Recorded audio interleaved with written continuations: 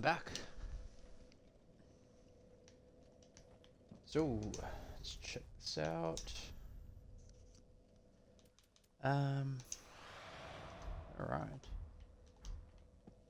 So last stream was on Wednesday, and it was a pretty good stream. Probably, in terms of progress, most successful stream to date. Managed to knock out Pontiff Sullivan. Probably, a shoo-in for my favorite fight of all time. I definitely think the most mechanically challenging. And then we did what I think is a pretty big chunk of the back end of Irithyll, so the Anor Londo part. So we managed the classic Anor Londo arches. We made it up, sort of opened up the shortcuts, made it up to the cathedral, and pushed on through and managed to kill Aldrich. Pretty incredible back-to-back bosses. I would say that Aldrich would be my favorite caster of any of the games. I think that you can definitely compare Aldrich to one-on-one Dark Lurker because they both try to zone you out. They both try to beat you by zoning you out and making it hard to keep close to them. And that's definitely their best strengths. So, Dark Lurker has the ranged AoE style attack. He has some pretty strong melee if you do try and get up close. And he also can fly, which can make you dance around the arena. And he has a teleport. So he does his best to keep you as far away as possible. Aldrich does as well. So in addition to the sort of low-hanging fruit, which is the arrows, he has the sort of myriad little magic missiles, which will follow you around. And trying to sort of stay in the same place while that attack is chasing you is folly, especially in Soul Level 1 where you don't have much health. I think it only takes 2 or 3 of those to hit you before you're dead. I'll definitely be clipping that fight and the Pontiff one as well, because I think they're great fights. I did get really close to finishing him on the second last attempt and took a couple of those little bolts to the back. Yeah. But then he has his pretty crazy melee as well, which kind of, I think, is set up to disincentivize you from getting close. It's sort of, the first few times you do it, you think, oh, I'm going to get close, so I'm going to avoid his magic attacks, because that's how you do it, you get close. And then he pulls out these pretty crazy, kind of hard to read, just because he's such a big enemy and the camera doesn't help you that much. And he can kind of come at you from weird angles. And it sort of bullies you away from being close to him.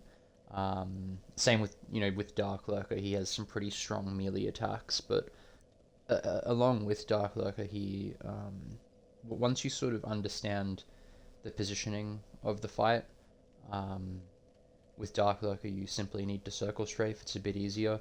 With Aldrich, if you get to his right, for some reason, regardless of where he is, his attacks are much easier to see. This is not locked on, of course, but his attacks are much easier to see, and you can anticipate them a bit better. If you're coming from his left, it's really difficult to see his attacks when he's swooping in at you. Really difficult. But for some reason, if you stick to his right-hand side, or at least I found that it was much easier to see what he was doing. Because his attacks, I kind of noted it at the start of the fight, in a vacuum, without the weird camera angles, his attacks have to be the most telegraphed and sort of the slowest and easiest to avoid of many of the one-on-one bosses in this game so far. But it's just the fact that he comes in at really weird angles. If you sometimes can't see what he's doing, and and in this playthrough, all of his melee attacks one-shot me. Every single one of them. Regardless of which phase he's in. So I found that was a really great strat to avoid them. And when you do close the cap, when you do get in close, which I'm convinced is the best strategy, trying to keep a distance is absolutely buggered for that boss. Regardless of what soul level you are, I reckon if you try to fight him at range, you're gonna probably have a bad time. Because he just zones you out so hard. He just keeps you moving, even at a distance. But yeah, the key is really getting used to those melee attacks, and yeah. So I rate him as easily the best mage boss in the trilogy, which is a good thing considering this is the third in the trilogy. So anyway, let's go to Anor Londo. So for this stream, I don't really want it to be too super stressful. Kind of not feeling 100%, and I just want to explore Anor Londo a little bit. I think I did once again kind of cheat because I'm playing offline. I can't actually see a lot of the messages or bloodstains, which really helps. I think that you can get to that tower from here. Potentially if I send this down, you can get to that tower. And furthermore, I think there is a hidden passage under there, which I want to explore. And I also want to kill the giant. I didn't fight him yet. I don't know, honestly, if I'm going to do the mini-boss here.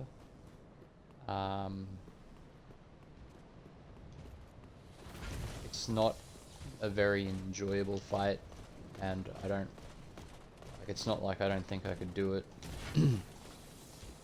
I just think the problem is that I just want to be a little bit more chill today.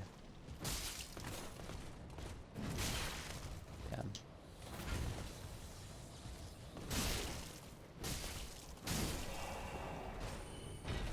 If anyone is watching that is not the way you're supposed to fight Silver Knights.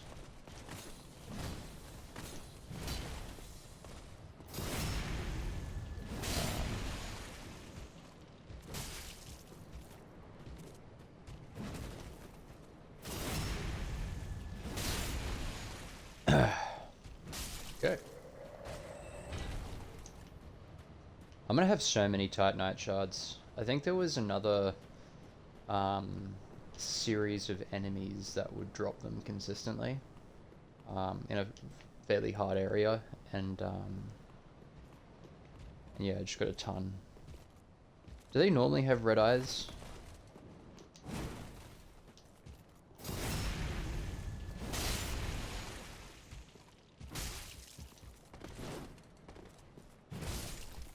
Ooh.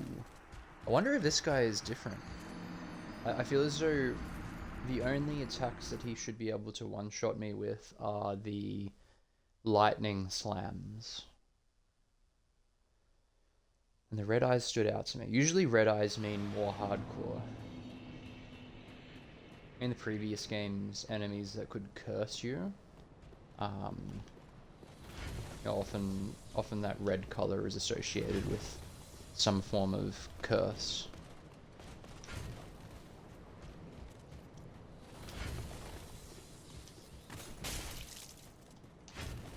Damn.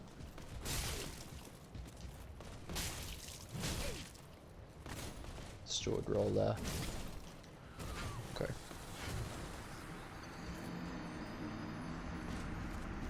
I've sort of fallen out of being used to fighting these guys because I was fighting them consistently to fight the spider mini-boss, which I sort of gave up on. But then most of the time I was just... When I was fighting Aldrich, I would just run past them.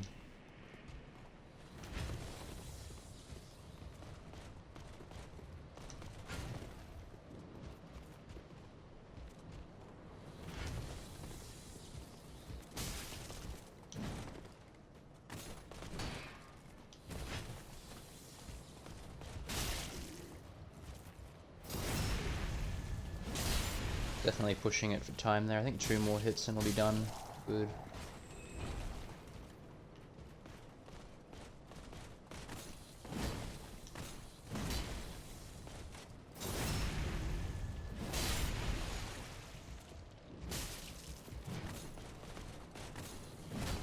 Yeah, I don't think these guys... Oh, I thought I would get the backstab.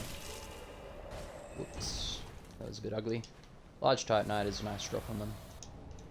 I do want to upgrade a few of my other weapons. Actually, I think I might be able to upgrade Large Titanite now. Sorry, buy Large Titanite. Yeah, those guys I don't think had red eyes. This guy does. So he must be a bit more powerful.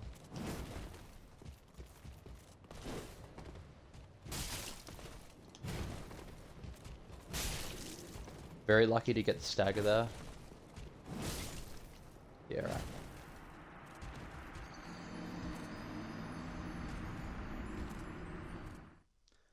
Play around with this guy. I'll probably try and go for the backstabs. Keeps the fight short.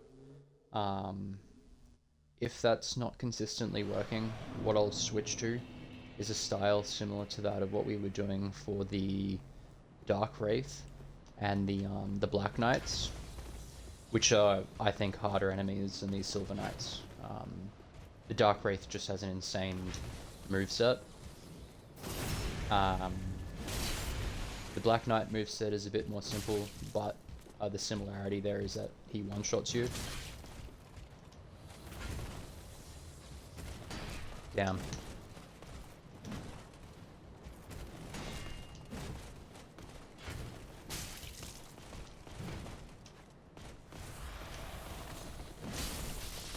Yeah. You gotta really deal with the first one pretty quick.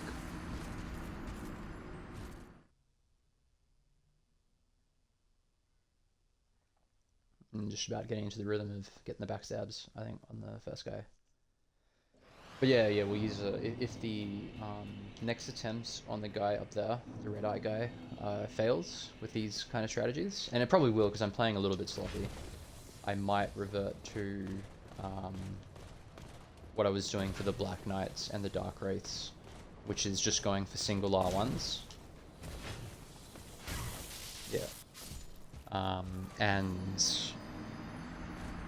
running around them, baiting out the attack sequences and moving in. The only thing is, though, these Silver Knights have a lot of poise, and they don't really seem to want to chain attacks as much as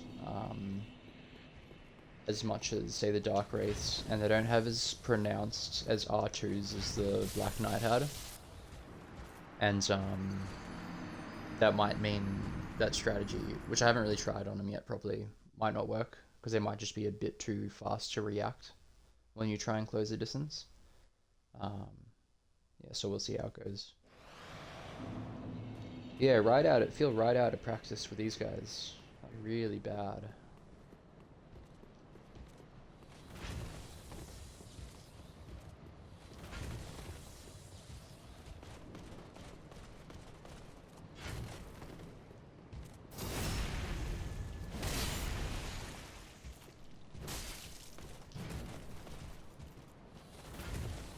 That was a bit of a mistake there.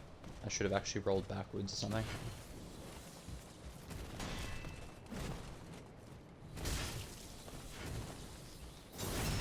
That'll kill him.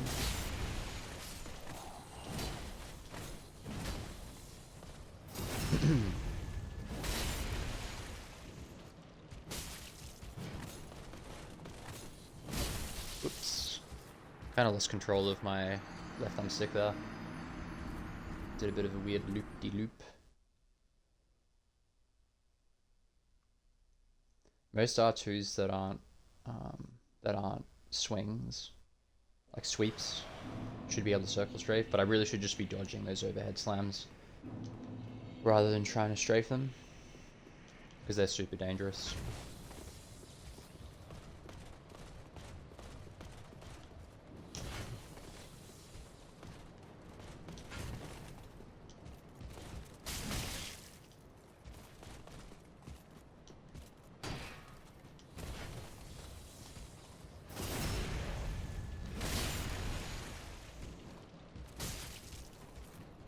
This might be an L here.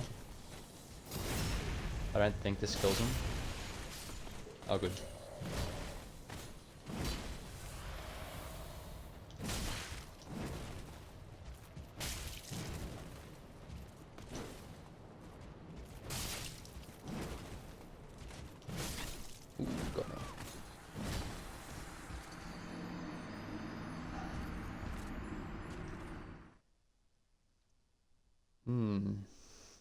Might have to watch the video back on how I was dealing with the I think potentially with the sword guys, I should only spend the time trying to get behind them when I've circle strafed his thrust, or dodged his thrust in the right position.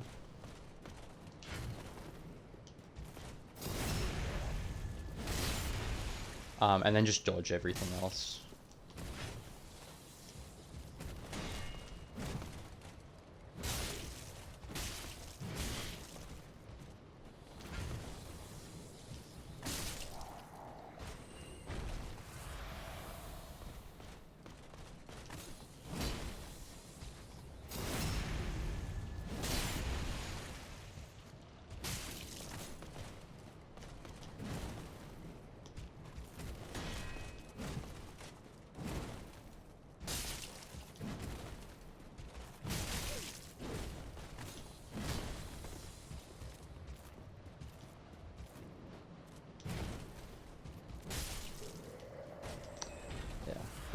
Pretty scuffed fight, but what can you do?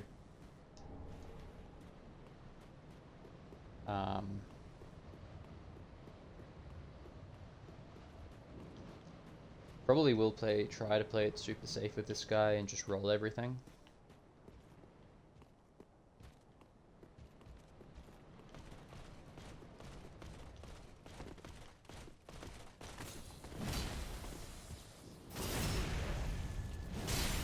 I might not even go for the R1 on that.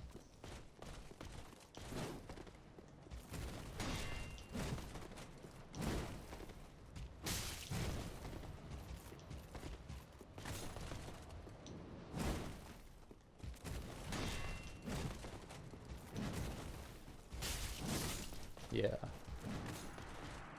Ooh, there he goes. Nice.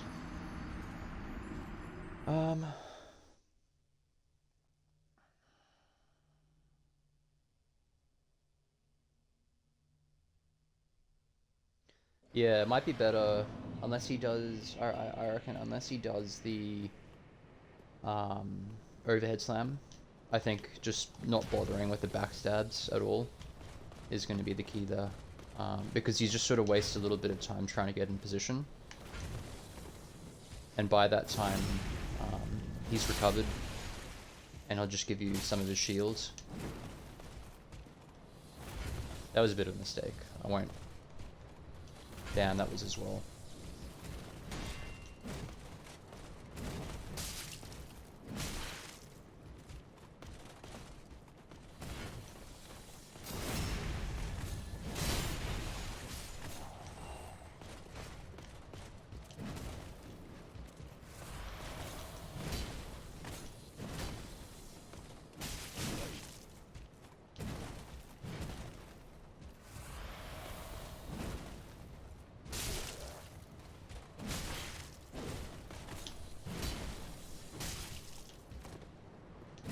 I might actually just practice the standard punish on this guy.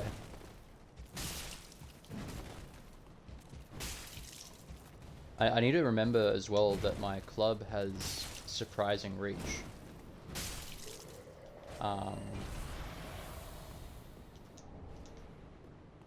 That wasn't a good fight, but yeah.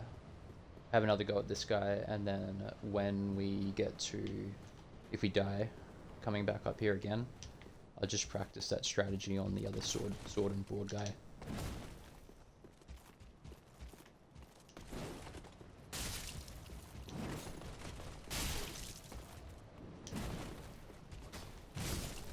Damn. Yeah, the attacks are super quick. It's going to be hard to play like this, but we'll be able to figure it out, I think, on the other guy.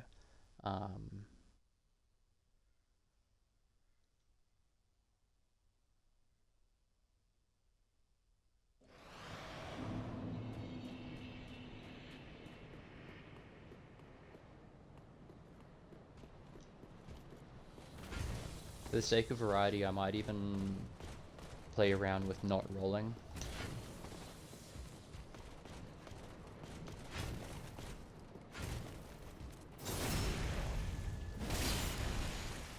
So just try and bring him away from the stairs now.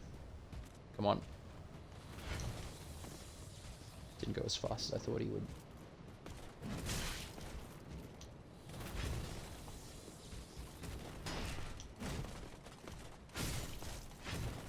Yeah. Panic kind of set in there, started rushing. One thing to note though actually is if I can pull him all the way back, it looks like the sword and board guy walks back up the stairs.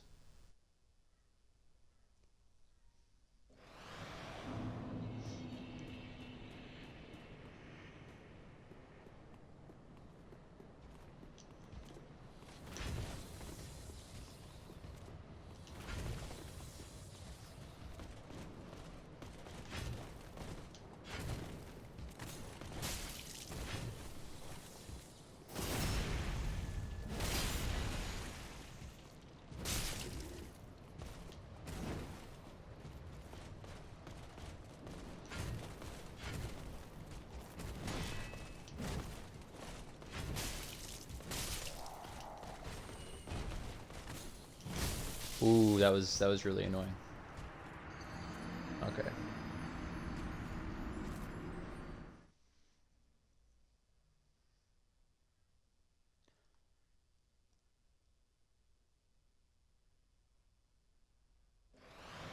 They can really move when they charge up that attack actually.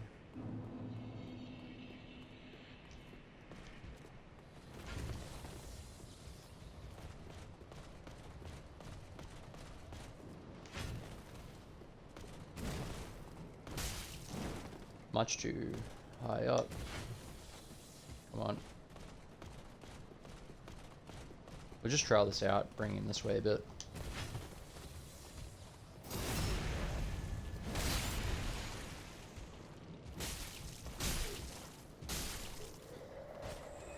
Another way you could deal with these guys actually is counting the hits. So I stagger them in 2 R1s.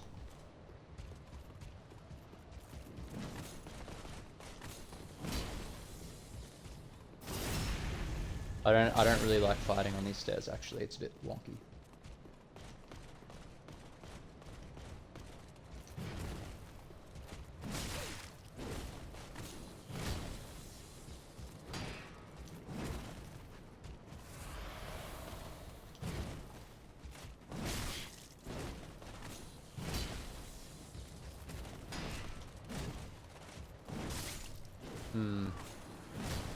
They have my number today.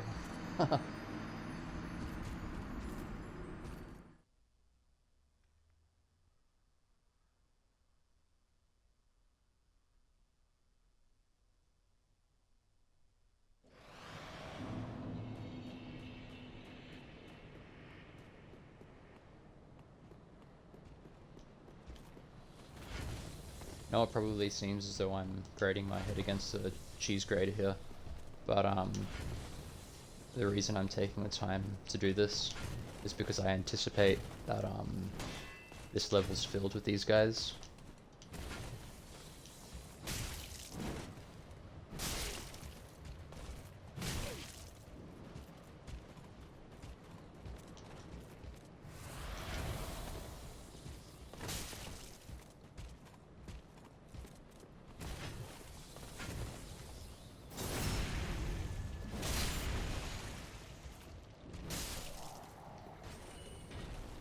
Okay.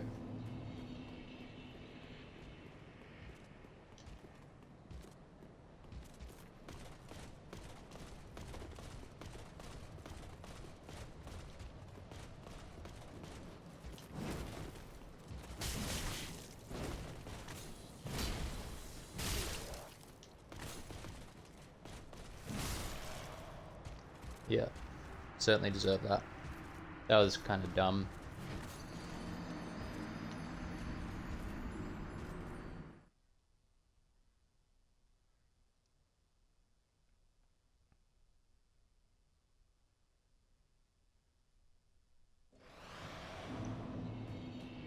Kind of thinking that for today, what I need to do with the sword and board guy is learn the attacks that I can actually R1 punish without popping a follow-up.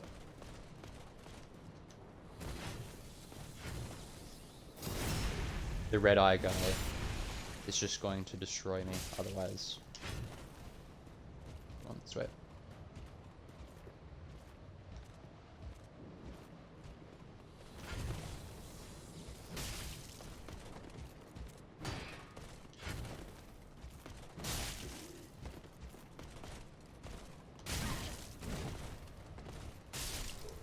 Okay.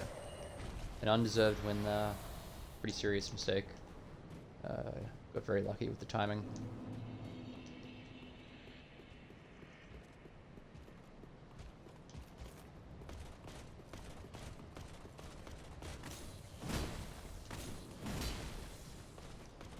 So that attack is probably the one that I can go in for a backstab.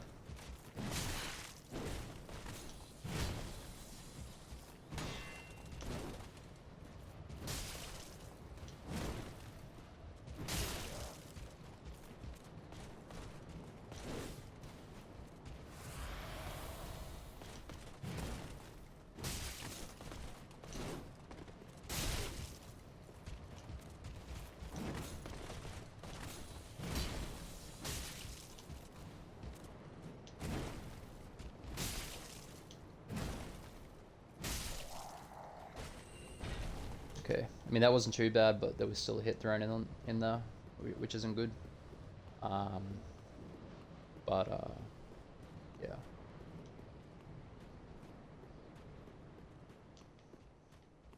I definitely don't think I want to be initiating any boss fights today. I don't think that I'm feeling sharp enough to do that.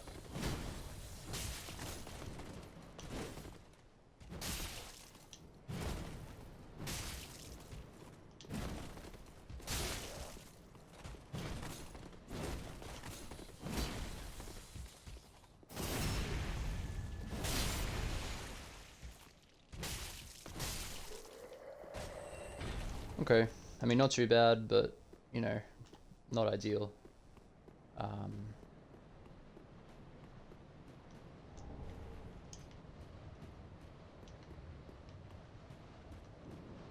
Definitely keen to see what more Anor Londo has to offer me.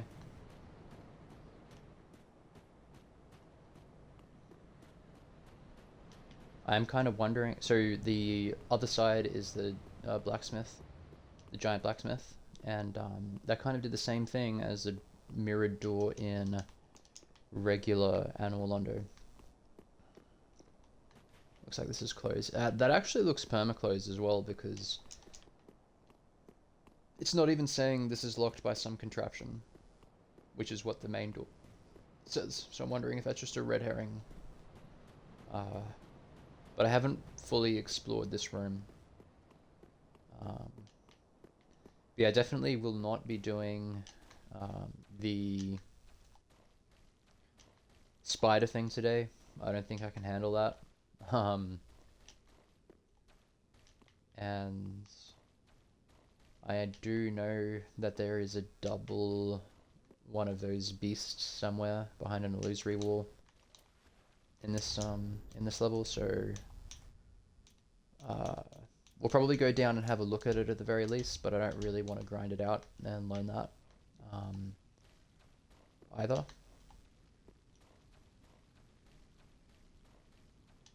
I think what we're going to do is we're going to try and just discover next areas here. Okay, yeah, so there's nothing actually on that side. So what I'm going to do...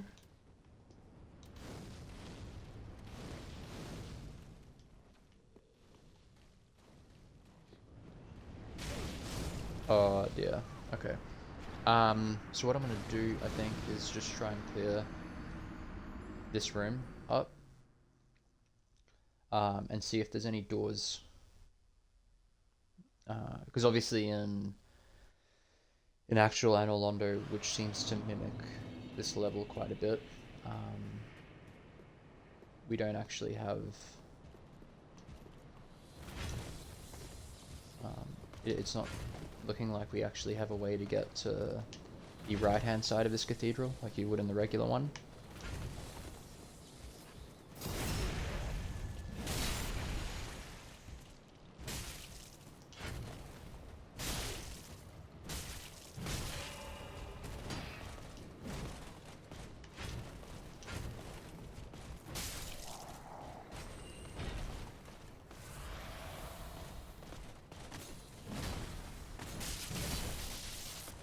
Alright.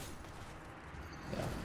So I do know that he does a double overhead swing, but he hasn't been doing it. I think it's because I've been moving into position for a backstab. You just sort of get behind him and it stops the trigger for it.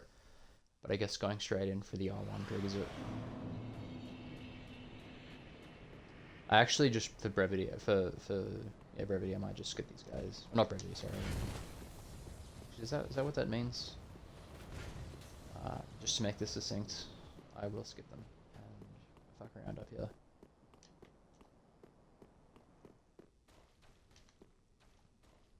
There's only so many times I want to fight these guys.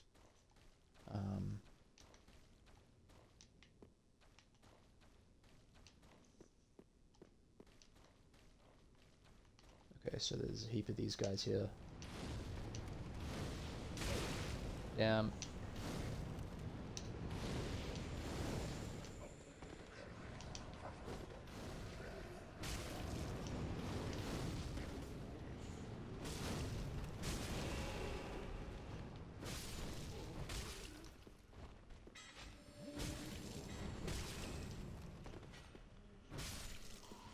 Kinda damn. Ooh, he's still alive.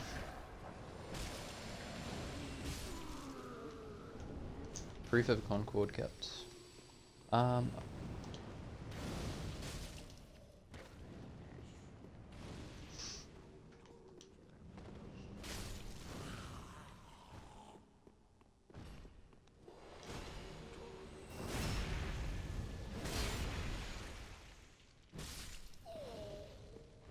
Alright, so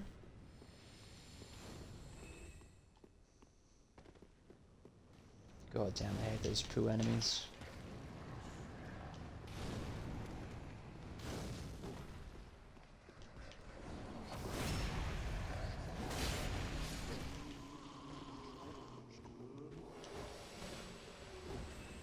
Ooh.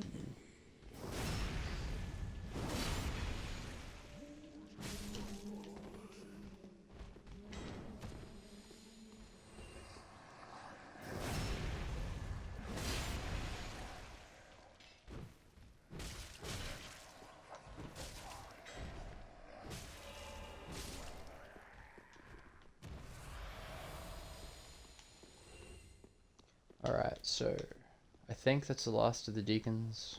Could be wrong. And it's kind of not. It's kind of looking like there really isn't that much more. I don't think I've been to the right side of this room though, and I definitely don't want to trigger this ugly bastard coming down. Ooh.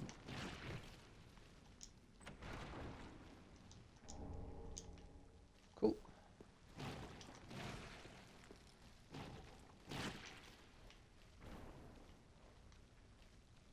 Yeah. We'll check out the Aldrich room. Sometimes boss rooms lead to the next area. I didn't actually have a good explore. This was a great arena. Fairly morbid. Yeah, cool. I think these were fog doored off.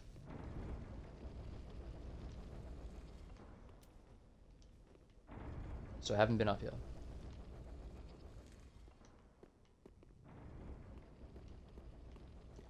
So obviously we all know what was through that door in the previous game.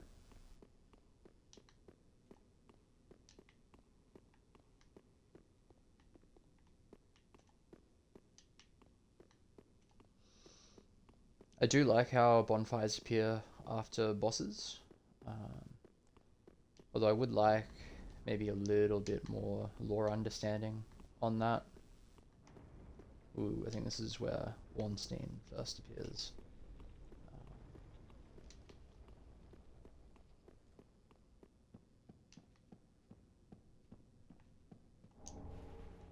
Sun Princess Ring. So we'll check that out. Doesn't sound particularly useful.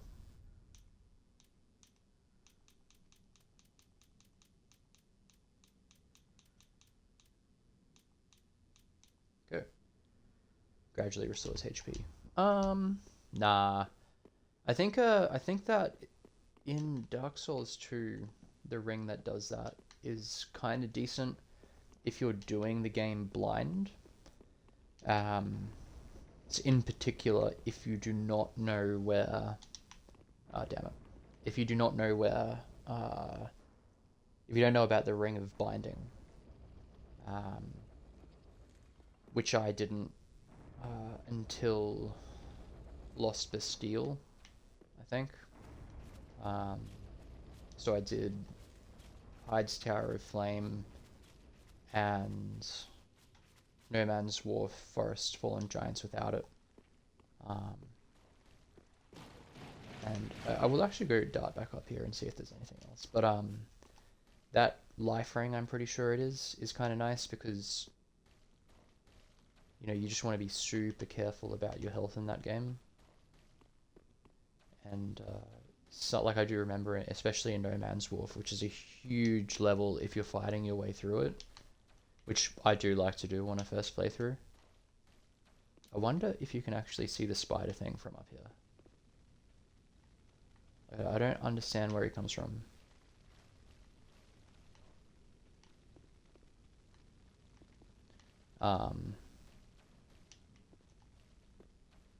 Actually, I don't even know why I'm really going this way at all.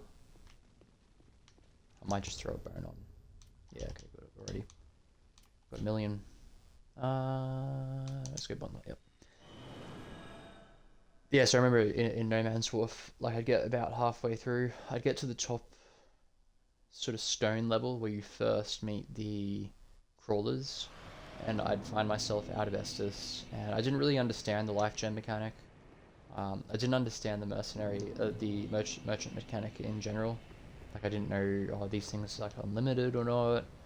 And actually I didn't even do a lot of Forest to Fallen Giants before No Man's Wharf, I don't think. I think I might have picked Life Ring as my gift if you can do that. I'm not sure if you can do that. It looks like there's 2 bridges. Okay, so my understanding is I will simply be able to walk straight across this.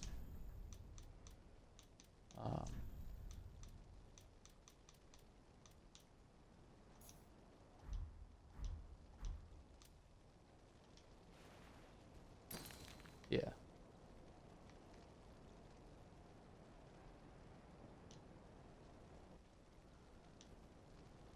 Cool.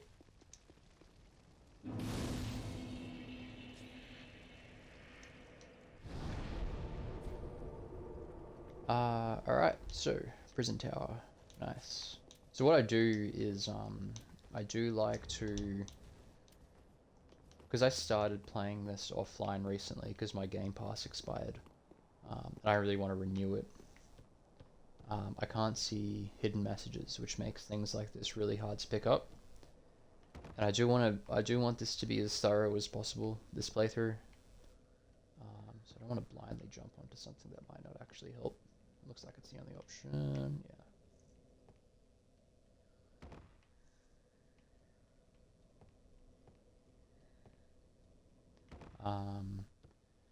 Once I complete an area, ooh, Painting Guardian, that's cool. I guess it makes sense for that to be here. Yeah, once I complete an area, I'll listen to like a podcast on it. So I'm listening to Bonfire Side Chat, or at least parts of the episodes, and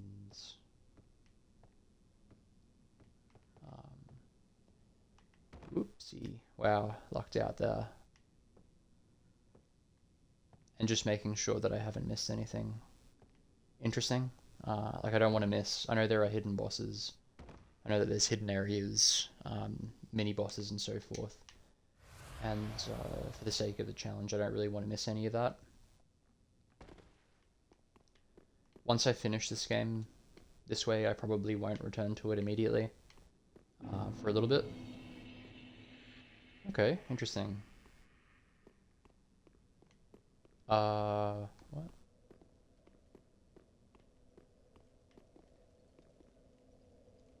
I mean, surely I missed something in that tower.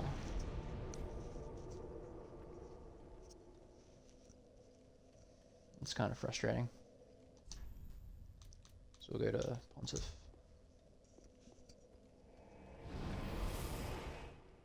So we'll go this way and we'll just investigate.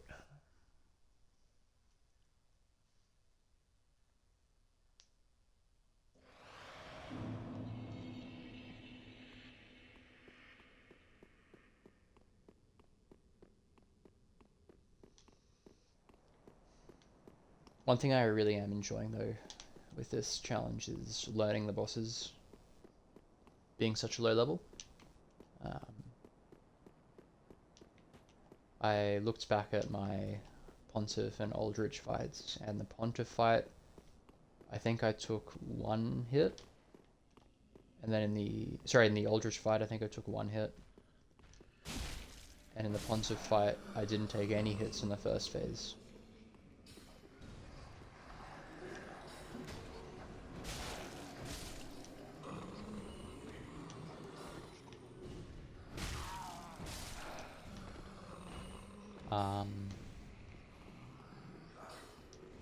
And learning a fight to that level of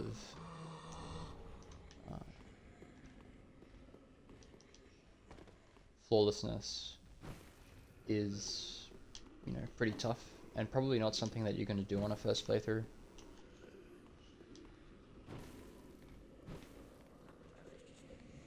I actually haven't played these games not being Soul level 1 for a while.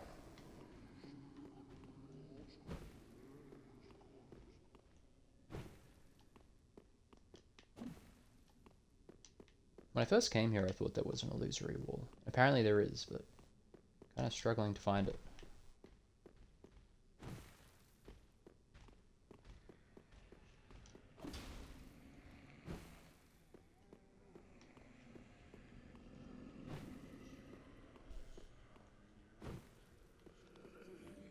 Yeah, my last 3 playthroughs of Dark Souls have been Soul Level 1, Dark Souls 1, Soul Level 1, Dark Souls 2. I haven't actually played normally.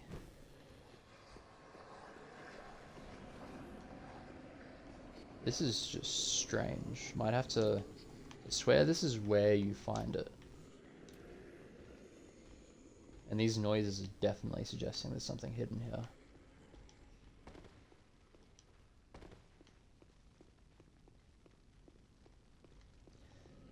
Yeah, so in these last 3 playthroughs, that's when I really started learning how to fight bosses properly. Okay, so let me look this up.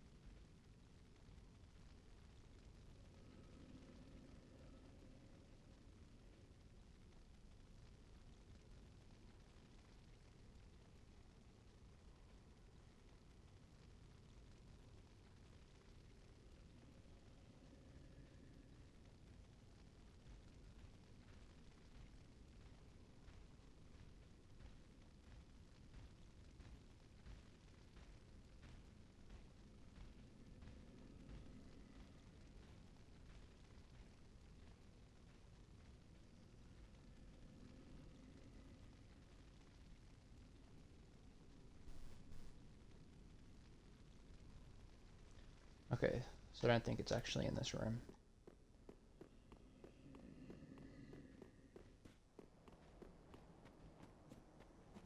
Don't think my club liked hitting all that shit.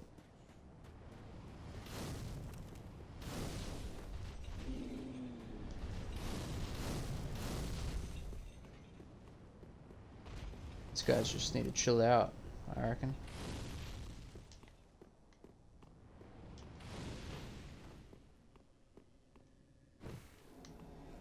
Sweet. So, if what the internet tells me is correct, there's some serious shit down here.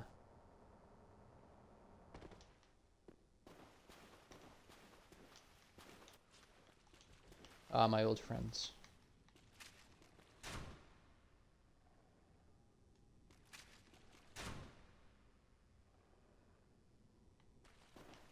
Okay.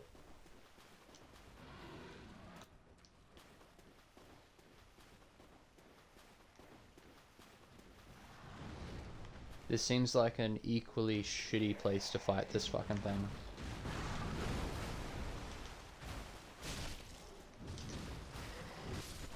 Yeah. Especially with those walls. I'm not entirely sure how much I'm going to do this. I don't even know if I'll actually do this. I do know the cheese. I don't really want to use the cheese. Certainly a bit of a annoyingly long run back though. I think it's the fastest way. Yeah, it'll be the fastest way. I'm hoping they have about the same amount of health because I have upgraded my weapon a bit since last fighting him.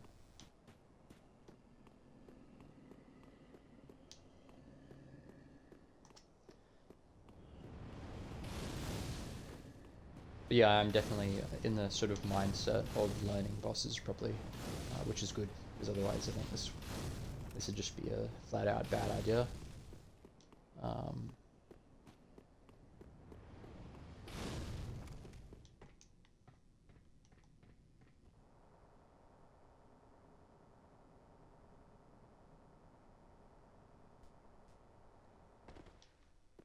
I am certainly really keen to see if I can finish this playthrough, because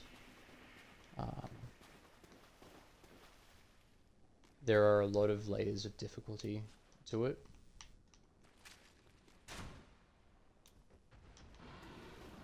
Soul level 1, unless you try and go through the whole game with cheeses, is always going to be fucking tough.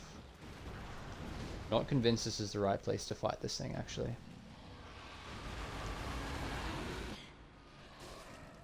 Nice. Rolled straight into his mouth. That's unfortunate because his first attack got locked out by the pillar.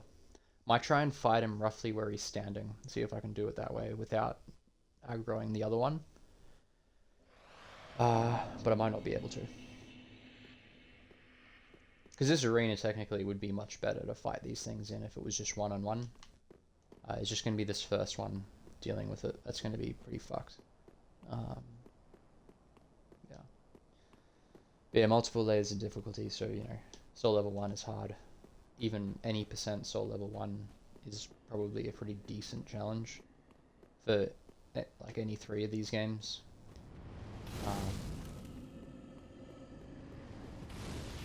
You might even think, oh, you know, Dark Souls 2 any% is really short, but you still got to get pretty good for some of those, like the later game bits. Like Throne Watcher, Throne Defender. Actually, I found that easier in Soul Level 1 as I did in my main playthrough, because I was a bit more careful. That's a really interesting dual boss fight, actually. There's no point. Usually, it doesn't matter what kind of gang system you're playing. The status quo for a gang fight is going to be to focus one down.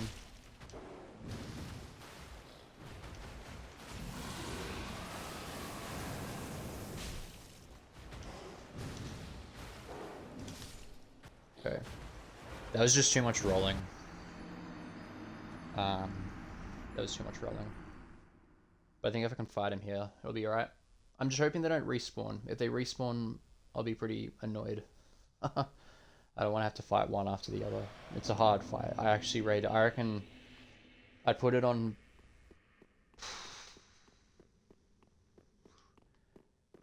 In the bad arena, the first time you fight him, I think it was about as hard as, say, Abyss Watchers, just because of the arena. Because they one-shot you and you don't have any space, and it's not the moveset, I think, is a little bit easier to understand than some of the other fights, but the fact that they one-shot you means you have to do it perfectly, which even for a straightforward moveset, you know, you have to do it perfectly, and it's just going to take a lot of time.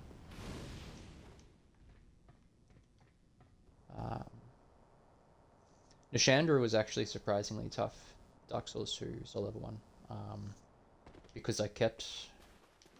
Like, I don't watch enough of these games. I don't really know what the meta is for a lot of it, and even on my successful playthrough,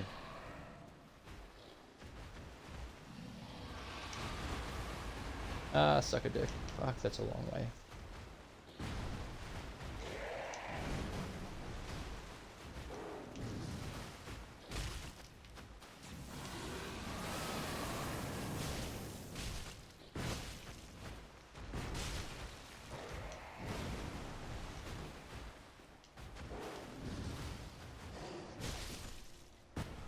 That follow-up's pretty hectic. I think, yeah, I'll just have to get used to, you know, which ones he follows up. I thought you could punish every single one of his attacks, though. Bit odd. Maybe it's just because I can't really see what he's doing. I think he did have a one chain attack, so it's a bit unlucky. But yeah, with Nashandra, not my proudest fight. I didn't really...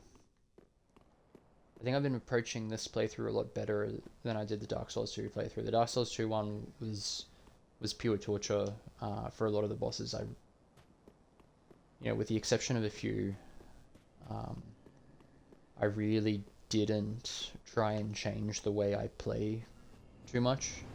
Like, you know, it's a really good example of that would be Nashandra. And what you can do with Nashandra, and this isn't my idea, this is internet, is you can pull her away from her curse orbs and fight her, well, you initially fight her at the start of the arena. And the curse orbs make that fight really kind of stressful, because they melt your health. I think I had the curse bite ring on. I don't think that curse effect is like a legit normal curse effect, but Dark Souls 2 is pretty buggered when it comes to status effects like curse or poison.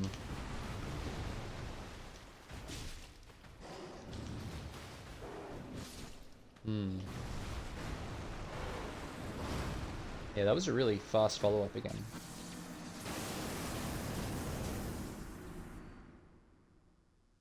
I think I can punish that if I'm starting almost directly behind him.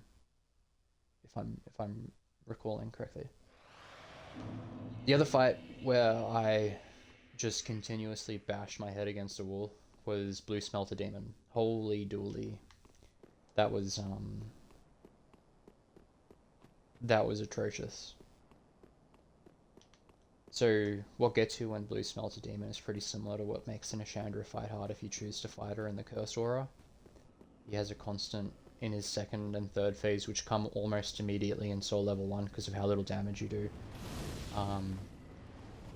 He has a constant AoE, and that means that you're spending more time healing and less time punishing. And Blue Smelter and Fume Knight, I think, react to healing. And even if you have fairly decent ADP gear on, which I kind of did, I think I had 16 ADP for that fight. I was lucky enough to get the Mad Warrior mask.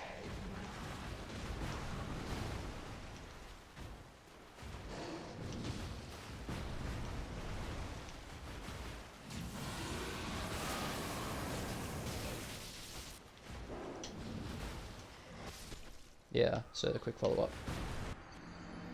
Okay. Yeah, we'll just keep playing around with it, seeing when the punish timing is. Yeah, it's just Blue Smelter.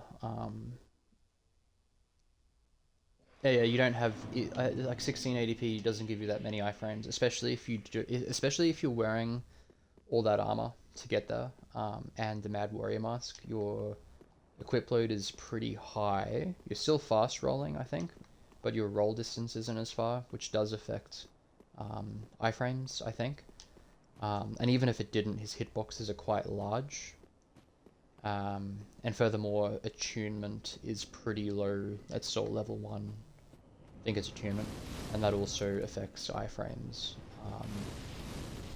So 1680p doesn't actually translate into anything like, you know, if you were doing a regular character. Like 1680p and massive VIT, like massive equip load, you're going to have more iframes. So it sounds more than it actually is, and his hitboxes are massive, and because your healing time's so slow, you have to be absolutely perfect when you heal for phase 3, because all of his hits one-shot you. And the constant AoE will melt your health bar.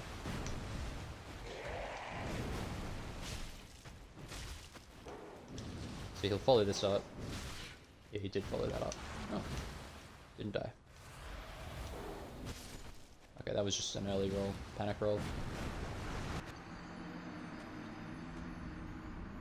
So the trick with Blue Smelter, and I knew about these items. I knew you could use them. I just didn't. So Elizabeth Mushroom, the Blueburs, and potentially Bluestone Plate Ring as well, will mean that his AoE will not really affect you at all.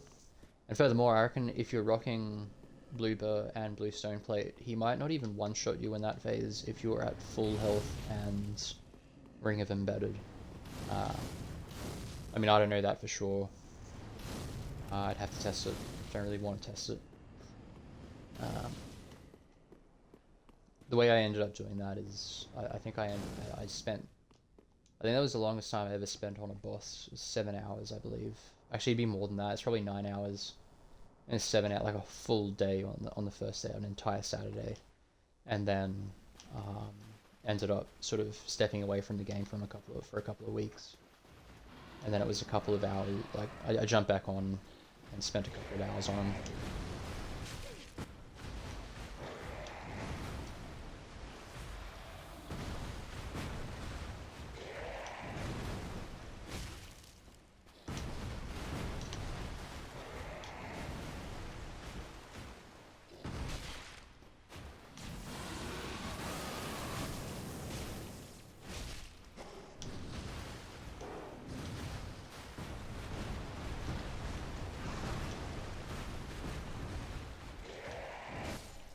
Yeah, much too far away from him. The double sweep is actually a bit similar to Ava, but Ava is a much better design boss than this, I think. This thing is too physically big.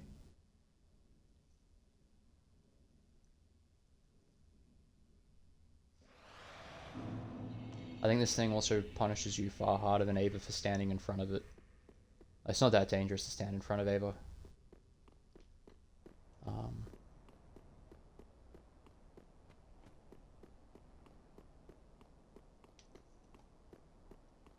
Yeah, I'm pretty chill with this, honestly. It's not, yeah, so weird that I'm gonna give up. I'll give up if he respawns after I kill this first one.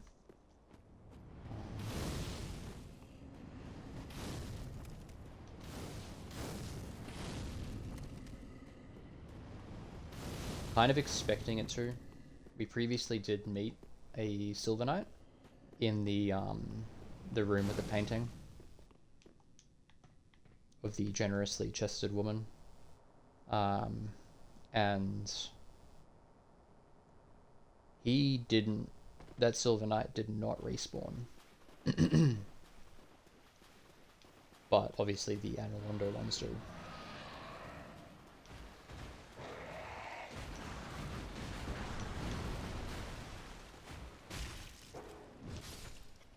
Feel as though I did get that dodge.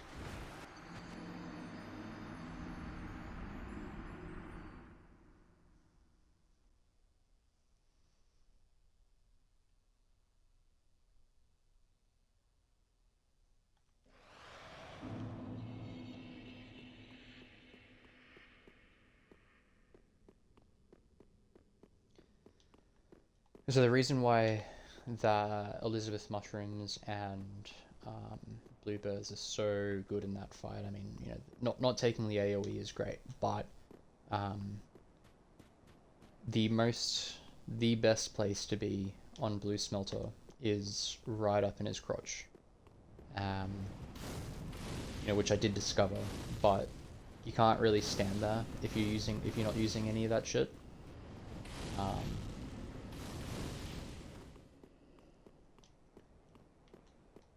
yeah, so it'd be great to have another go at it. And then next time, the next playthroughs I'm gonna do, I think I'll probably do Elden Ring. It's about time, and you know, I've watched a lot of playtime on Elden Ring, you know, streams and YouTube videos and so forth.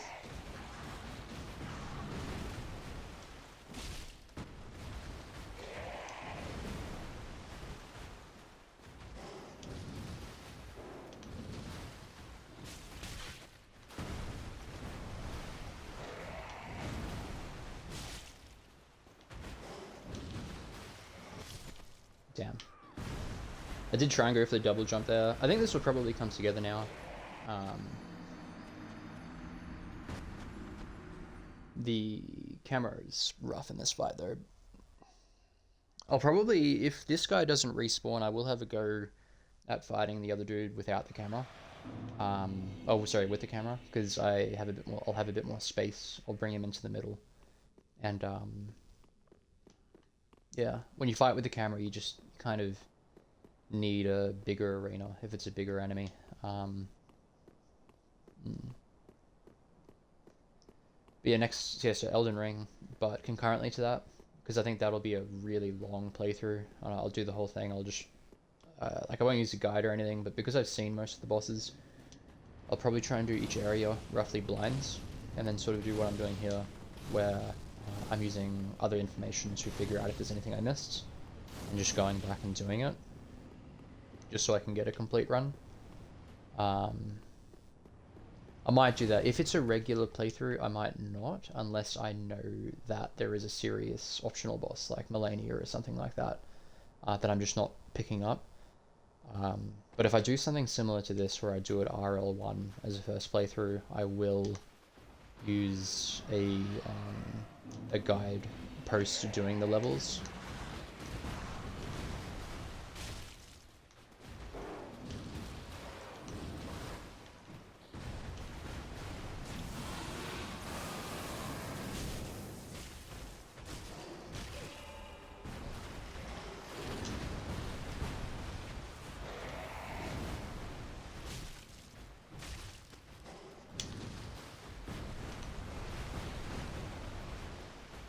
I don't like being this far away from him.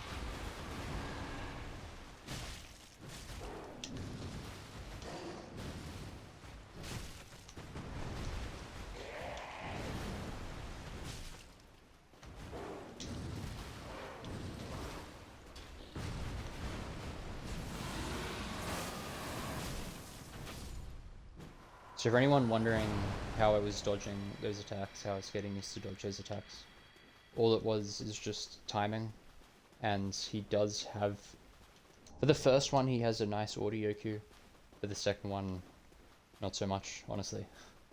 I think if you wait for the audio cue and you have human reaction times, you're probably just going to get hit. Fuck, I hate that attack.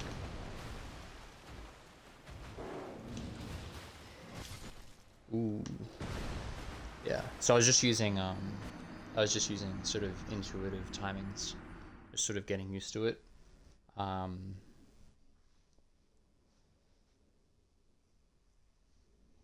if he's keeping the chain consistent, you just get the rhythm of when you need to dodge, even if you can't see it. I'm not claiming that I could do this blind. Fuck that. I mean, there's probably people. I have heard that some people can fight bosses blind, like literally blindfolded. I know that's a thing. I think I was watching a video where someone was saying that with Orphan of Kos and Bloodborne, they can do the parry timings blinds, probably because of audio cues. but part of that would also just be intuitively understanding the timing of the fight, because a lot of shit in these games is actually scripted. If you go through and watch my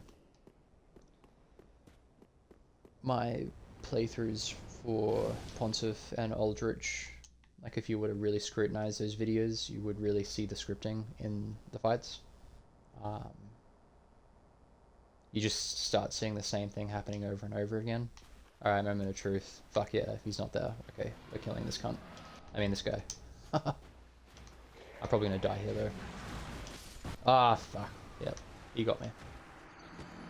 I'd rush... So when he does his big, sort of hungry, I'm gonna trump you to death, attack, I really like starting being to my right, to his left, a little bit. Because I don't think he has the best tracking when he does that. He still would, he definitely has tracking, but it's not that great. And I think if you can trigger it and he's sort of out of position, he's not coming directly at you, you're pretty safe. But yeah, if I were a real gamer, I probably would have just stayed behind that pillar. Yeah. But I'm really keen. I was just frothing for this playthrough. At the tail ends of my Dark Souls 2 Soul Level 1 run, I was starting to adapt the way I play a little bit, rather than being so stubborn on something. 'Cause the other thing with Blue Smelter is I was doing that either with the hand axe or the mace. Whichever one does more damage to him. I used both, but whatever was doing more damage to him. I think I probably would use the rapier coming back to it.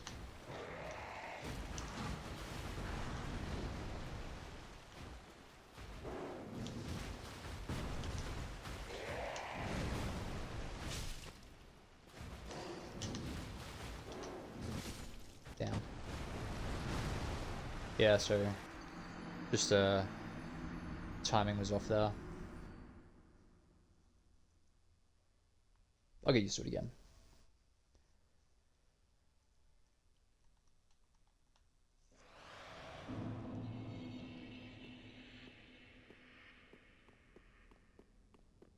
Yeah, so I probably use a rapier for that fight, if I had to again, and the Bluebird Elizabeth Mushroom trick. I don't even know if you need to use both. I think you just use Elizabeth Mushrooms and it's good enough, but yeah. I'd probably go full defense and just lean on the DPS of the rapier. Because when I think the last boss that I did where I just refused to come off hand axe mace style was Ava. So I did that boss, and that boss is not tragic if you're not using the rapier, even though he is weak, or she is weak to thrust. You still do a pretty massive... In fact, I think you know, blow for blow, the hand axe or the mace is actually going to do more damage than the rapier, but as you know that the rapier is the optimal way. When I got to Lud and Zalin, I absolutely used... Well, actually, I used the ice rapier for the first phase, which I think was a mistake, and then I used for Zalin's second phase. He has... So with my ice rapier, I sended it to lightning. Or fire. I think it was fire. Yeah, I sended it to fire because the first phase, they're both weak to fire. But when Zalin gets down to half health, I think, he goes into fire mode, and he becomes incredibly resistant to it, and because you're doing split damage, you're basically doing half damage. So I switched to the hand axe, I think. I did hand axe, and if I could on my runs, I would use gold pine resin and just melted them. But the reason why the critical reason why the rapier is really needed in the Lud and Zalin fight is what you want to do. Like it's honestly not critical for the mode. There's one critical point where it's important, where you need the DPS, and that's where you get Lud down to his 33% health mark, which, mind you, is actually pretty tough to do perfectly, but you sort of figure out the rhythm of how much damage you need to do. But once he gets to that point, when he does his overhead spell attack,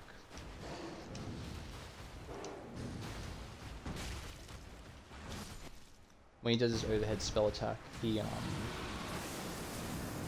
has an opening where you can do one of two things. You can go to his back and hit his legs, and you can usually get 3 or 4 hits if you're close enough. Typically 3, because normally you're not going to be close enough. If you go for 4, you run the risk of being hit by his follow-up swipe. But if you go for his front and you do 4 attacks with a lightning ice rapier and a bright bug, you can 4-hit him. You can kill him outright. And that is just enormously clutch. So what you do is you get him to that point, you find a timing to put the bright bug on, because it's still a hard fight, you're not guaranteed to get through it. And then you can do that. So that's like, if you can do that, that is the hardcore way of doing it. But funnily enough, I ran out of bright bugs doing that fight because I was using them right at the start, which is a mistake. You have to wait. So I was still getting the 4 shots, but I couldn't do it that way, which was a shame.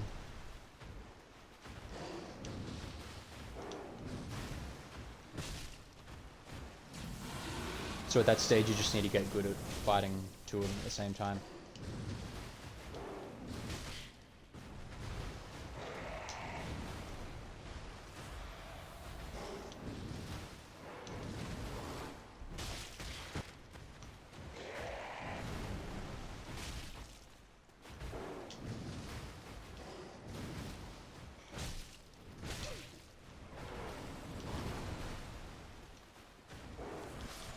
Yeah, okay. So healing there was obviously a mistake. I'm just going to take a quick break, and I shall return.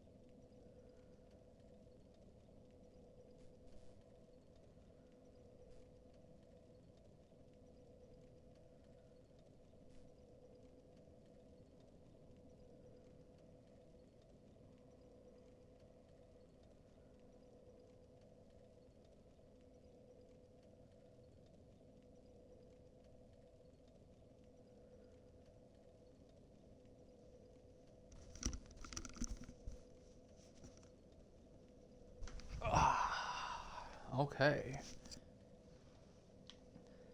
Yeah, someone said that, so when I was researching this area on the internet to figure out what I'd missed in Anor Londo, I heard it said that this is like the hardest encounter in the game, harder than any boss. Like, I couldn't disagree more.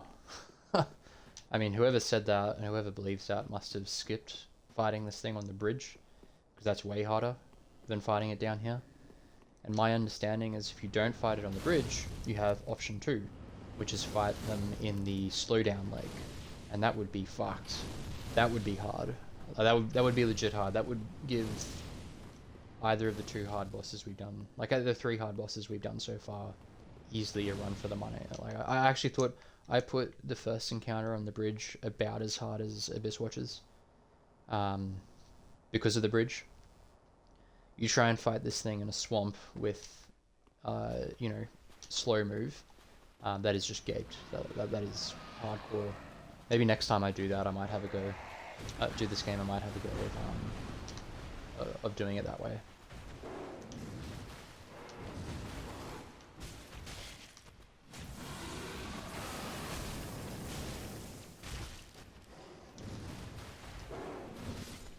Damn.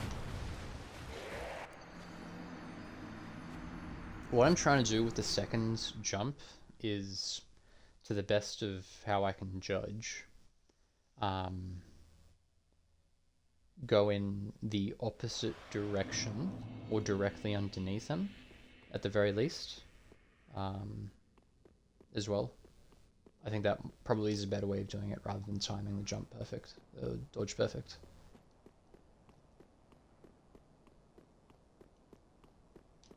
But yeah, this is like, I don't know why people would say that this is actually a hard, like it's tough, but the moveset, I feel, especially if you had a proper health bar, the moveset has got to be pretty manageable. What makes it hard is the damage, or what's making it hard for me is the damage he's doing.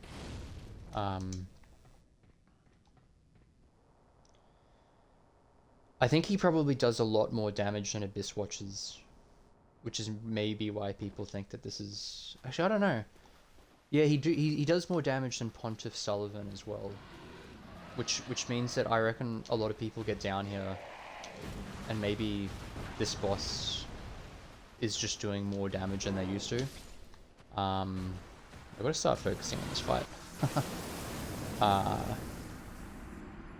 Yeah, and when you're not playing Soul Level 1, you know, if you're sort of just either casually playing through this game, even if you are taking it seriously, like I've always taken these games seriously, but even if you are, you kind of have your health bar to fall back on. And then as soon as anything has a major DPS spike, it just is perceived as completely fucked. But that's not what makes a boss hard. What makes a boss hard is the moveset, and my problem with a regular playthrough is that you're not going to learn the moveset if you're just face tanking everything. Like if your health bar is the same size as your TV screen, and you know you have decent armor on, and other buffs, what have you. You simply just, it's just going to be a case of the boss does not do enough damage to you, and you do more damage to it than it's doing to you. And you're going to win. You're going to win on maths, basically. And I do not want to play that way. I actually want to learn movesets. And this boss's moveset, I would say, is tough, but it's not unbeatable. I'm going to take another quick break, I think. Yeah, just one moment.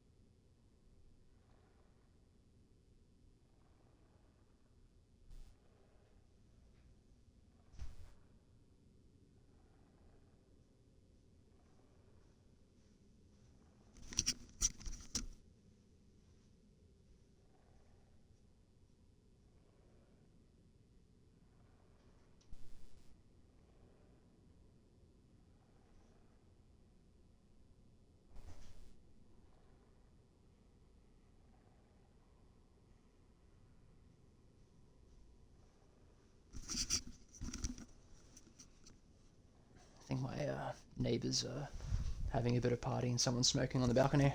Just need to close windows.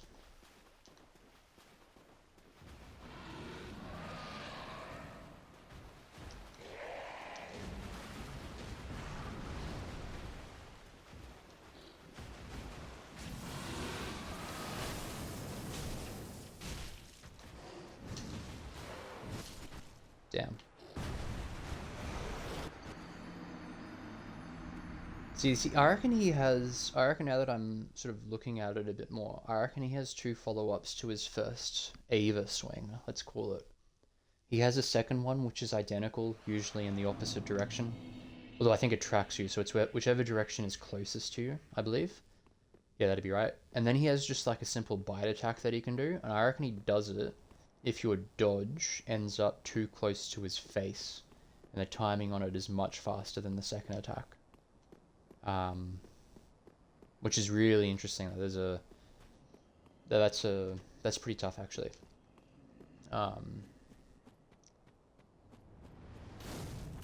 Because what you have to do one or two things. You either have to make sure that your first dodge doesn't end up next to his face, or you kind of not you don't care about that and you react to when your dodge lands, and you can kind of tell if he's going to bite you or if he's going to take another swing. Either way, pretty hard, honestly. I think the reason why this is actually being a bit of a sticking point in this arena is I'm starting really far in front of him.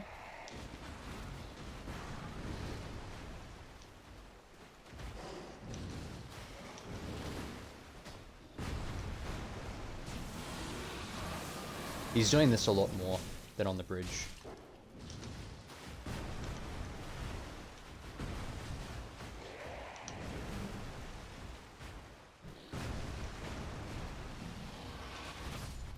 Ooh. I'd call that a rough hitbox, but my brain was telling me to dodge there. I think that I felt that one before.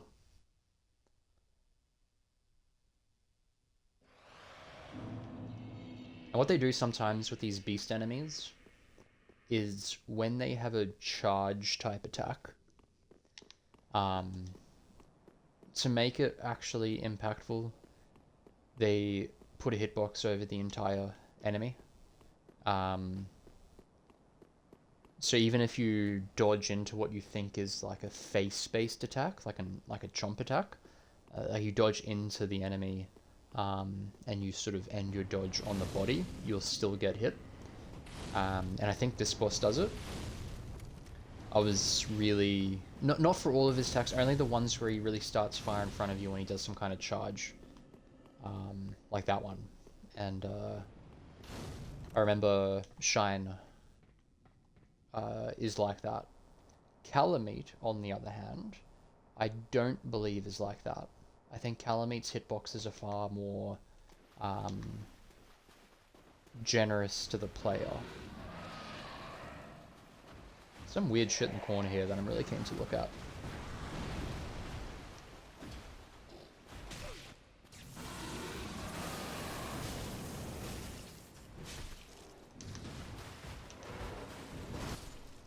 Damn.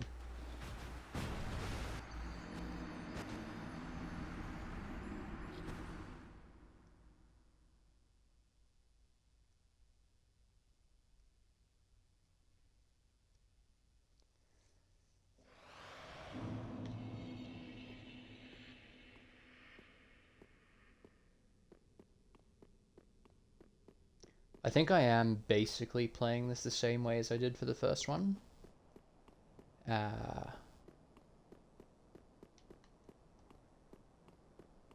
What's making the second one harder, I think, is that I'm starting really far in front of him. And with the... Like, what I'm thinking, actually, if he does the lightning attack, I've been hitting it 3 times, which seems safe, but what I might do is I might trade the third hit for a better position. Like, I might back out of it a little bit. Keep behind him, but back out a little bit. That's weird. I'll stop doing that.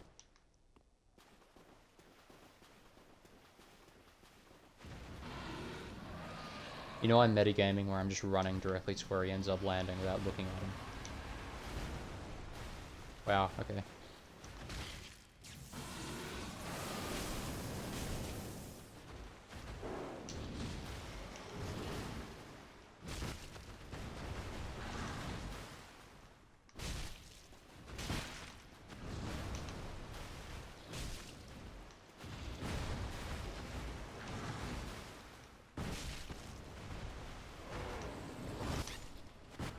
Weird. But yeah, I think that's much better. What I could do as well, actually, is I could do a war cry. I think I started moving too far towards where I think he ends up a bit too quickly. So instead, I'll do it a bit more slowly, a bit slower, and do the war cry. Get a bit more damage.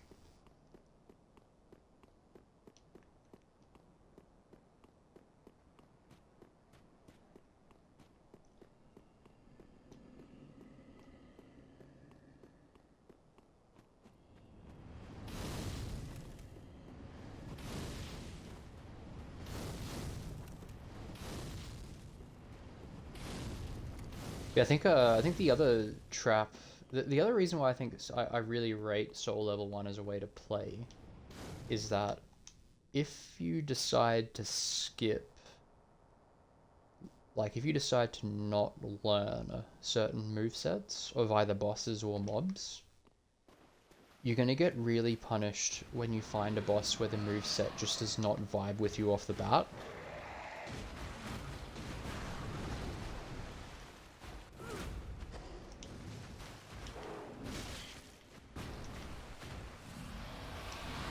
Huh. Took a heal, went straight into his mouth.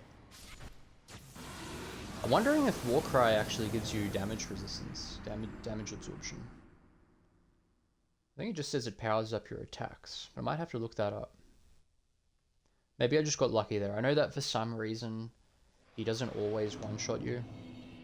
Yeah.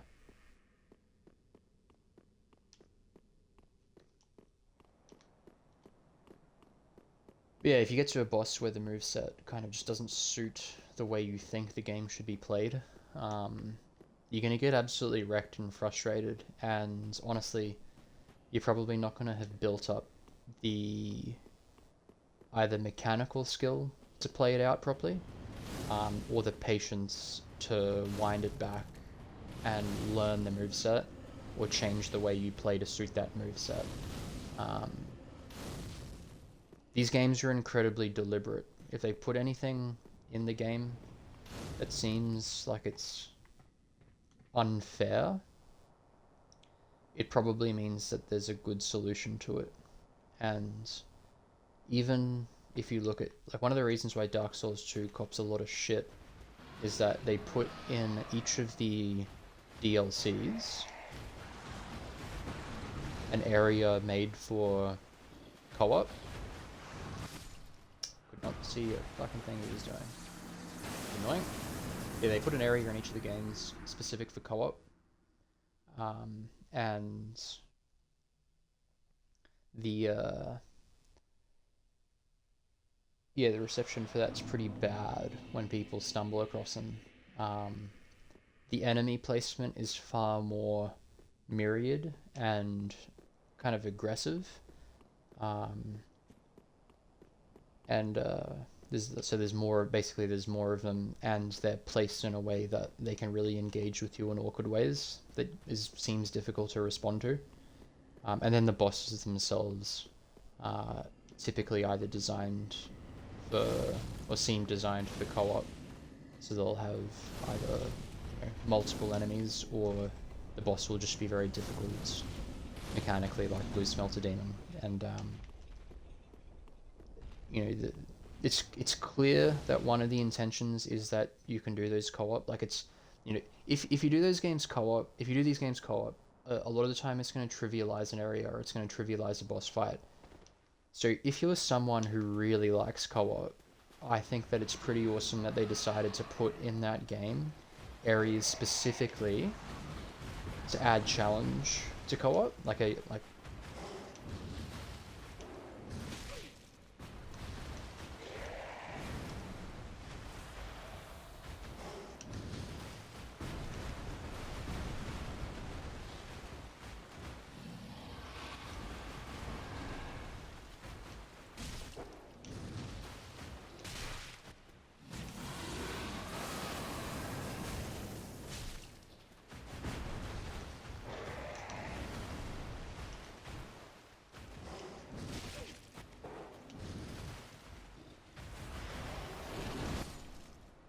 Yeah. This is a bit of a sloppy fight. Like, not bad timing, I was just healing too much and kind of not getting good attacks off. Um, but not bad positioning overall, not bad dodging.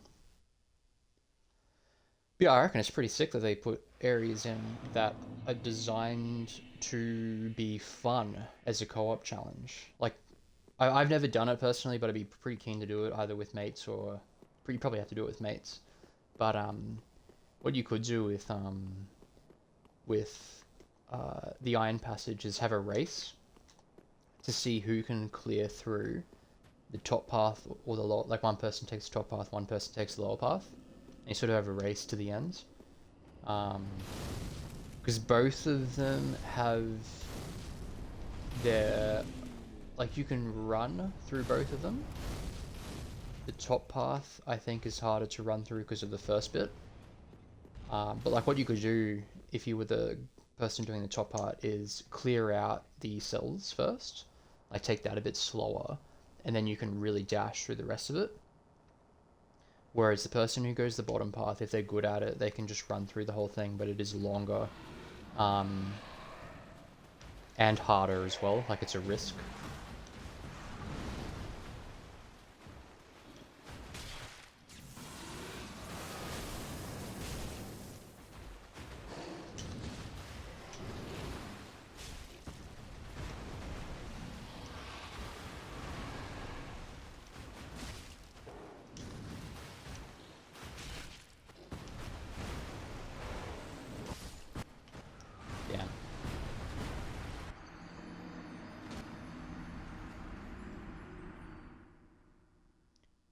I think what I need to do is, when he does put himself right in front of me, is be a little bit more aggressive and trying to get behind him.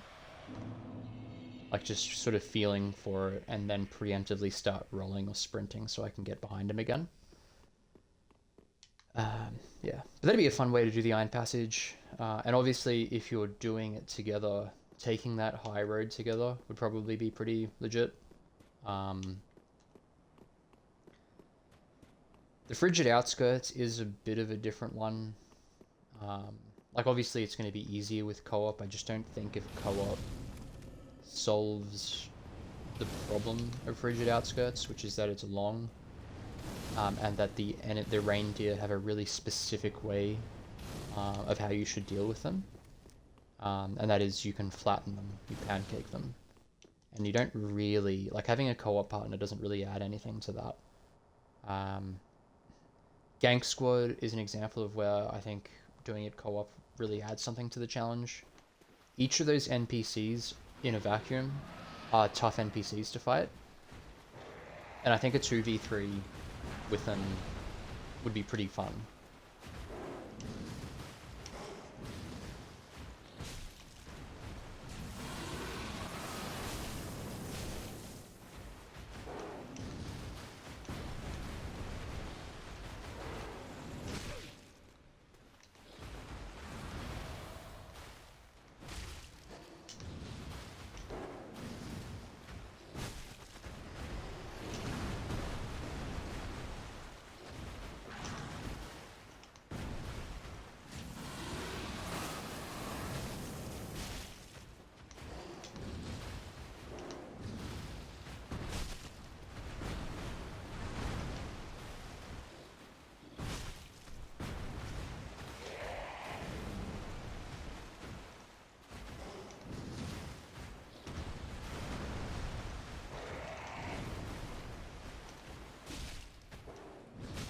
Damn.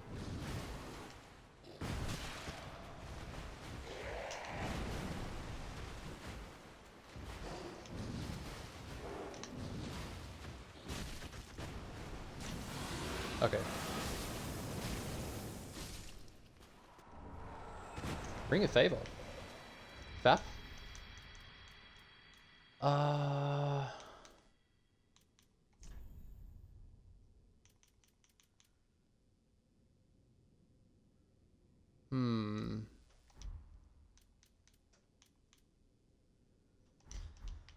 I probably won't. Like, the stamina is actually how I'll be perfectly honest with you. I could not for the life of you tell me. Is it M? Is stamina? Okay.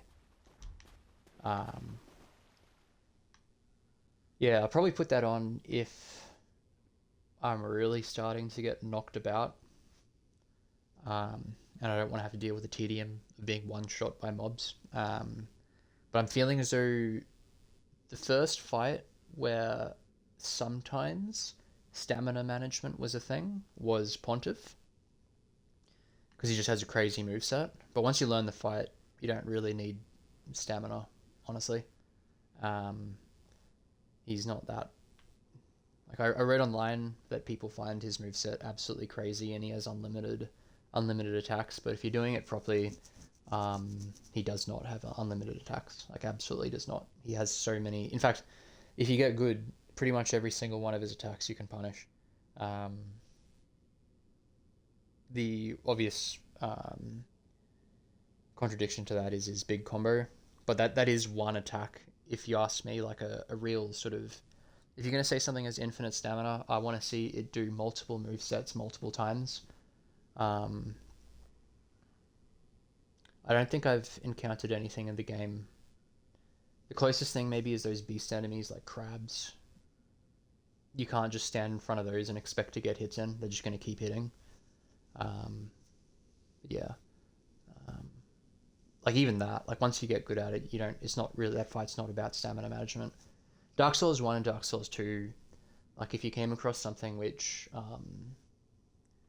increases your stamina, you're putting that shit on for sure. This one, at least for this part of the game, haven't really found the need for that yet. That's not to say that I won't, but I've got Chloranthy and Grass Crest Shields. I guess I could switch out pretty safely the Chloranthy ring. I just don't want to lean on it, because honestly, I'd rather switch out the Chloranthy ring for something like RTSR. And I don't want to be leaning on FAP ring for, to sort of level up basically artificially. So can I talk to this thing? Yep. McDonald. Cool.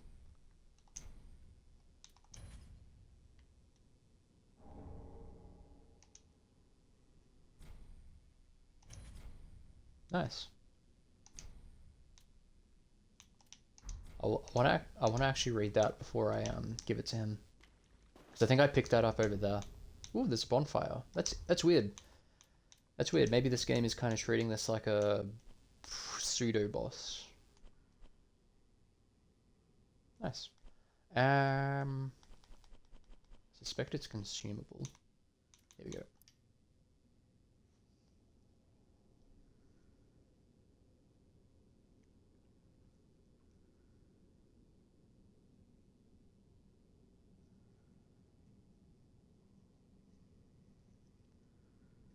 That is a very philosophical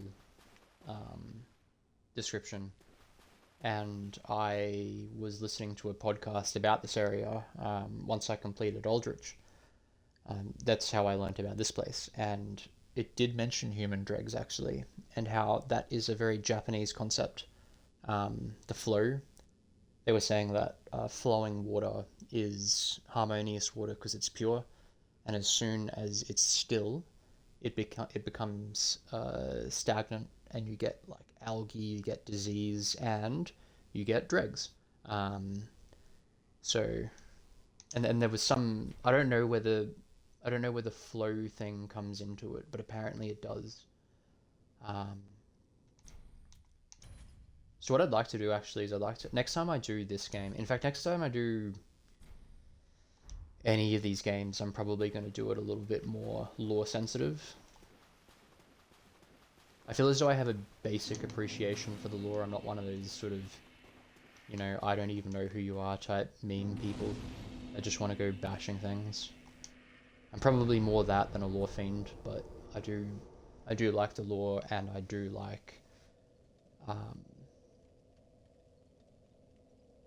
like how deeper meaning can be expressed in a variety of ways.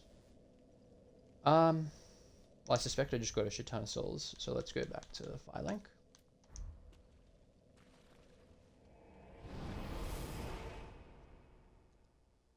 I still don't want to do the spider. Mainly because those Silver Knights have already triggered me enough today. Yeah, so I got a bit. Okay, so what I might do actually is I might go to my inventory. So dogs are annoying, and they turned up in this part of the game, and they're less annoying if you can just one-shot them.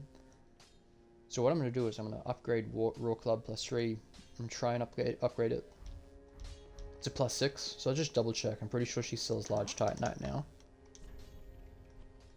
She does. It's fucking expensive, but how much do I have?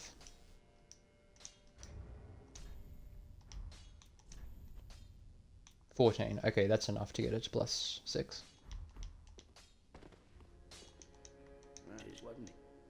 Actually, can I one-hand the axe? The deep axe.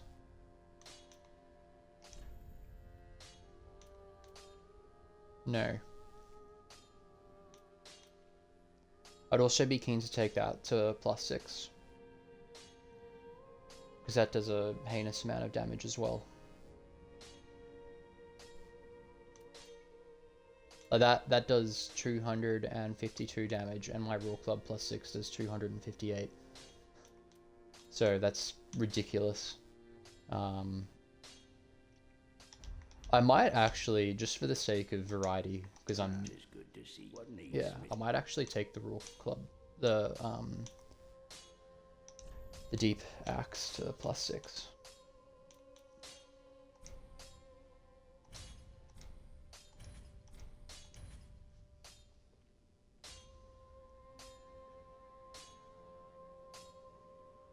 That just does a massive amount of damage.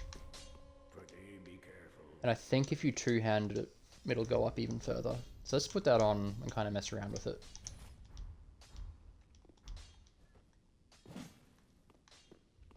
How may I be?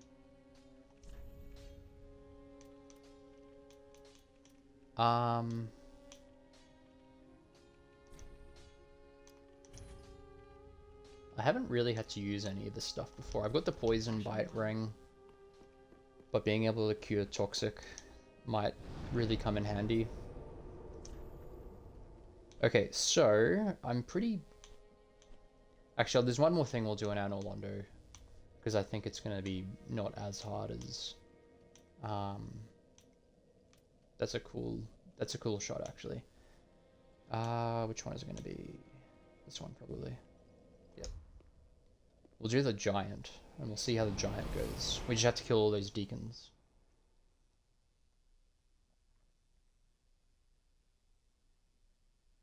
And we will ironically use the deep axe to do that.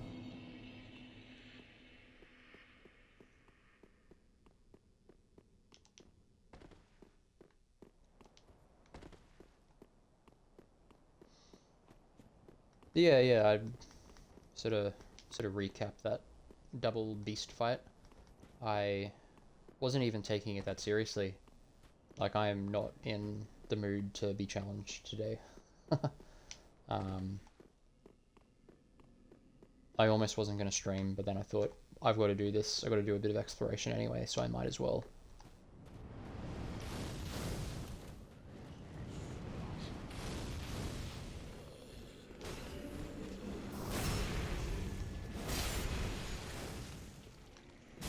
I actually think that that's not doing as much as...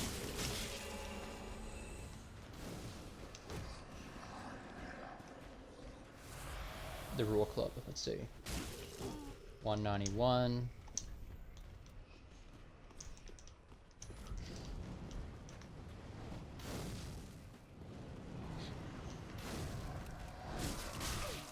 $173, it is. Oh. I think there's a macro for a screenshot. I hate all the messages they need to give you. Like, I know I can't one-hand it. These guys actually had the same damage absorption. I was doing the same amount of damage to both of them. Yeah, I'll have to figure out what the macro is for screenshot.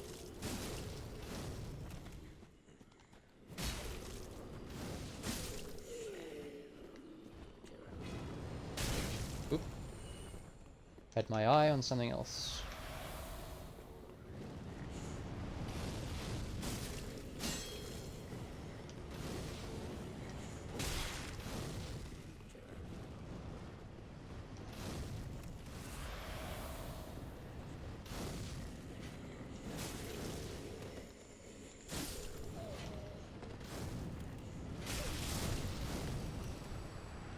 That's a bit sad. I think I rate the Raw Club for this kind of gank a little bit more, because even though I'm doing a little bit less damage, I think the attack speed is a bit faster.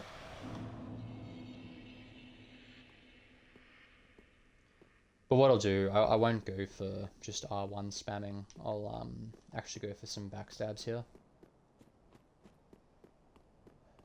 It's a time-tested strat for gank because of the iframes.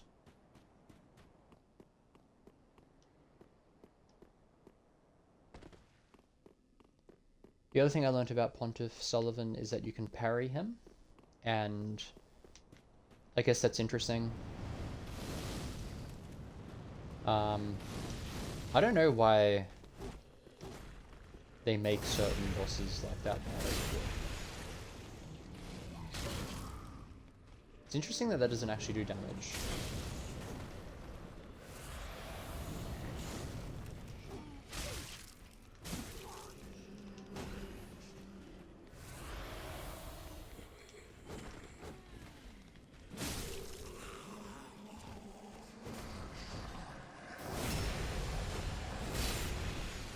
It'd be cool if he got the knockover animation when you get the backstab.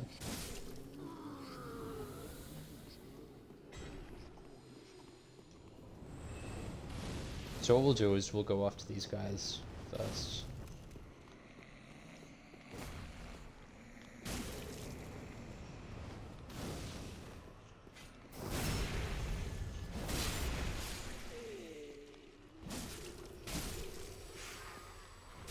Yeah, because these dudes that are facing the courtyard don't even want to engage in the fight.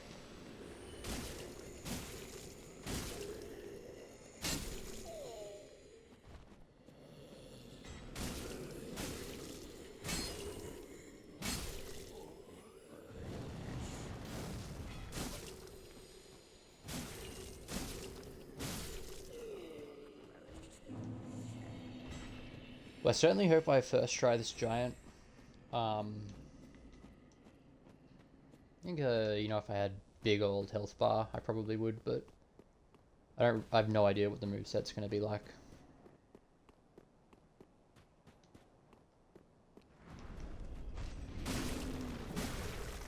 I also can't see this guy's health bar. Oh yeah, okay, not... Wait a second, what was that? Oh, that was me.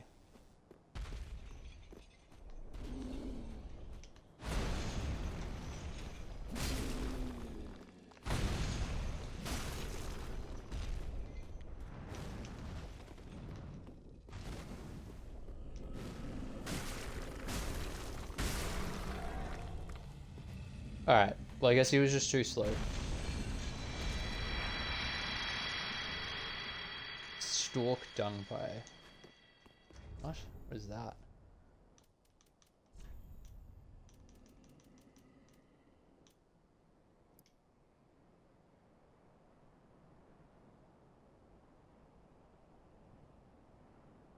Huh.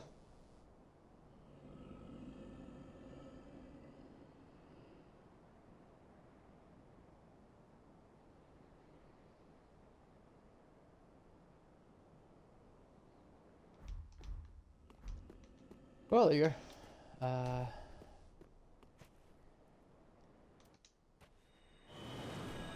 So what we'll do now is we will... So there's two areas. It looks like there's no way forward from here, I don't think. There's two areas that we have not explored.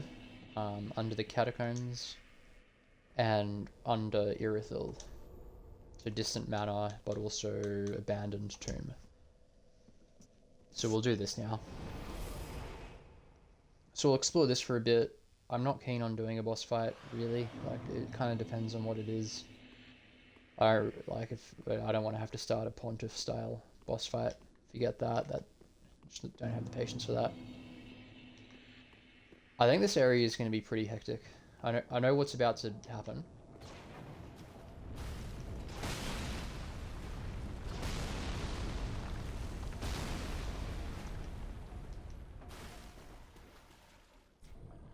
Oh, hit, fuck's sake. Here we go. Damn.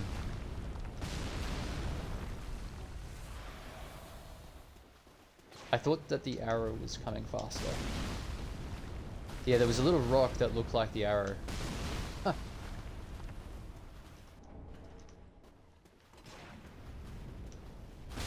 Yeah, too early. I might get killed by the third one.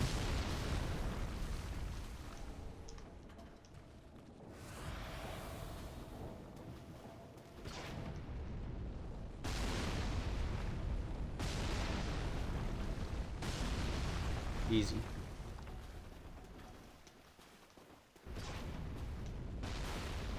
So I'm wondering if I can actually fight this crab. 2 damage. I know that enemies, like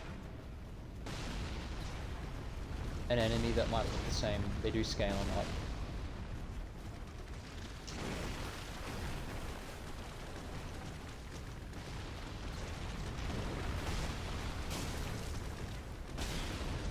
Ooh.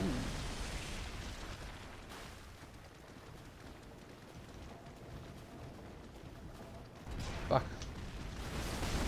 Damn. So how many crabs were there? 2. 3. Okay. I might not push this that hard. I mean, I've killed crabs before. It doesn't look like the moveset's changed. And that ballista is zoning me out too much. I really need to be able to move against the crabs. So what I might do is I might see if I can disable that ballista and then return to it.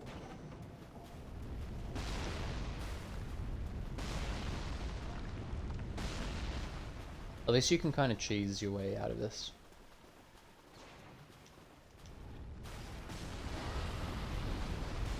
Fuck. Wow.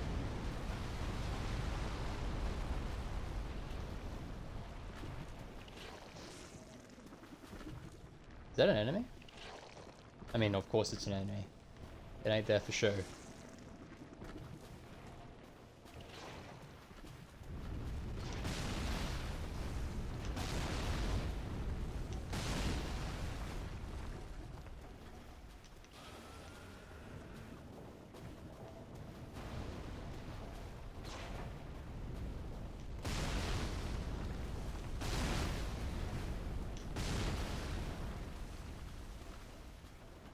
So it might be confusing as to what I'm doing, but...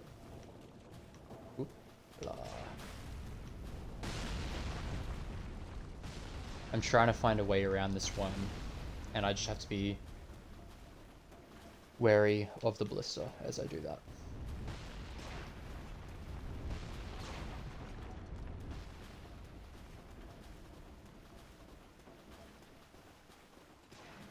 This game's gonna let me do it though, so...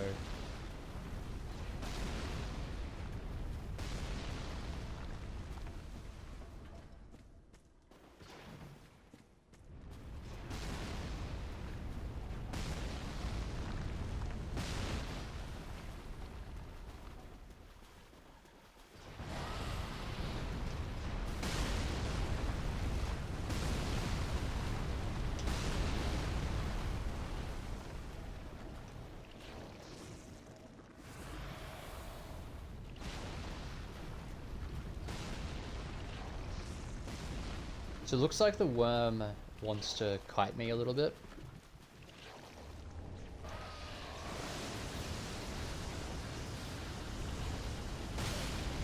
Whoops, I got a bit greedy there.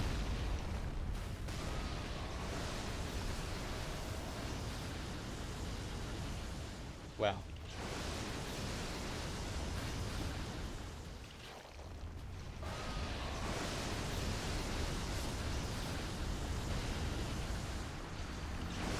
think that's kind of unnecessary doing that to that.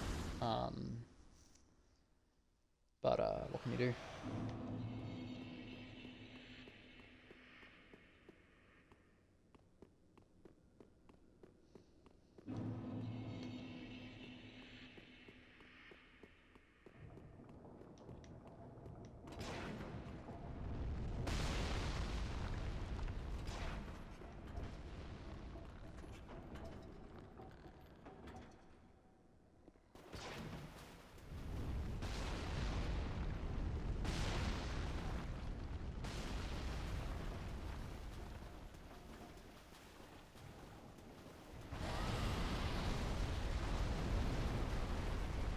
So I'm not actually going to bother trying to go around it again.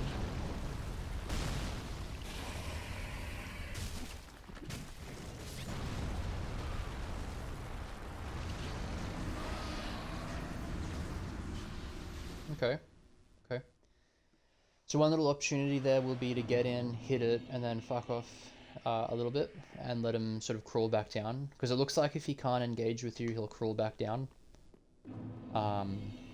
And it looked like he crawled back down and gave me a bit of space.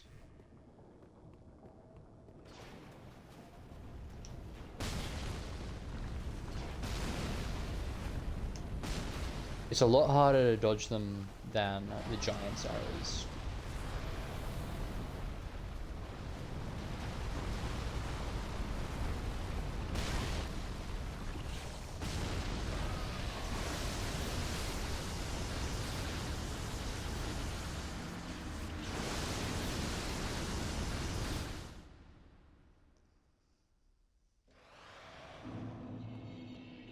I think what I'm going to do on this attempt is I am going to, when I move out from behind that tree,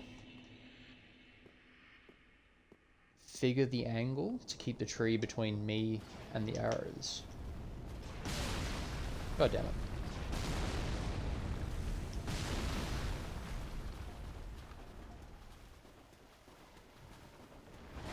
Yeah, there's less audio cue from when they're about to hit.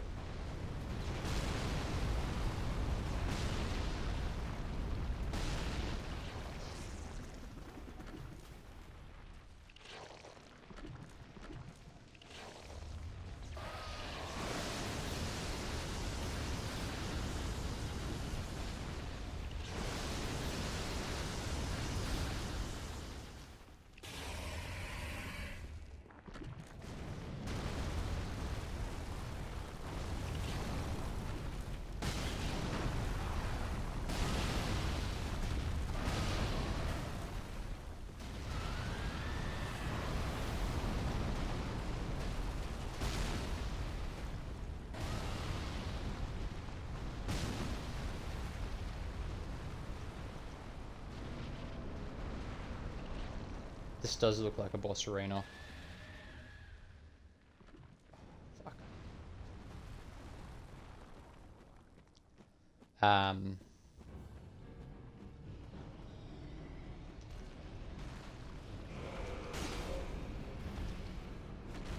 Why does he have a health, like a regular mob health bar?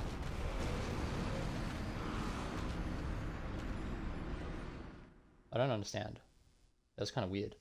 So, I don't think, like, we fought demons before. They're tough, but they ain't invincible. But this bollocks is some horrendous bullshit to run through. And I don't want to run through it. So, let's see if we can make our way, probably towards these crabs. Knowing this goddamn game, it's probably where I get up there. And we'll just take our time to explore a little bit.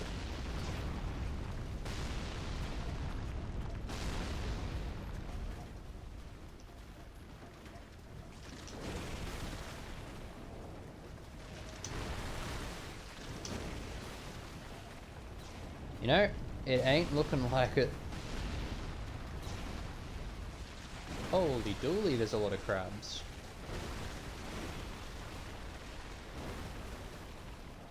going, and there's a mistake. Man, that's some real crustacean heaven.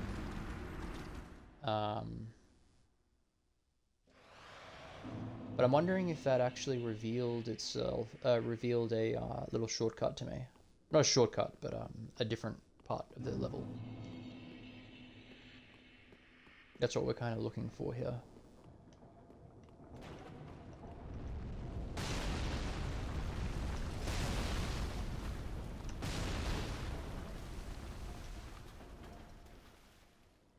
So we're going to cut across...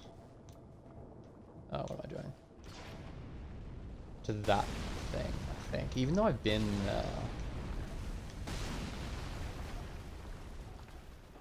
This platform does look significant.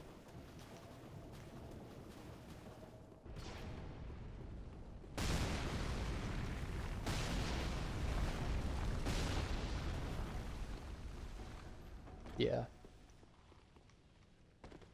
Sweet. Okay.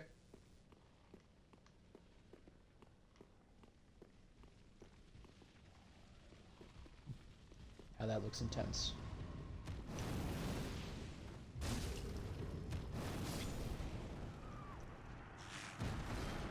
That's a cool enemy.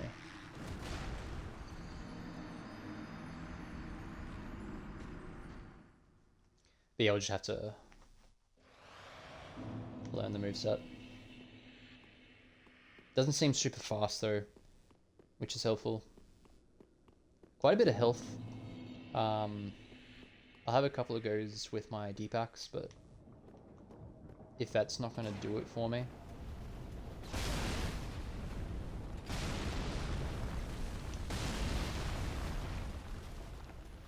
I did actually think that I could just... I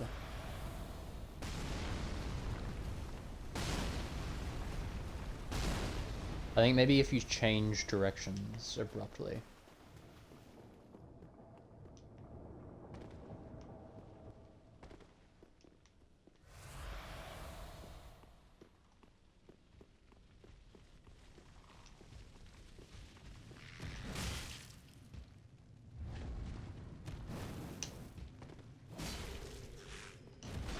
Kind of stuck here. That thing's getting big.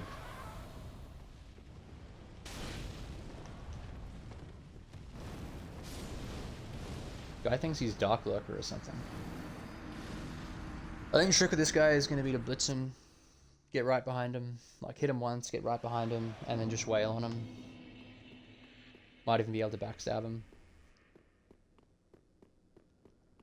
Because in a tight space, I don't want to have to really deal with something that can do melee and cast spells.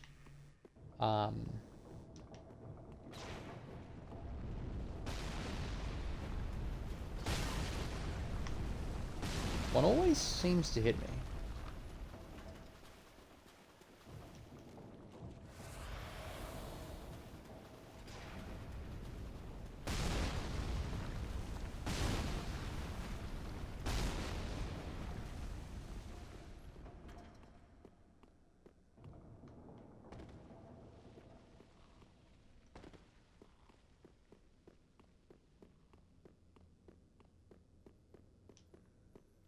Didn't actually go this way.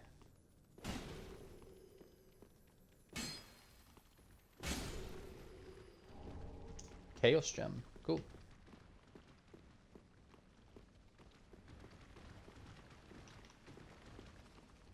Real disturbing noises.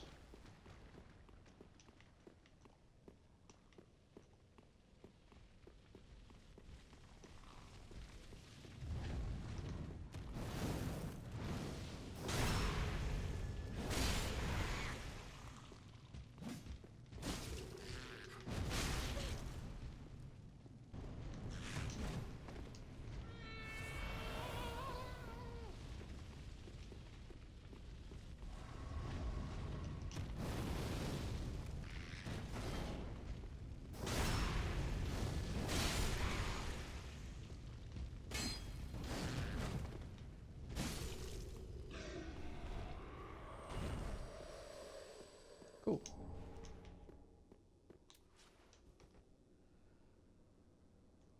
weird looking shit in there. Have we met this kind of enemy before?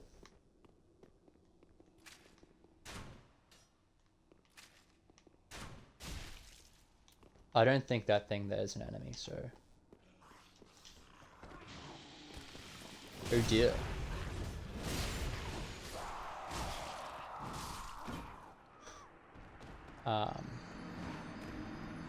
Well, they got me.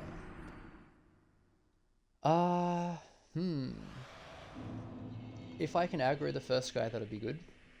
I'm not convinced I'll be able to, though. I'm also not loving the axe down here because of the swing. I know this is going to do a little less damage, but... yeah, let's see if I can survive this.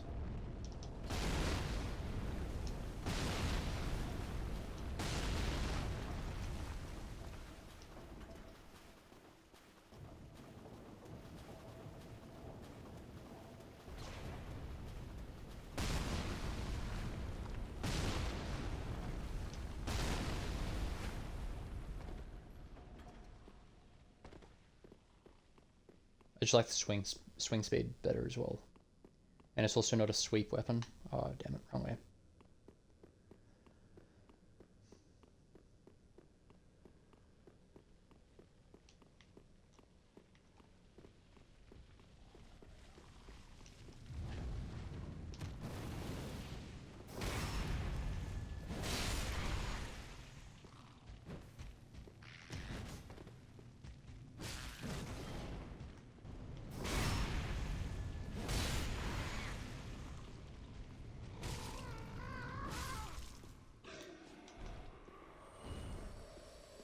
What a weirdo.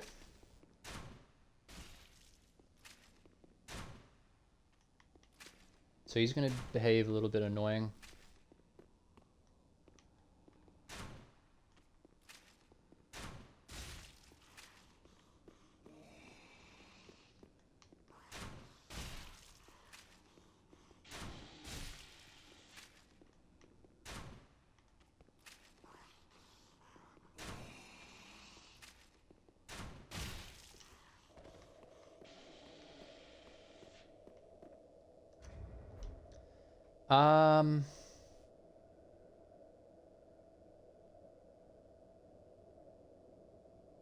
That's such a long effect.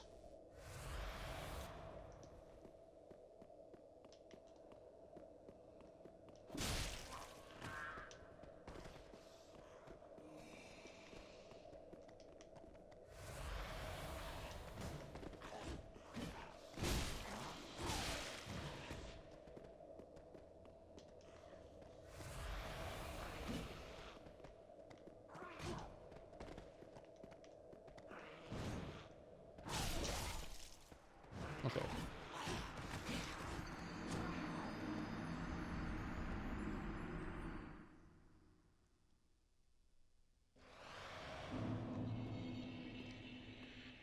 I think I have an idea about how to fight them in that hallway. But that's as in terms of enemy placement, that is about as hardcore as it gets.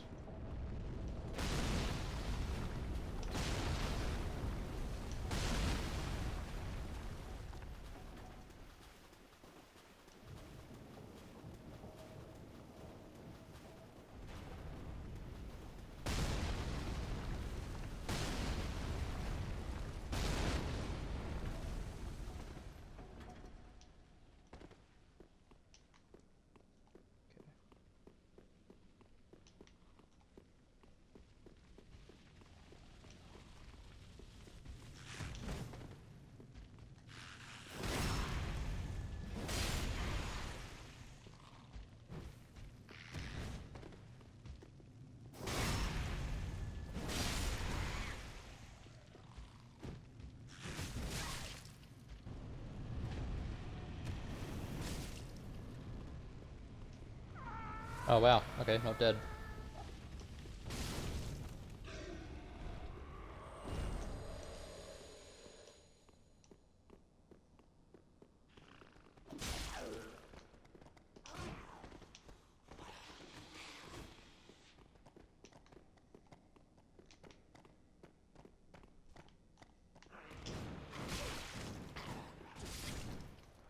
Oh, that's just a ridiculous moveset. Let me think.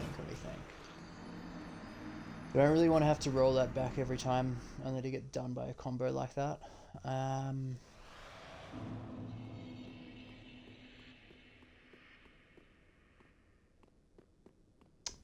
So my idea was that I could roll through both of them and get around and backstab the back guy.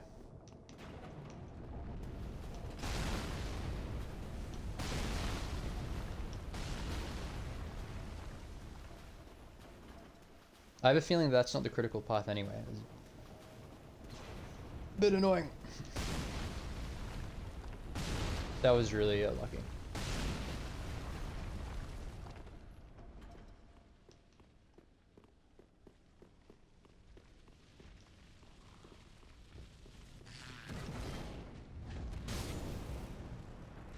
This guy gets really annoying iframes when he is knocked down.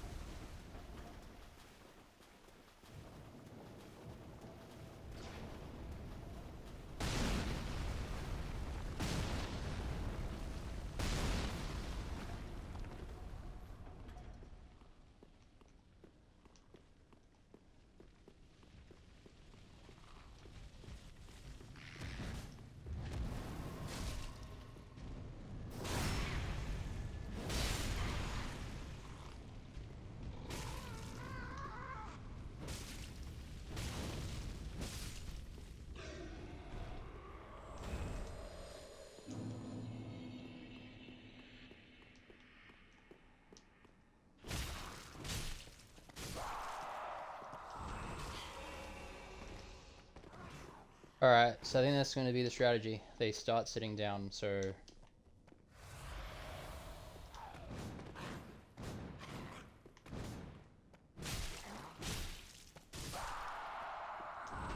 Easy. Yeah, so I just need to remember to go right if I have to do this bullshit again.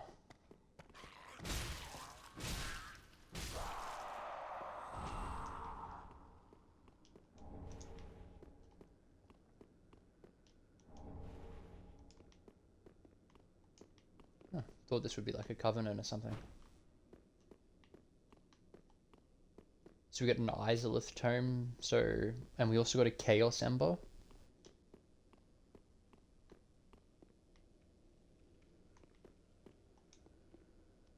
Sweet.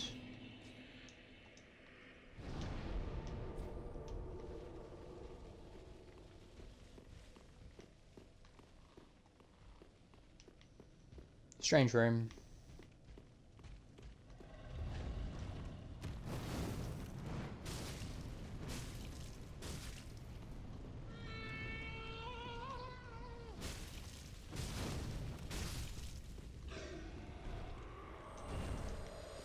Bit annoying that he aggroed, but whatever.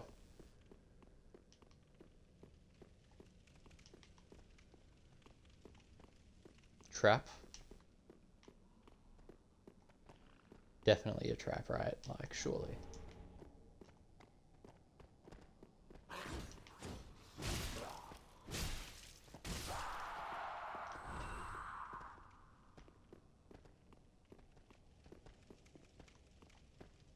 Just double checking I'm not going to get.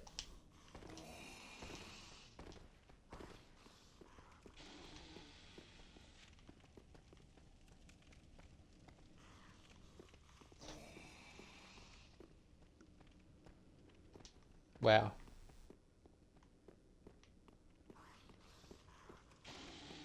Oh, please stop. Yeah.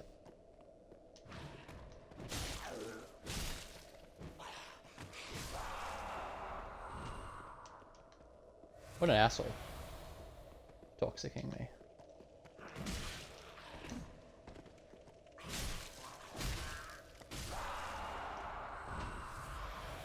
So I do have the stuff to stop this, and I know it seems like completely stupid not to use it, but the bonfire is right there, and what this is all about is just investigating the critical path. So I'm not going to waste it until I get to an area where I absolutely need to use it. I think this is going to actually get a bit confusing. There were stairs open to me. Is this the bonfire room? No. There were stairs, so I might check that out as well.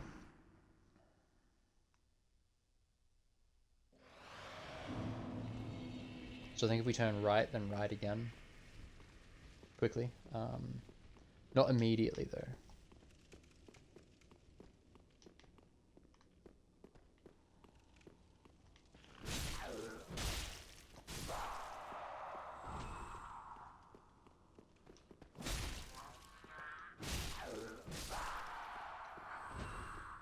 I thought there were, I thought I saw stairs somewhere. The drop rates on some of these mid-game enemies is just obscene. I'm actually not a fan of it. I'm not even wearing anything that boosts item discovery. Okay, so I know that there is a way forward that way, but oh, maybe I just doubled around and saw the thing.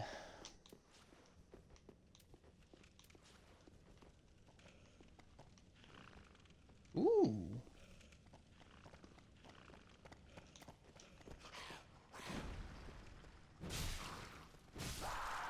That's cool. So this is Lost Izalith.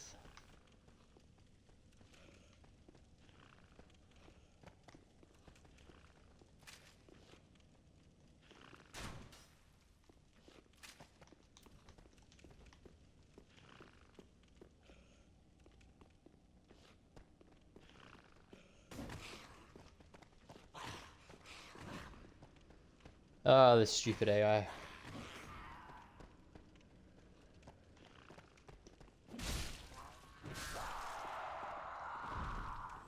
The problem with that as well is that it gives the other enemies an opportunity to sort of engage in the fight. I think they've had a really big downgrade in damage resistance.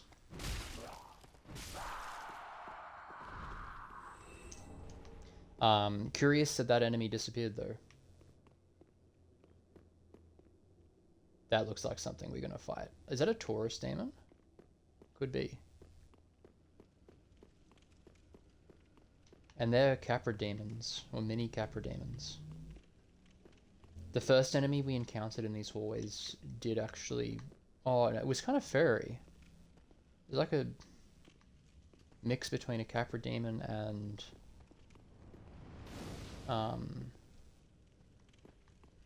say... the Taurus demon.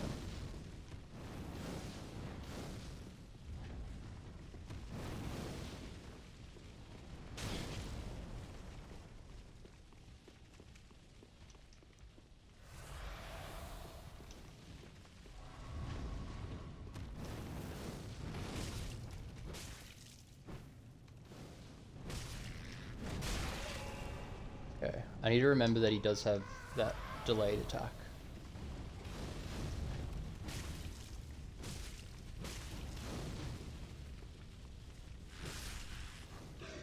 That stagger almost killing me. Getting sick of that Titanite shard drop.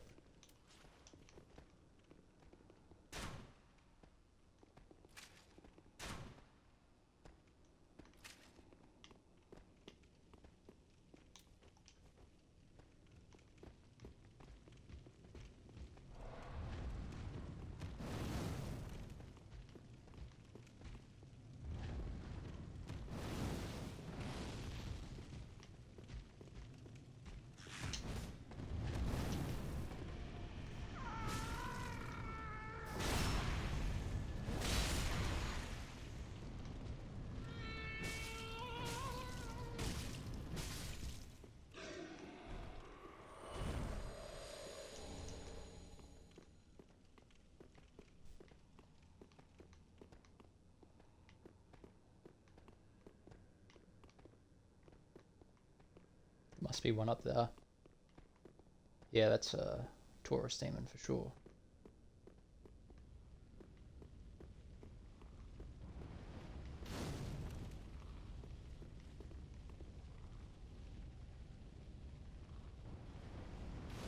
Okay, so is that what above me? Up there? I think it is. Ooh. There's a few friends here. Asylum demon, Capra demon, Taurus demon.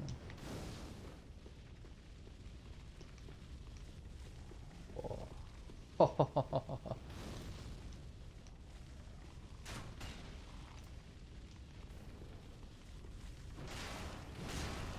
God damn this game to hell.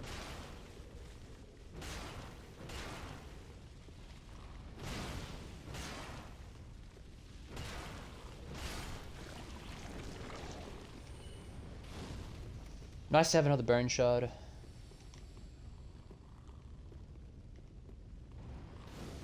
Doesn't look significant. So I will have to be careful of those things on the ceiling now. Is that like a Quelaag type monster? Okay, we're not going to go down there yet.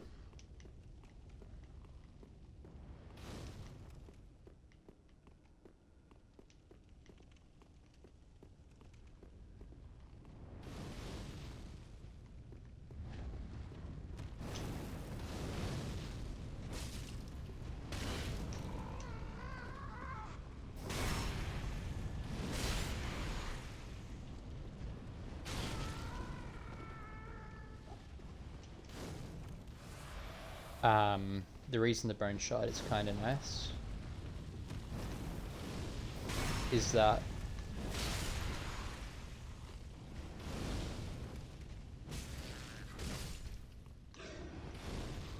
what are these? Oh, these are things that he casts. Okay. The reason why the bone shard's nice is that if I do end up putting the Fap ring on, or if I get some other way to boost my health, it'll be good to do a full heal. Fuck. Oh, good. What am I firing, actually? Standard bolts. I'll just go with bolt then. We haven't been in a position... Oh, we were in one position where damage was really mattering for the crossbow. Yes, that actually looks like there's two of them.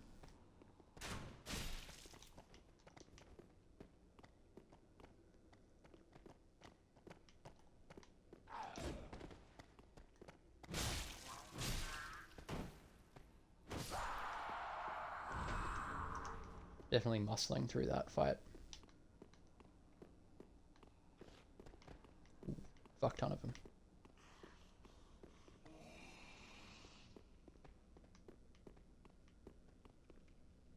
These guys have really annoying aggro. These ones that are more casters.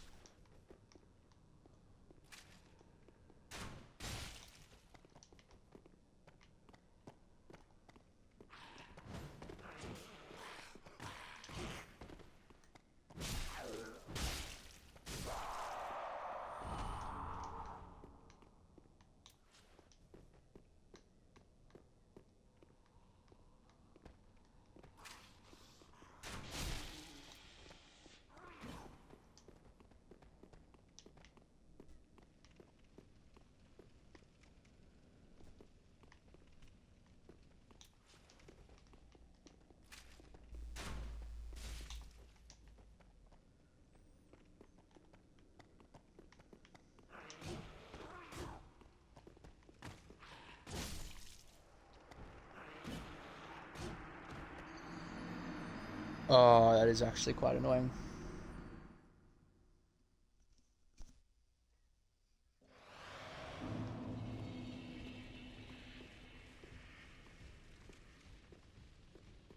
Considering I think I might actually just do a suicide run up to that platform, because I don't think it's the critical path. And I really cannot be fucked dealing with all of this again. Seriously, like not in the least bit.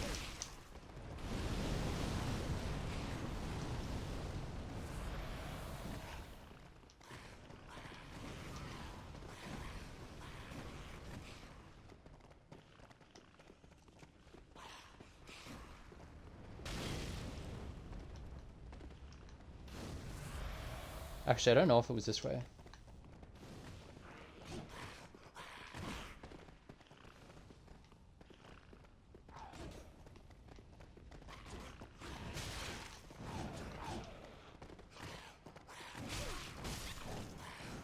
Okay. So I'll go up those first set of steps and then turn left. I don't like running through areas. This area is feeling a little bit too dense in enemies for me to want to do it every time. What we'll try and do is we'll try and find the critical path, and then we'll get to a point where we can run through as much as possible, and then we'll start fighting properly.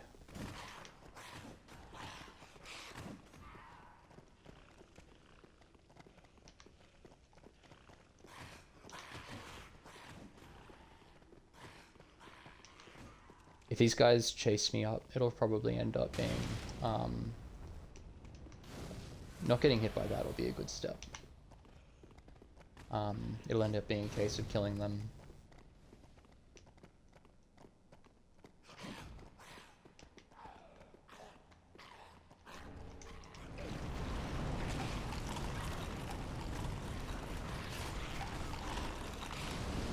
Devastation.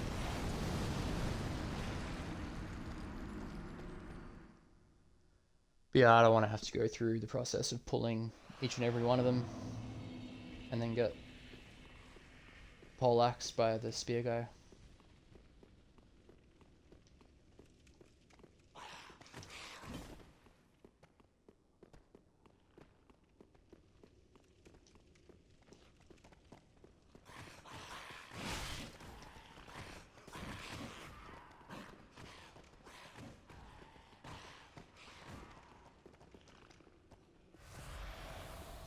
Try not to get hit by this first fireball either.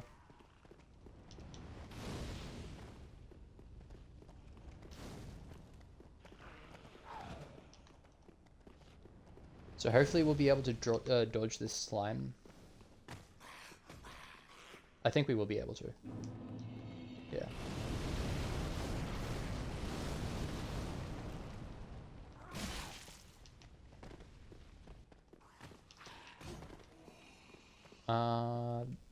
Kind of looks a lot like the first area. Yeah.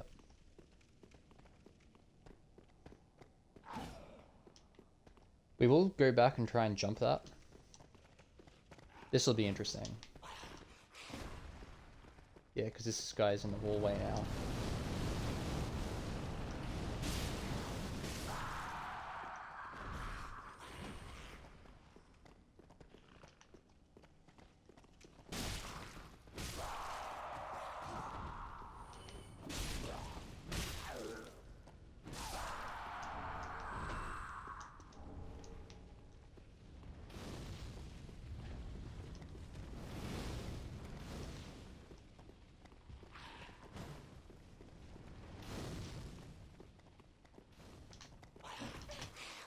See,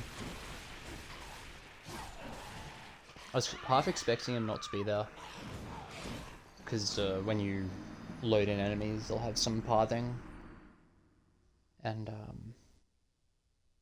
yeah.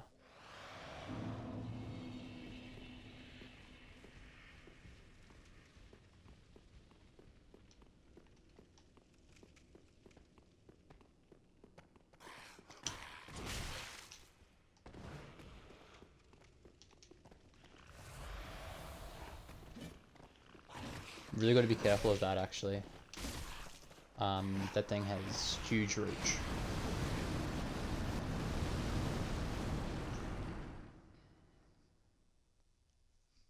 And potentially we just kill him if we see him.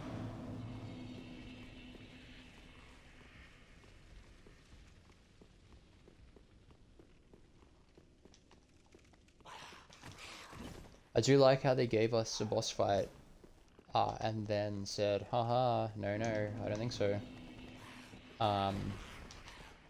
This run back is too gaped.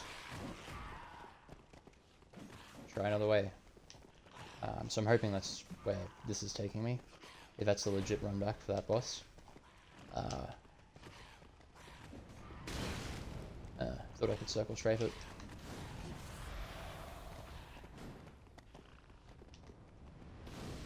Okay, so I might go to the right of this pillar. Oop. That wasn't fast enough. I think in a different world he gets me there.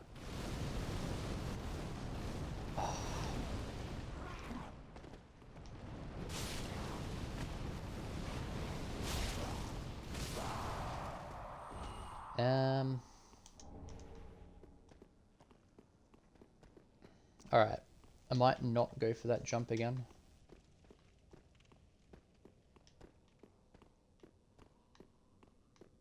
Okay, so that was the way. So again, yeah, this is going to be weird because where they're placed is going to be a bit munted.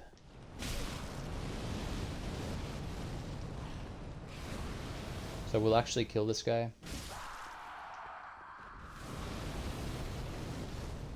The reason is I get haunted otherwise. Time that really badly. And there is another one fucking around here somewhere.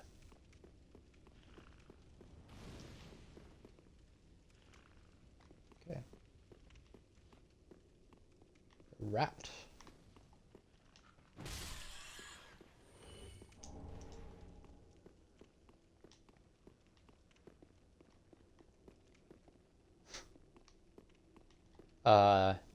They've done that before.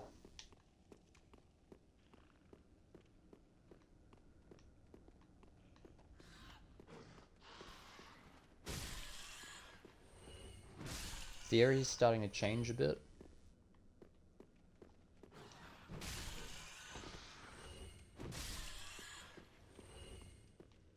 Feel as though those hitboxes there were really working for me, working over time. Yes, that's... there we go.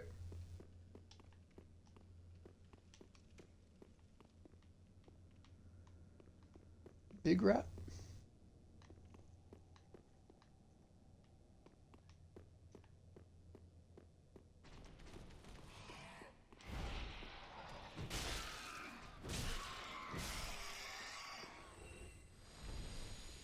Nothing like belting a massive rat.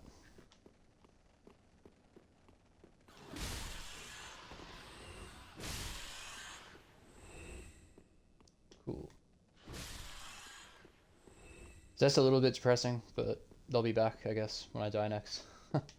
Just killed that whole family. Looks like for nothing.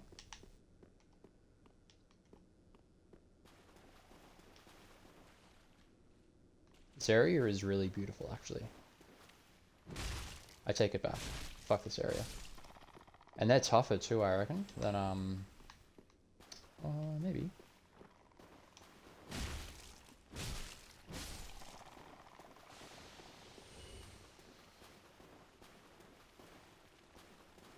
Curse is absolute damage in this game.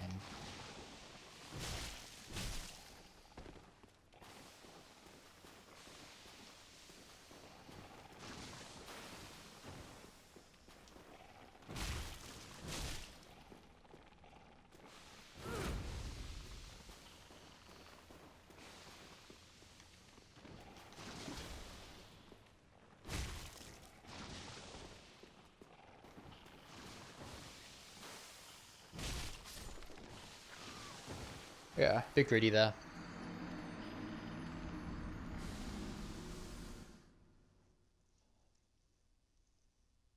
I think the solution is DPS. I'm probably gonna hit out a few war cries and hopefully two-shot them, because three-shotting them is just nasty.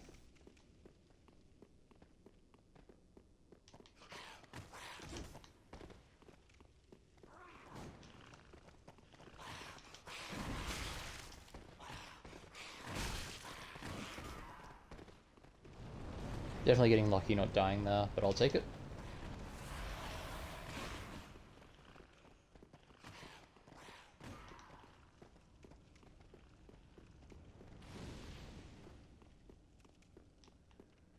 And I will probably ignore a lot of these rat enemies now. I don't think they're fast enough really to catch me. And there's nothing really blocking my way either.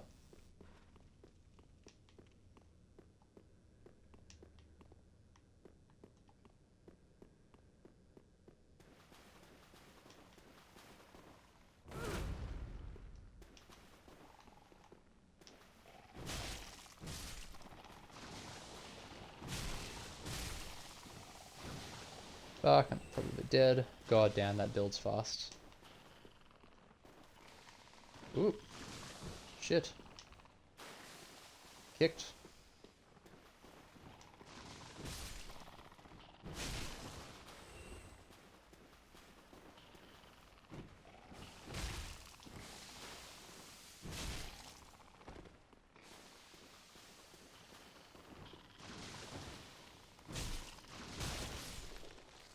Yeah, much too greedy. I think I needed to spend a bit. I definitely needed to spend a lot more time recovering.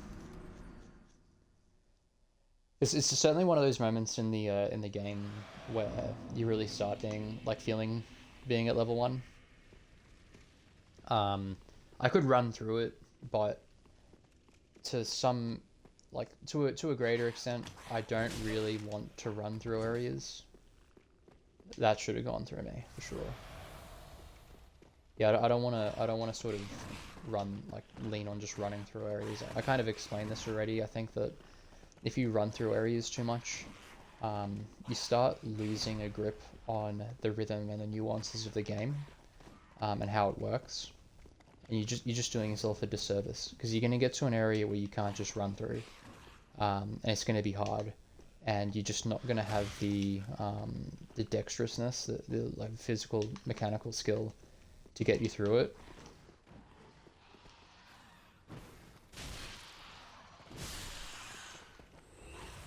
So the reason I'm doing them, actually, it's probably really important that I killed that.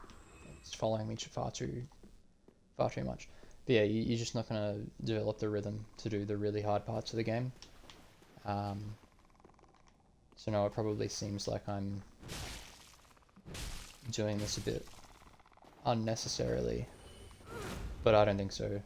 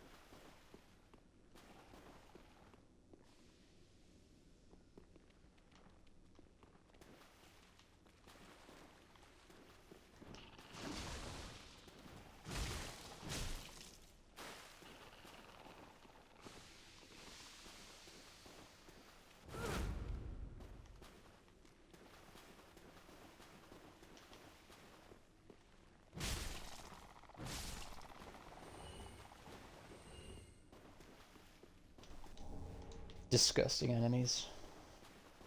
Titanite scale. Is that what the big crystal lizards drop? I think it is.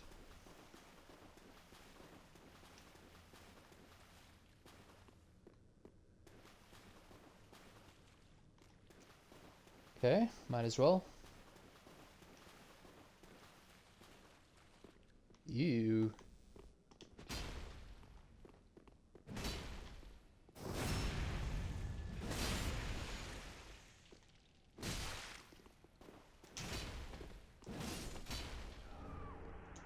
Huh. Did I just learn that from him? That's cool. I think he's wearing the black iron armor.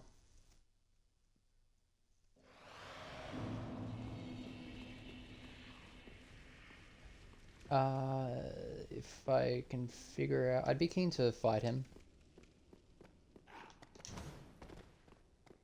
Bit of an awkward arena, but I don't like fighting on stairs, and it's a bit narrow, but that's part of the fun, isn't it?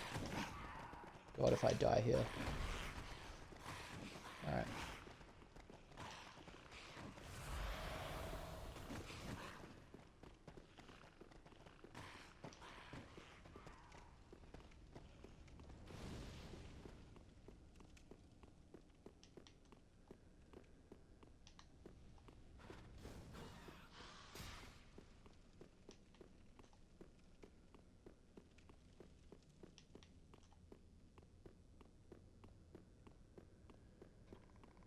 Okay, I think we will go right.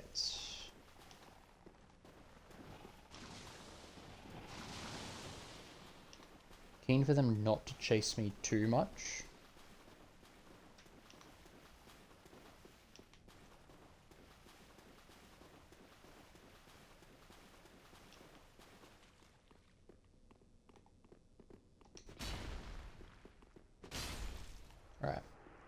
Bit greedy there with trying to circle strafe. I don't think I should be circle strafing NPCs. Is that Fume Sword? I think that's a Fume Knight Sword.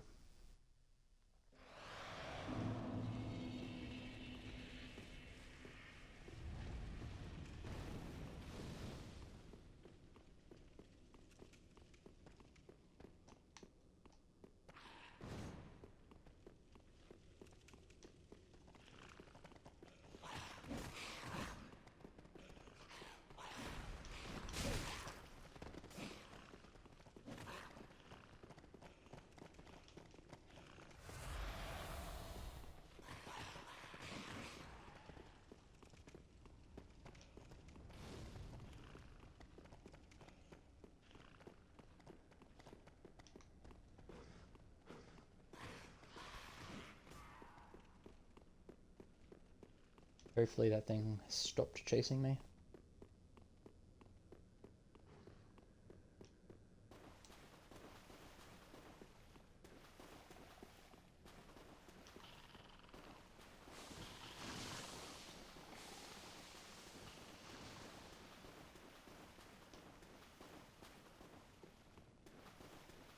Alright. Bit of a big run back.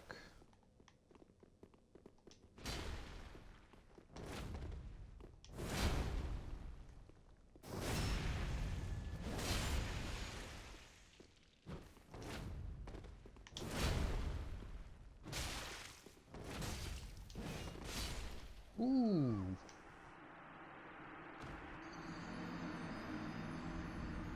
That doesn't seem like a very well balanced move, actually. But I guess it's pretty unique. So he's obviously going to do a lot of damage in front of him, but he also one-shots me if I'm behind him.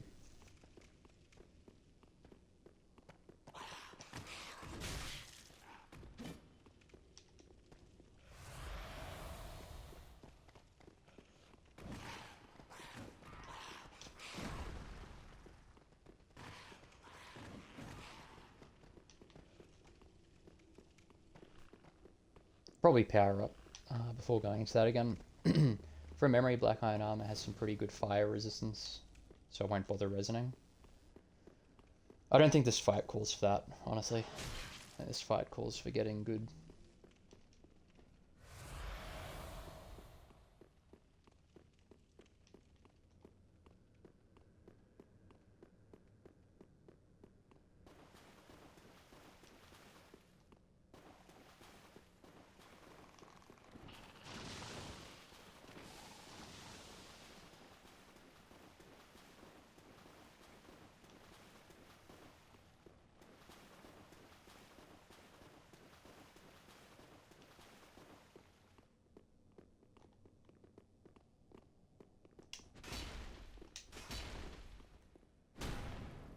Wow, 100% physical defense, eh?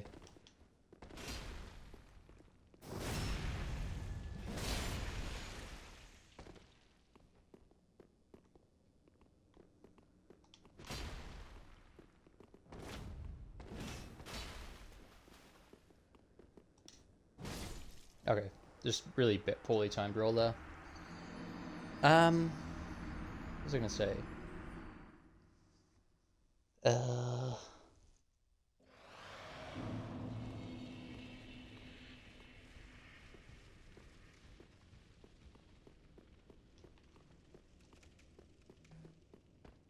think one thing that's relevant here.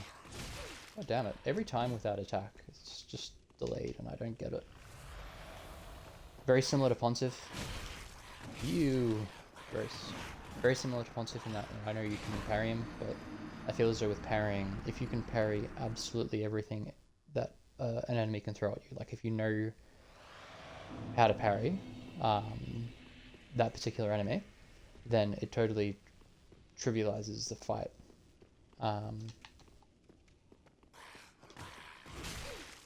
Sick of that. And I don't really like that. You're kind of ignoring most of the moveset, which is the design of the boss.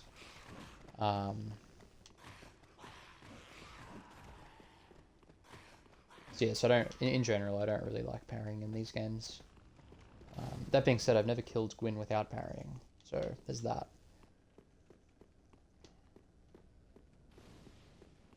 And it is a cool mechanic, and I appreciate it. Appreciate the fact that it's in the game. But yeah, just not a big fan of it myself. Because yeah, either you do it perfectly, in which case it lowers the skill ceiling of a boss fight massively, or an enemy. Or you're kind of doing it half-assed and only getting it some of the time.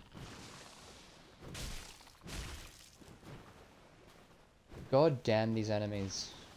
Are you kidding me? Hopefully de-aggro's. Fuck. Don't have a choice now. Oh, go away, you fucked it.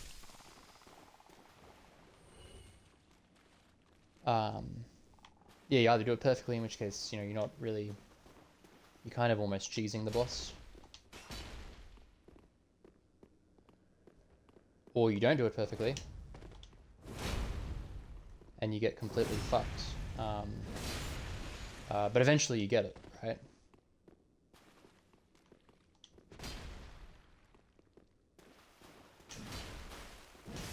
Okay. So I gotta remember that one of his sort of slower overhead slams does have a follow-up. Oh, sorry, his faster one. So yeah. In which case you're just sort of gambling if you're not doing it perfectly, which is also a buggered way to fight a boss. Like, you know, that just sounds lame. Okay.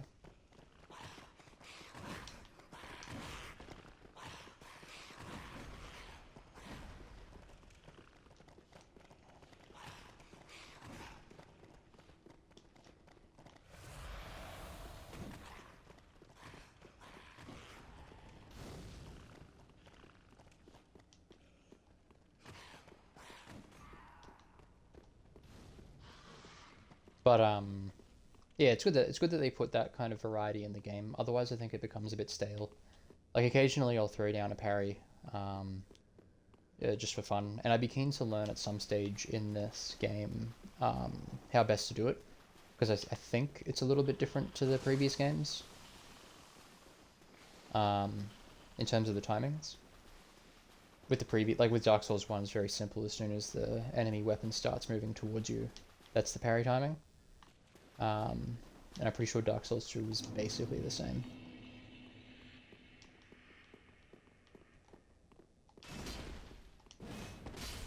Oh, wow, that's a ridiculous attack. I'm looking forward to beating this guy. This AI needs to know that it's bad, and it's just sort of some kind of spammer of attacks, hiding behind his filthy armor, like a coward.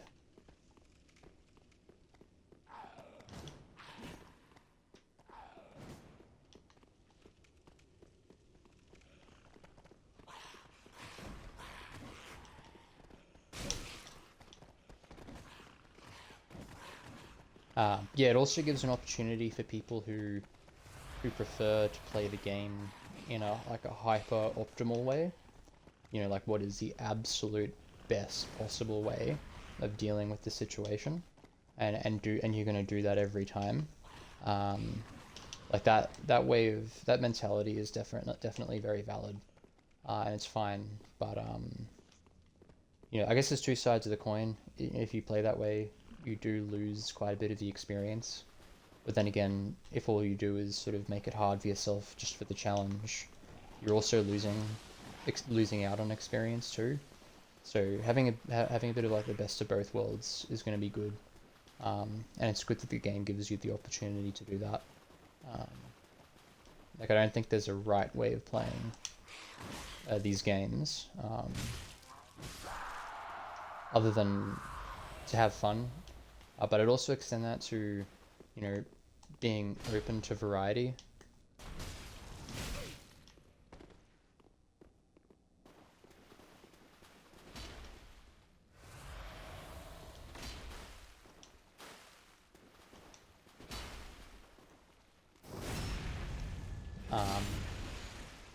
and trying playing this way. But if it doesn't vibe with you, it doesn't vibe with you, right?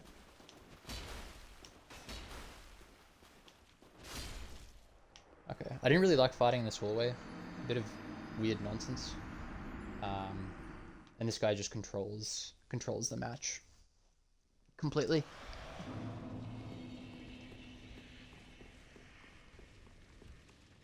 That's an interesting point, actually. So in the previous games, and to some extent in this game, especially if you're playing an underpowered character like mine, that thrust attack is just triggering.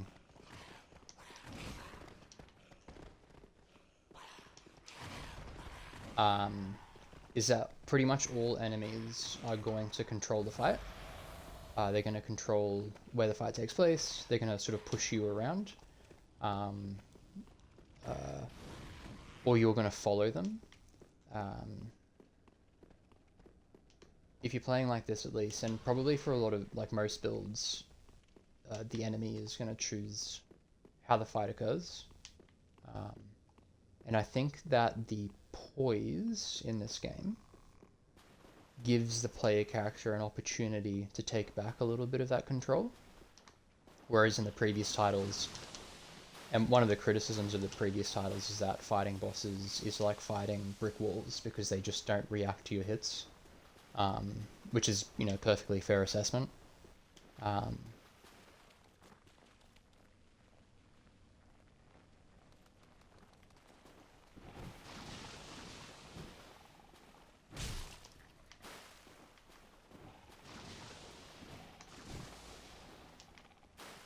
swear to God, this is fucking annoying me.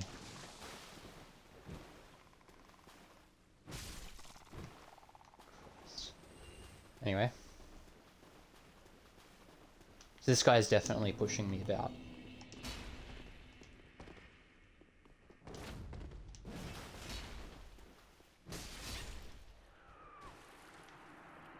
And I can't really control it because he's got quite a lot of poise. He's definitely very happy with himself. Very staunch posture there, pose.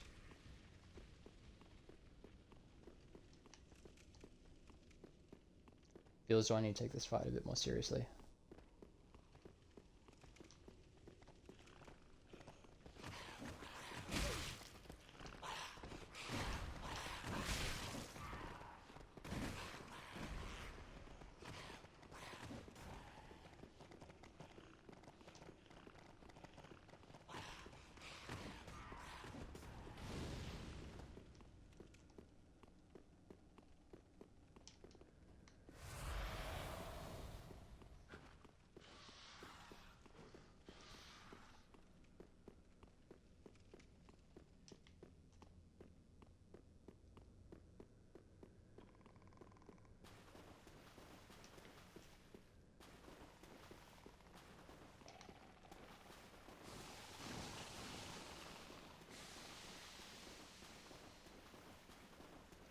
I don't think I'm getting chased this time.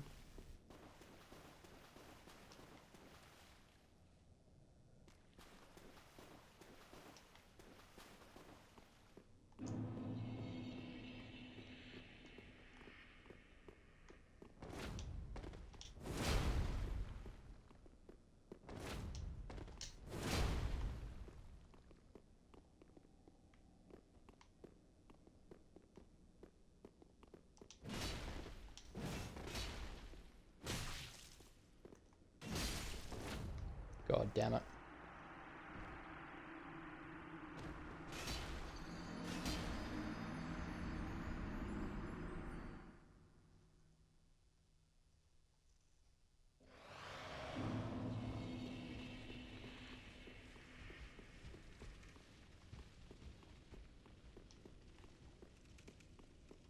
You're not getting the backstab there.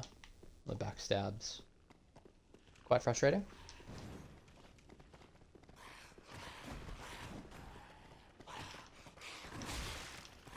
And these guys can turn on a dime.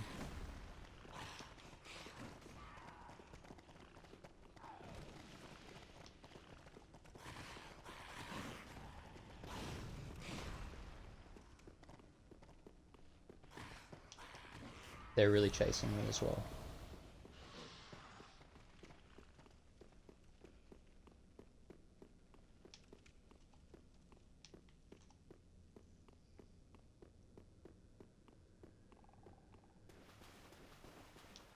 Yeah, this guy just has such a crazy moveset.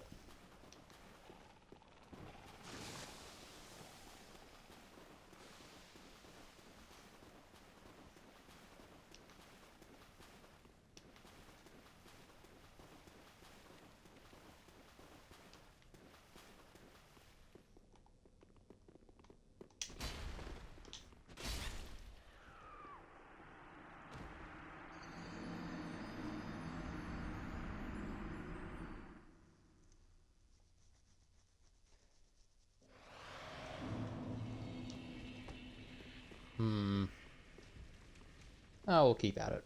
I don't mind.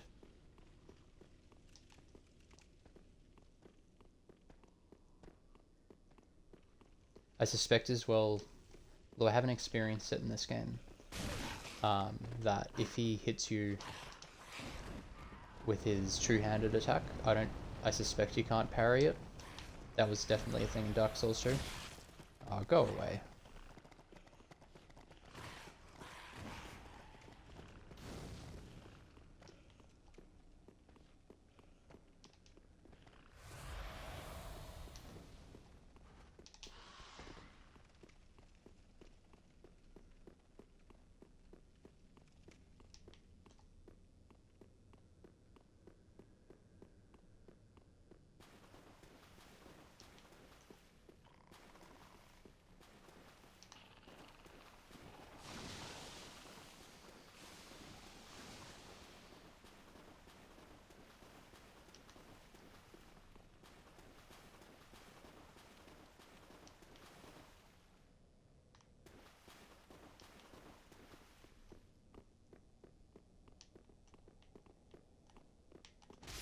Oh, for fuck's sake.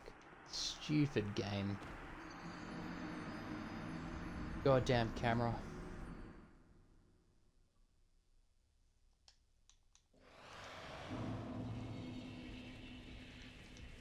The camera kind of fucks you in this game quite a lot, actually.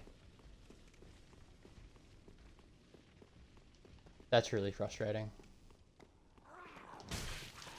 Oh, yeah, okay.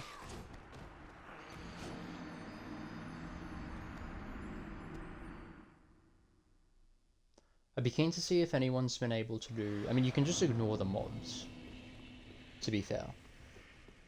But, I think the enemies in this game have much, much better tracking than in previous titles.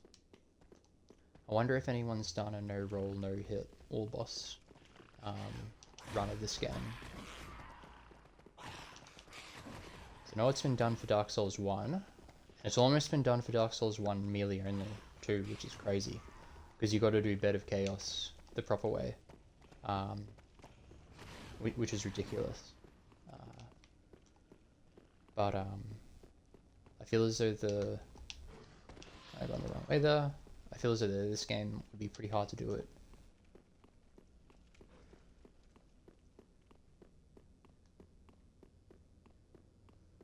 And like Pontiff Sullivan would probably... he doesn't have spinning attacks. No, I think Pontiff might actually be decently possible. Same with Aldrich as well, actually. Hold on, going the wrong way. But it looks like there's another NPC up here as well.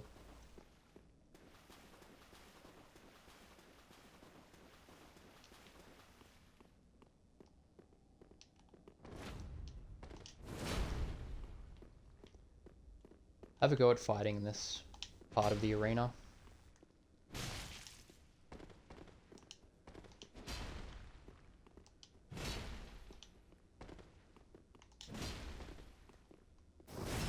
Because if I can get lucky, I might be able to throw him into the lava.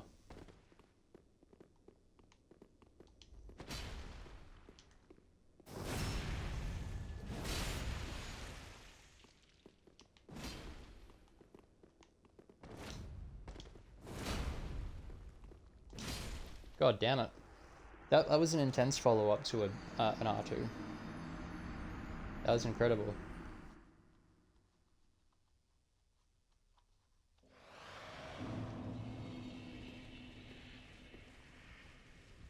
I like fighting down there better though.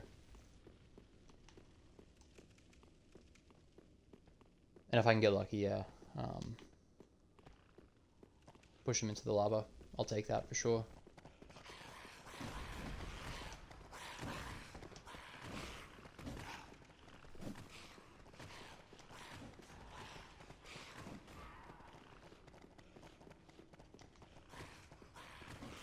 Yeah, definitely say he's harder than the Black Knight. Then again, I haven't actually tried fighting like this guy like I fought the Black Knight. I think that I won't be able to though. So the way I fought the Black Knight was I didn't go for backstabs or anything, because he could also one-shot me. And going for backstabs sort of increases the time you take to punish him, which is pretty nasty, which is why this fight's quite nasty. So what I was doing is I'd let him finish his attack sequence, and then I'd sprint in for a running R1, and then just back out. And I'd only do that for a certain number of attacks. Probably actually, see, I don't know, he did an R2 and he followed right up with it. With another attack.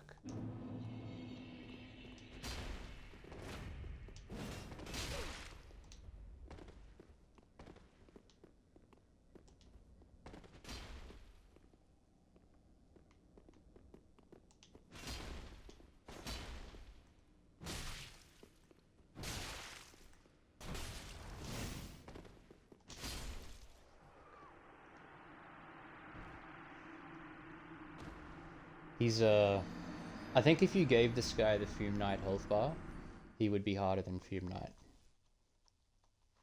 Fume Knight doesn't attack that fast.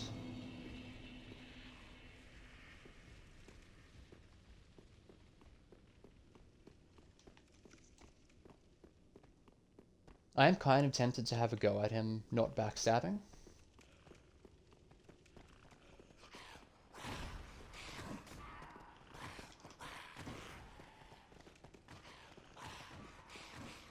Because I was wrong, he actually doesn't have massive poise.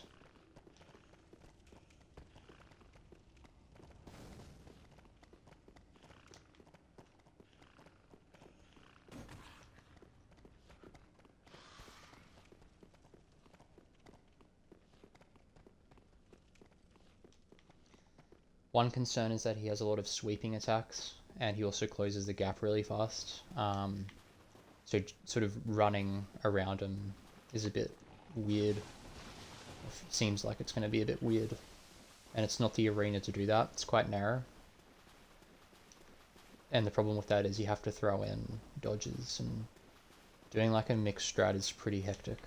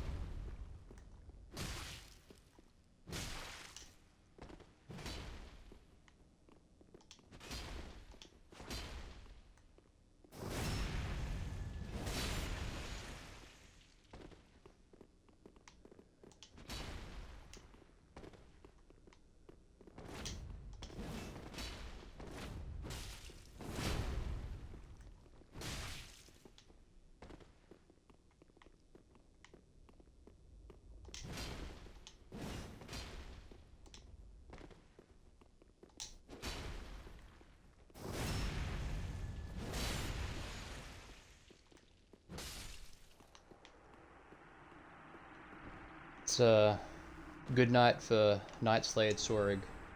Fume Ultra Great Sword. What a bad man. A Night Slayer's ring. That sounds like something I might want to use. Eh. I can't imagine he's ever had a problem with people blocking his attacks. Maybe if you were a hardcore late game and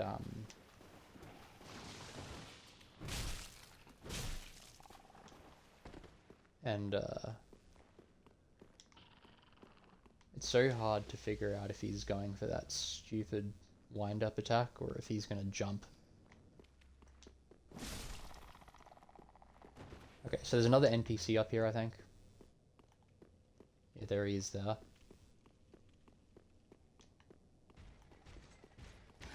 Oh, that's not an NPC. It's a Black Knight.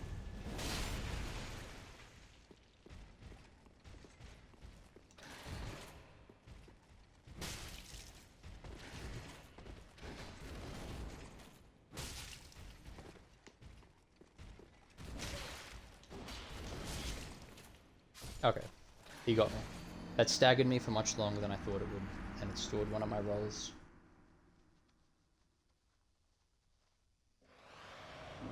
Panicked and rolled. But it's okay, the Black Knight's not as hard as Old Mate. He does respawn, of course.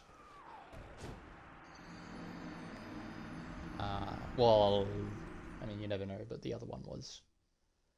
So hopefully there's a bonfire at the other end of this bridge. It feels like there should be. This has been a pretty chunky area. I'm hoping it's bonfire and then boss fight.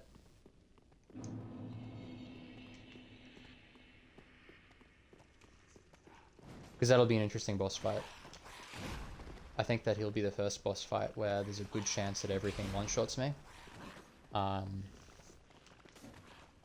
Because we fought the demons, and they do. But they also don't have a particularly amazing moveset. It's a bit easy to stay behind them, and they're a bit easy to read. Actually, sorry, I'm going the wrong way. Goodness. Whoops. There is actually a lower part to this level that I haven't explored. So we'll do the Black Knight, hopefully push towards a bonfire, and then we'll go to the lower part and see what's what there.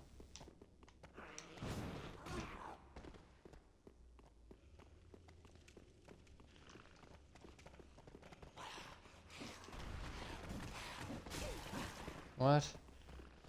What was that? Weird.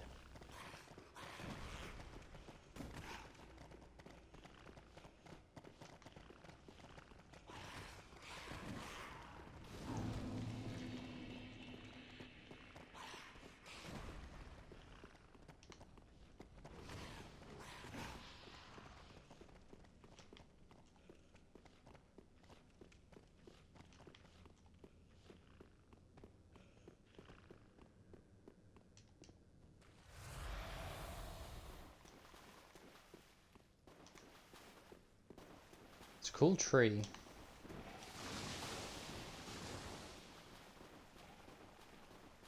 So get to the top of these stairs and make sure that the basilisks aren't following us, and might even throw in a war cry if they are.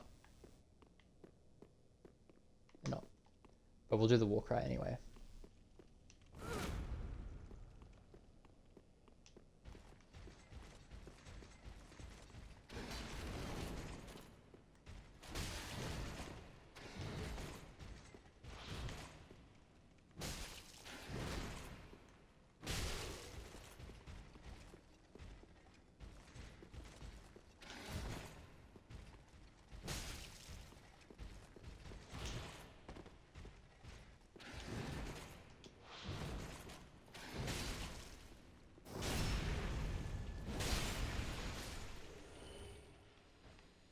Oh, that was amazing. And I managed to get the cinematic, the Black Knight hitting the lava as well. That was cool. Okay, so this looks like it's going to take us up to the ballista. This is what it's feeling like to me, at least. Because the whole point of coming this way is to try and mitigate the shit at the bottom of that level.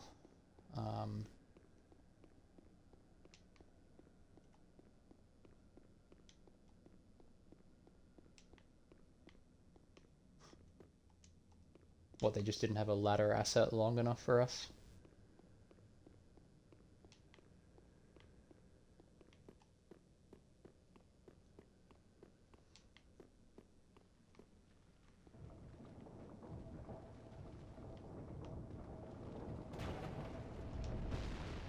Wow. So it's gonna make us go through the gauntlet, is it? Bone wheels.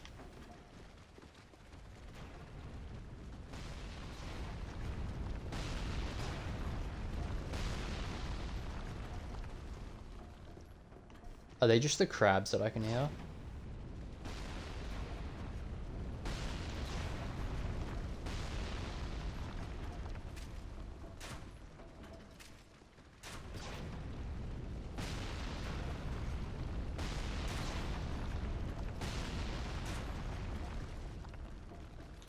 Interesting.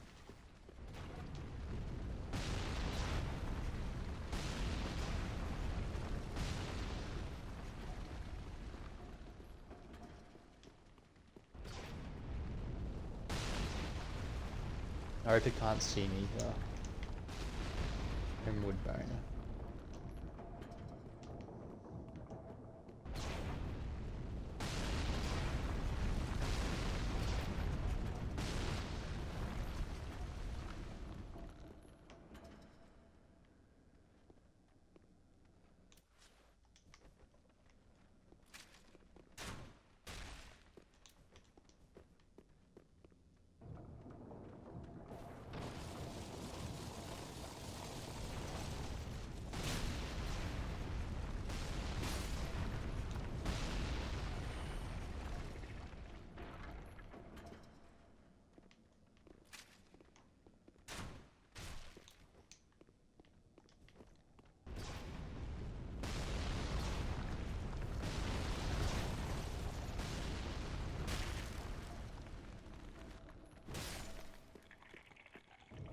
So, running out here at this stage is a risk. Oh, wow. Almost got burnt.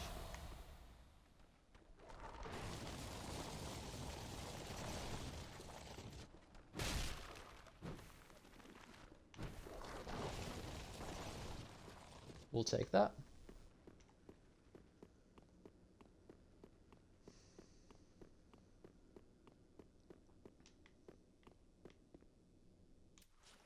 Don't know how powerful these guys are.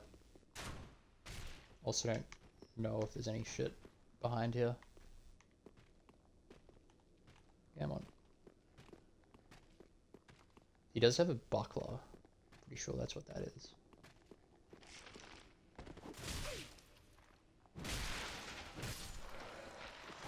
Okay, so he's dead.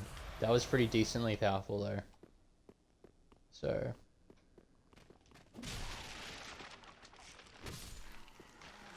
and he's dead. Okay.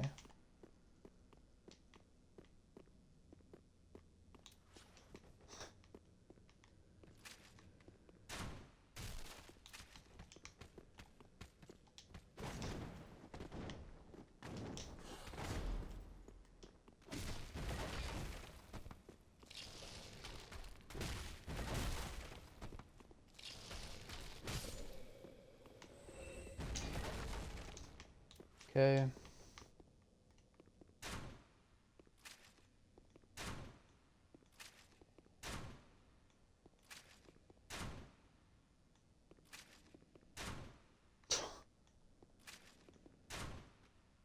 Oh my god.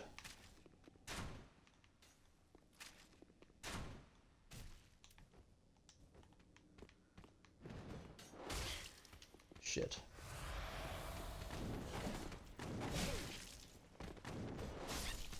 Fuck.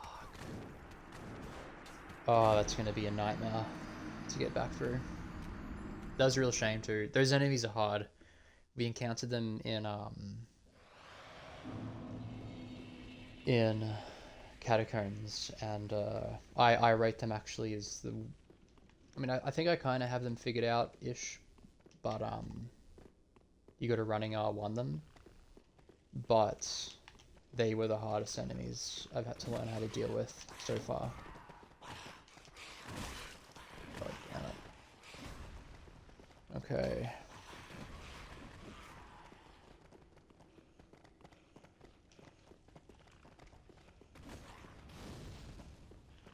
So we might be able to move around that corner without triggering the bone wheels.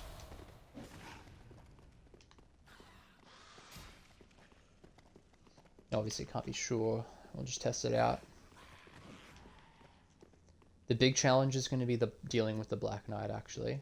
Oh, no, not the, sorry, the Bone Wheels could be the biggest challenge.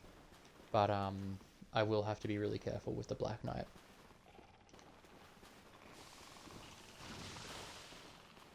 Because I'm not fighting him every time.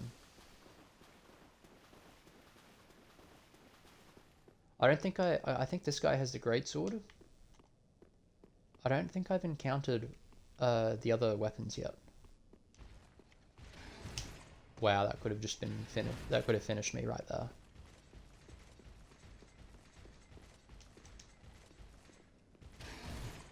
Okay, skin of our teeth.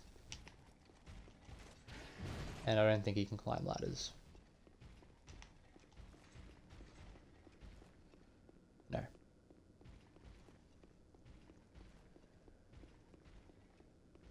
So in my mind, it is going to be worth seeing if I can circumvent the bone wheels. Just because I have to deal with them one at a time otherwise, and it just eats up time. So I'll see if I can not deal with them.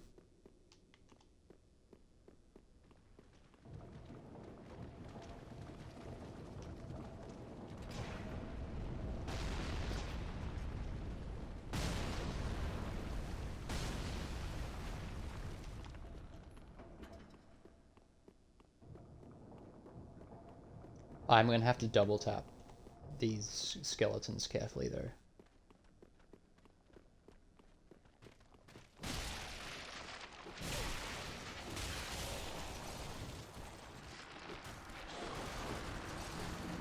Okay, so we got close. What I'll do, I think I could hear that bone wheel following us. Those other two skeletons don't really aggro until you get close to them, it would seem. So I'll push down that hallway a bit, see if the bone wheel's chasing me. If it is, I'll deal with the one.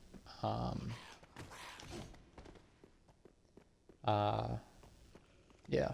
Not that that killed me there. Honestly, I was dying either way.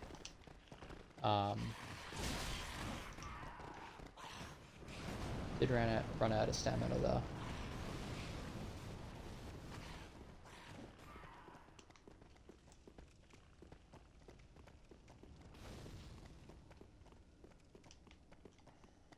But yeah, those assassin enemies are pretty hectic.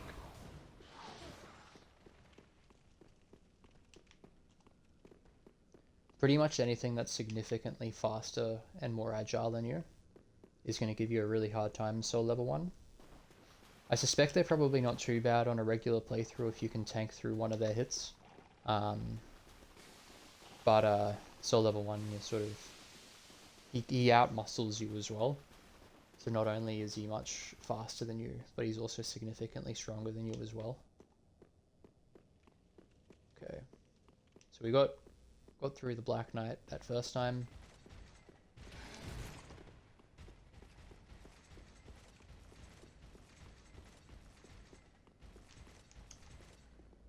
Cool.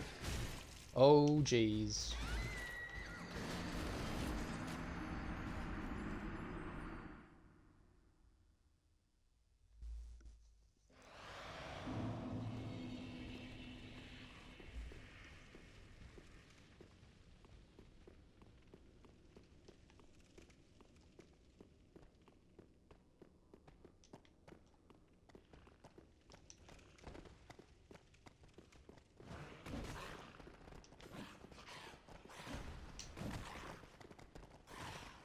This guy's getting his chase on.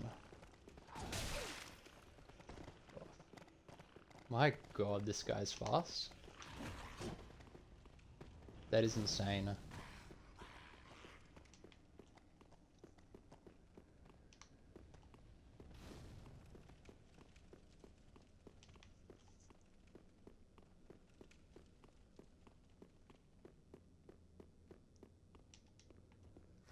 So the trick with the Black Knight might be to make him do an R2, like a proper R2.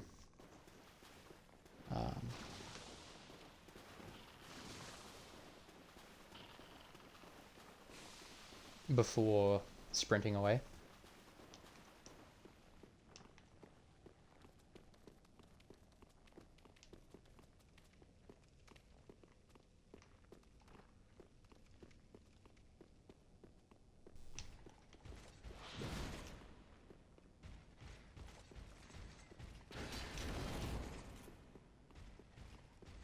My souls being right there that's actually really unfortunate. Okay.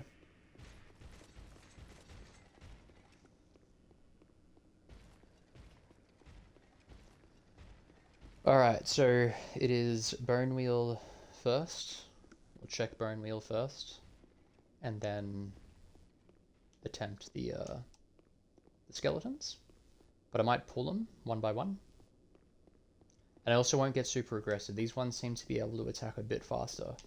Possibly because they have smaller weapons. They do more than 50% damage though, so I can't let them just do that.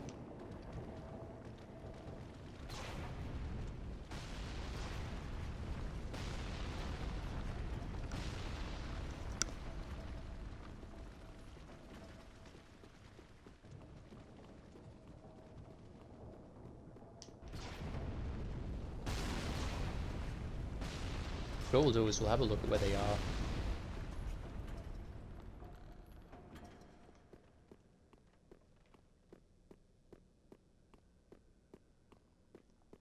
Yeah, so we just pulled it at the wrong time.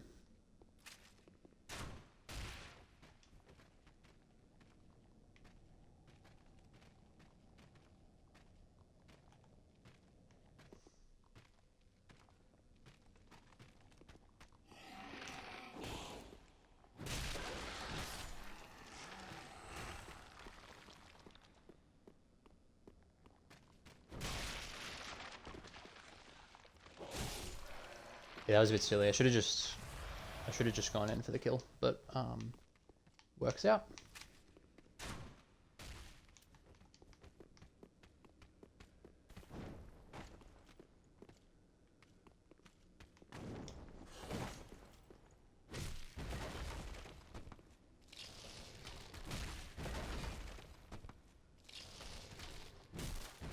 Can you imagine if this pulled a bone wheel?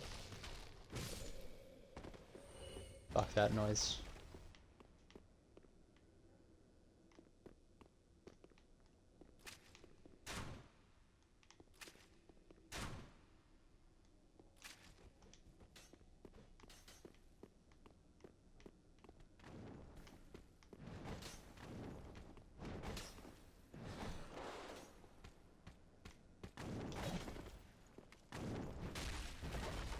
Gotcha. Okay, so long as I don't accidentally kick him.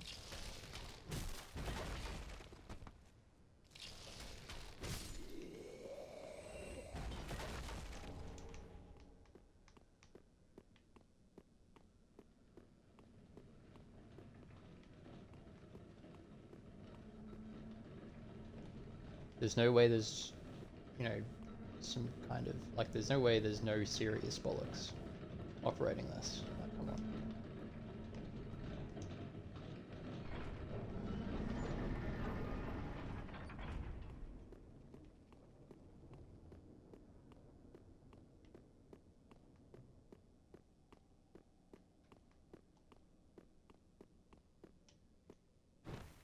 Okay. Cool, so that turns that off.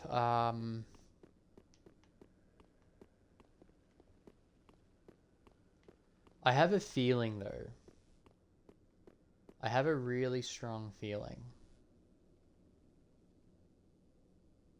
Oh, but there's no way though. There's no way.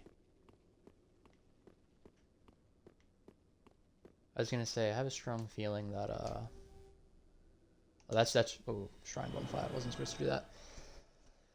I've got a feeling that maybe you're supposed to use that to kill the worm.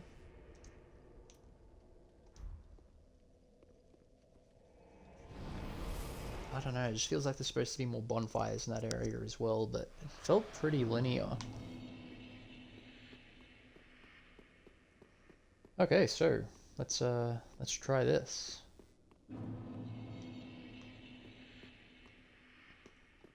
There may actually be a bonfire somewhere up there as well.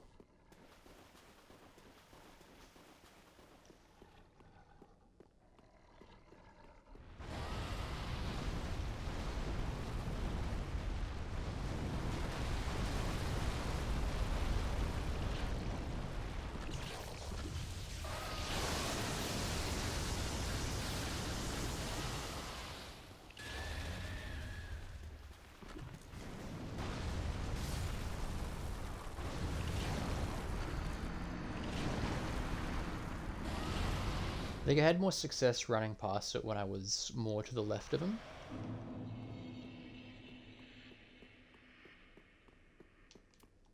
Okay, so what I might do is I might get rid of this shit. This guy's name was, well, he was a demon, so I don't think he's going to be, I suspect he's probably resistant to fire. But yeah, we are going to have to find, he does one-shot me, so we're going to have to find a consistent way of running past this guy.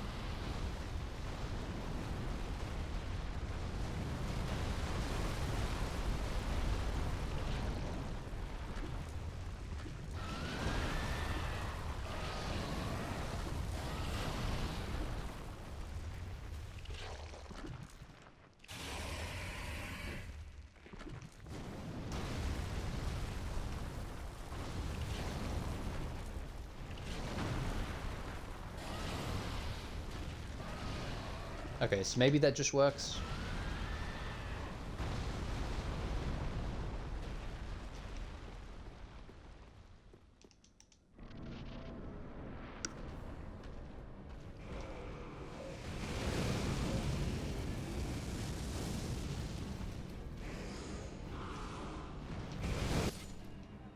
Huh. He does that from those moves. Those moves take a long time for him to wind up and wind down from. That's going to be some pretty hectic punishment. I'll just need to get used to getting behind him. And yeah, so we'll learn his moveset.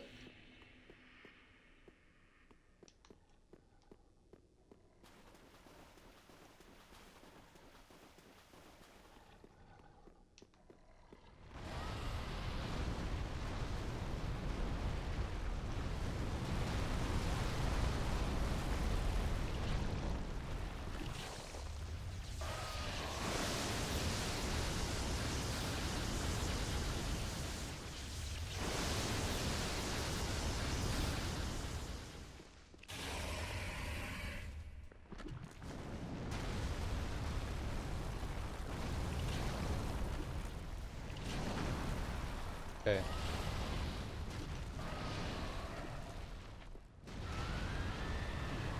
So we haven't yet been killed. We haven't yet been killed by the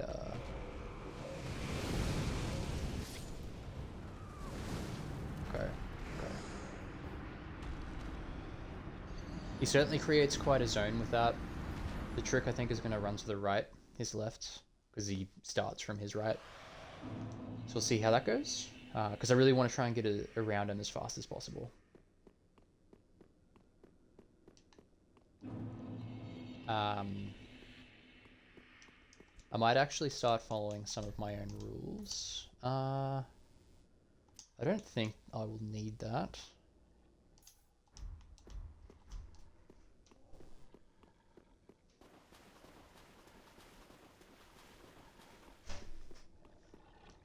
Yeah, we haven't yet been killed by the doing it this way so far, so it's good.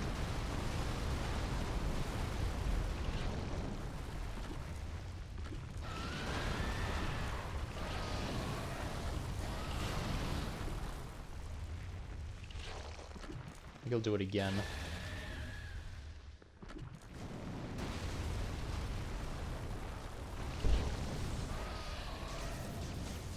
I was almost going to go for that item, but I thought better of it.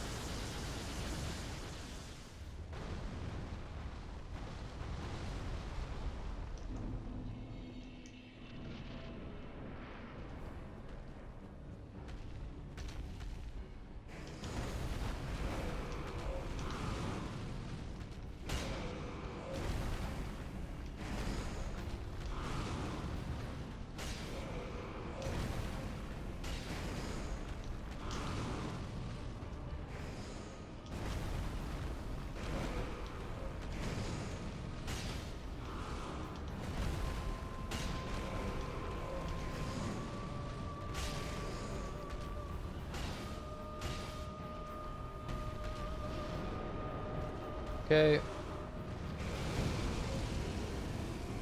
So we'll have to be really careful of that. Okay.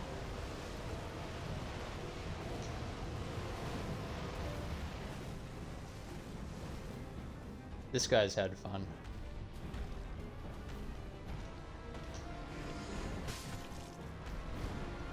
That was a really odd kind of hitbox.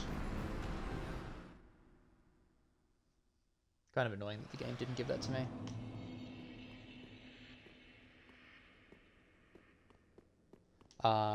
If you are tuning in, if you are in chat, I do apologize. I can't currently see chat. I need to get my charger. So I'll probably do this boss fight a bit, and then I'll get that. Might have a break soonish, maybe after the next attempt if it's good enough. So that was attempt number 2 of this. Oh, sorry. I guess probably attempt number 4.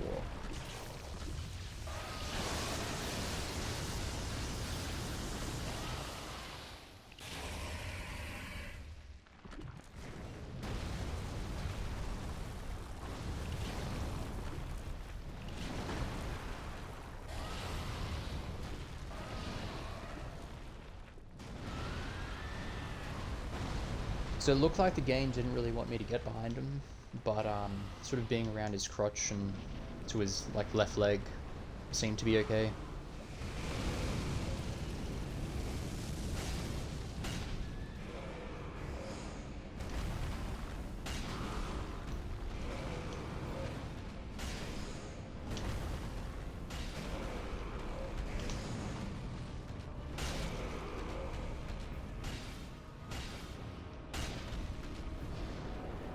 Okay, so he might start with that, yeah, this attack.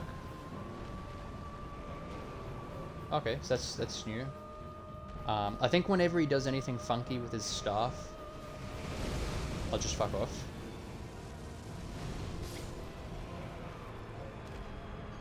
Okay, a lot of range there. He kind of reminds me of the Decepticon in. I don't want to say the second Transformer movie, the little one. The one that's in love with Megan Fox. Has that look about him.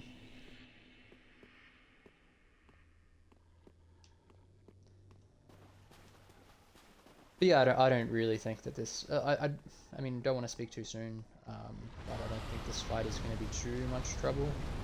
I mean, Phase 2 certainly seems more annoying than not, but... not impossible. Just a bit slower than Phase 1, because you can't be as close to him.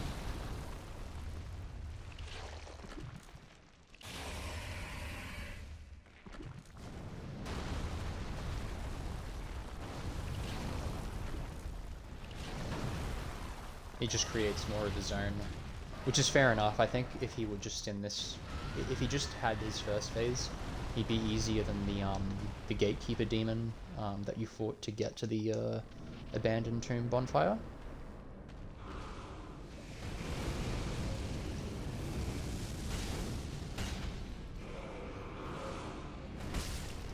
Whoops. That was a bit silly.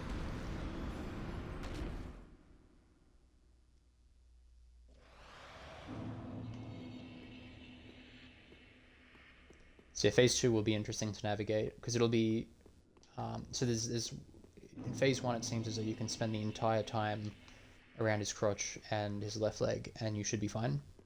It seemed as though you didn't even really need to dodge some of those attacks. But for Phase 2, you have... There's 2 things that I can see potentially wrong with Phase 2. First of all, he wants to zone you out, he wants to keep you away from him, so he has the big AoE attacks and the big breath attacks. Well, the big AoE attacks. And they just push you away. So that's nasty. But the dynamic there that I haven't really explored is closing distance again. You know, it can be really dangerous standing in front of these bosses at like a short distance.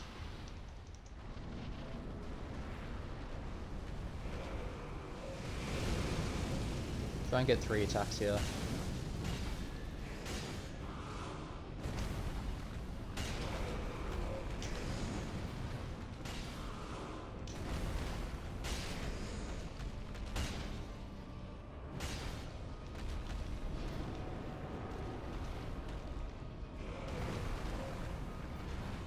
Okay.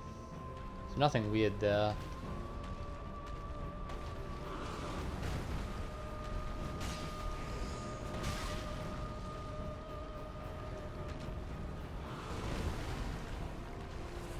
So we'll close the distance again. Alright. So it looks like I can't actually, what was killing me is I'm dodging far too early. I mean, it'd get out of the way of the swing, but I'm dodging in, it would seem, into the start of his attack. So I'm actually kind of tempted not to dodge at all there. When he does that, I will have a go at just standing on his crotch. And we'll see how that goes. Because dodging that just seems weird. I think the dodge does have a timing. You know, it's just a really late dodge. But, like a super late dodge. But, if I can potentially just stand there, that seems like a better idea to me.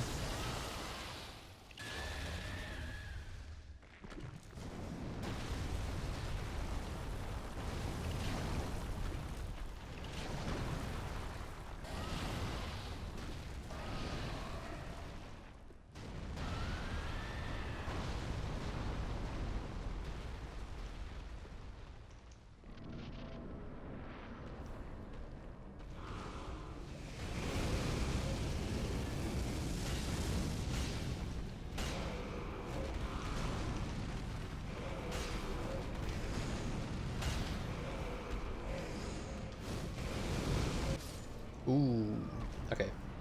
So that's something I'll have to watch out for. I didn't quite get the tell for that. Kind of just looked like a stomp, but I could be wrong about that. Or was that when he uses his breath attack at the ground? Could be. I'm not... Oh... Ooh, we'll keep it on for the time being, but the fact that I was one-shot by that kind of makes me uninspired by that flame stone plate ring.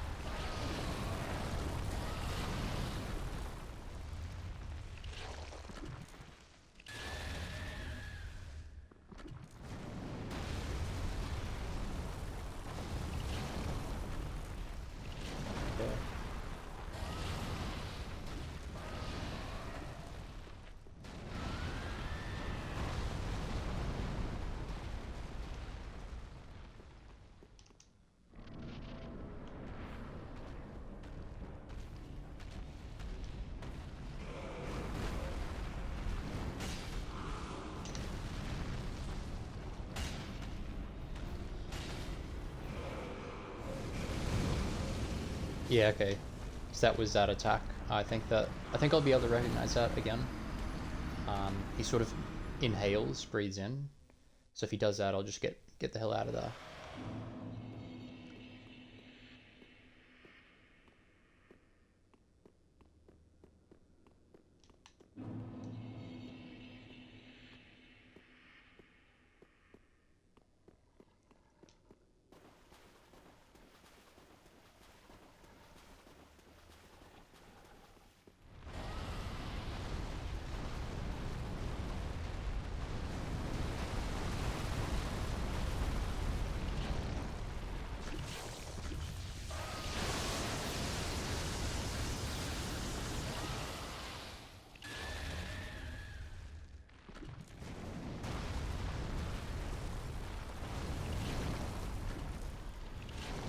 One thing I forgot to do actually, the last section, was do the drop down. Yeah, I don't know what I don't know what's there.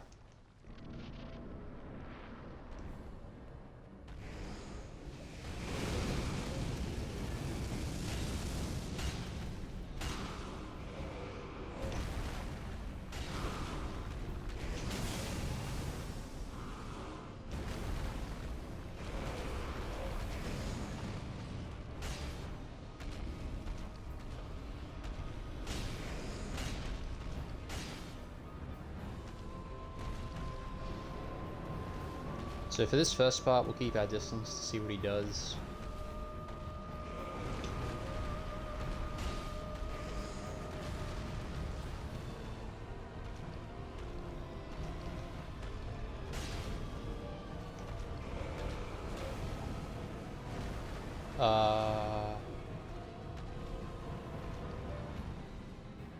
That's kind of cool.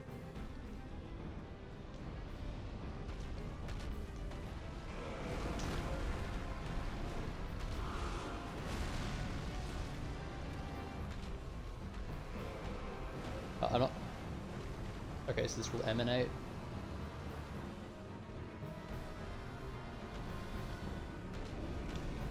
Oh shit.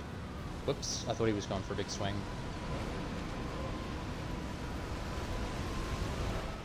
Ooh. I think, was that where he puts the big balls of fire in the air? That's what I'm thinking. But yeah, I see no reason why we can't do this fight. I'll have one more attempt and then I'll grab my charger. So I'll probably aim to do today is do this boss. And then do that drop down. Be pretty happy with that. There is still something in Irithil that I haven't explored though.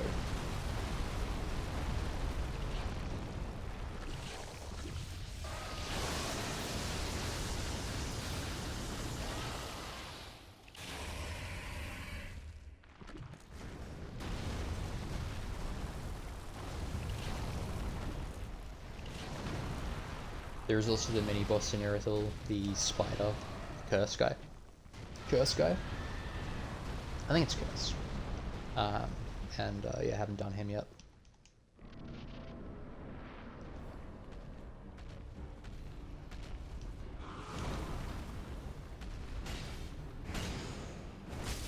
Whoops. I think going for 2 attacks in general is a bit greedy, because what you should really be doing is go for 1 attack and then just close the distance a little bit. And then that kind of thing isn't going to be weird for you to dodge.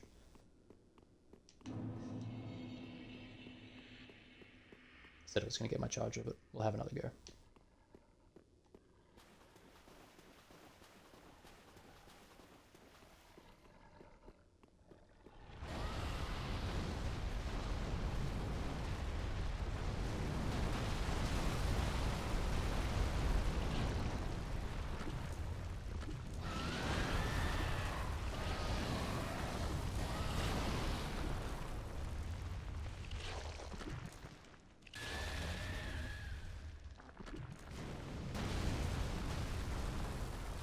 You're keen to give this guy a go with the deep axe as well, actually, because I can't imagine... I can see why he'd be resistant to fire, but if anything, I wouldn't be surprised if he's weak to dark. So I might give that a go.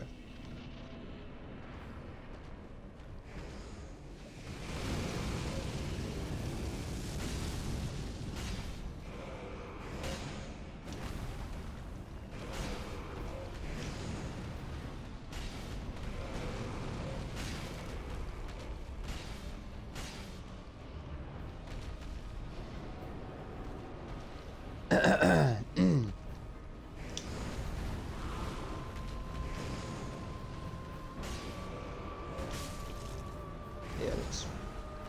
Okay. Let me grab my charger. Have a quick break.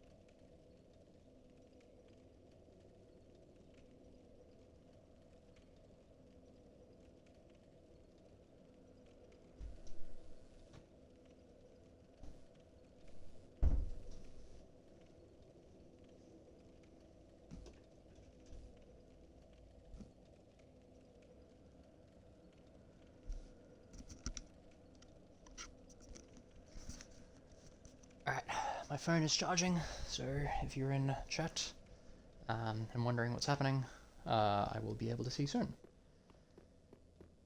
Okay, so let's get this Demon King.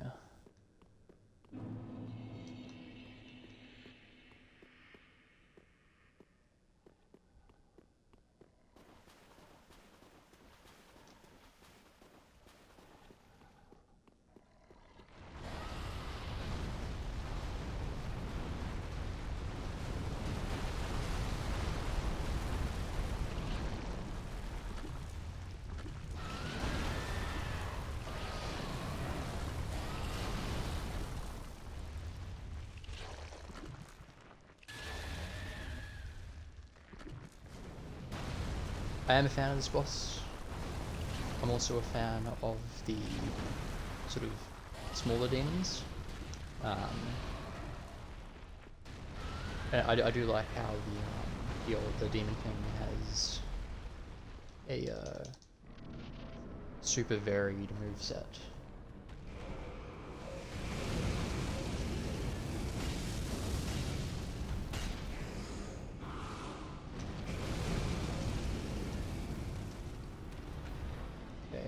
Got out by the skin of my teeth there.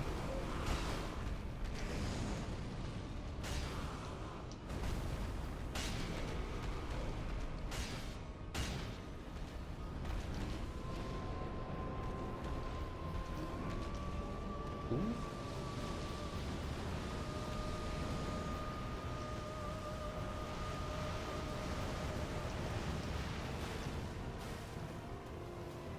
Okay.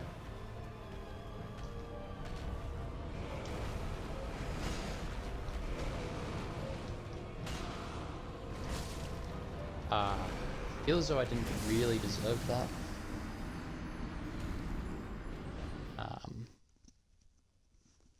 Although I did get the feeling that I was a little bit out of position there.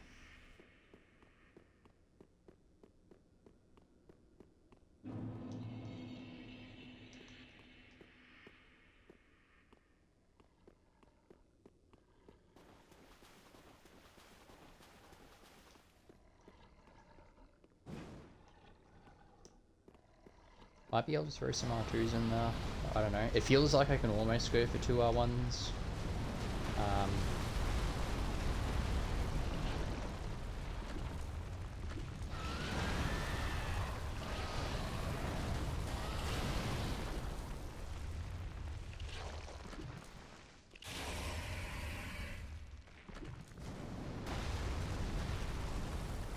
It feels like that these guys are the new rendition of things like the Asylum Demon, Cracker Demon, Taurus Demon. And I certainly think that it's a real step up. I don't think any of those enemies are bad. Like Demon Fire Sage, Stray Demon, Asylum Demon, I think. Yeah, no problems with any of them.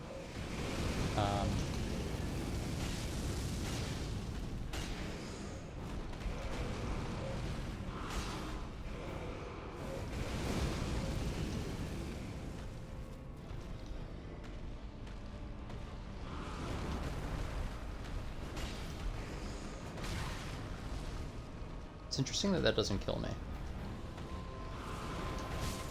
That is a really long stagger time though. I didn't like that. That took ages to get up.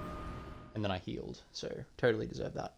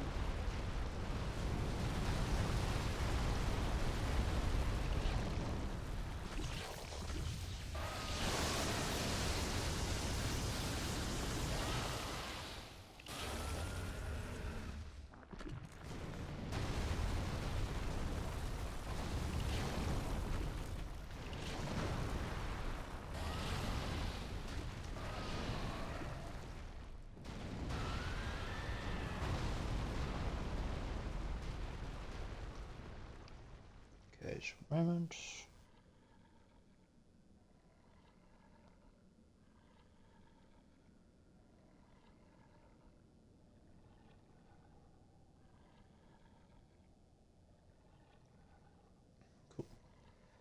the stream manager back up.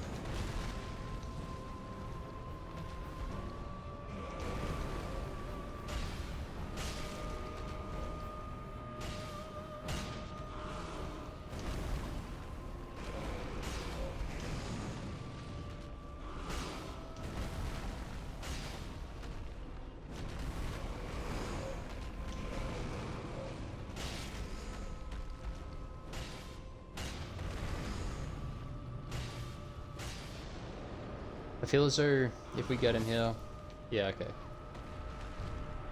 I was gonna say, I feel as though if we got him there, it'd feel a little bit cheap because we didn't really deal with the phase 2 moveset at all.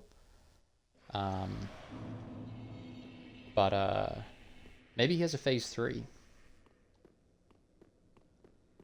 It could also just be a AoE that he does close to death. Kind of looked a bit different though. I like doing the Warcry, that felt nice. I was doing 240 damage, so let's see how this Dark Axe goes. The Deep Axe.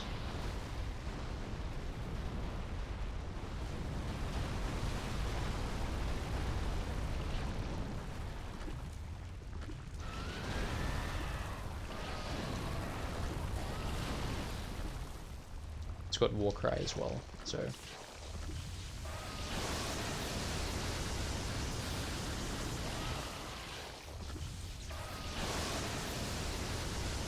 This is a bit weird. This is going on for a bit longer than usual.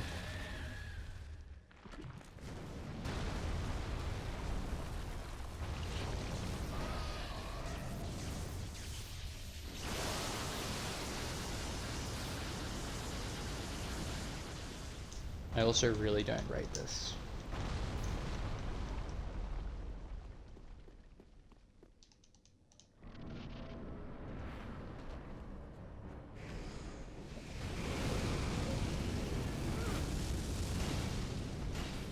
Okay.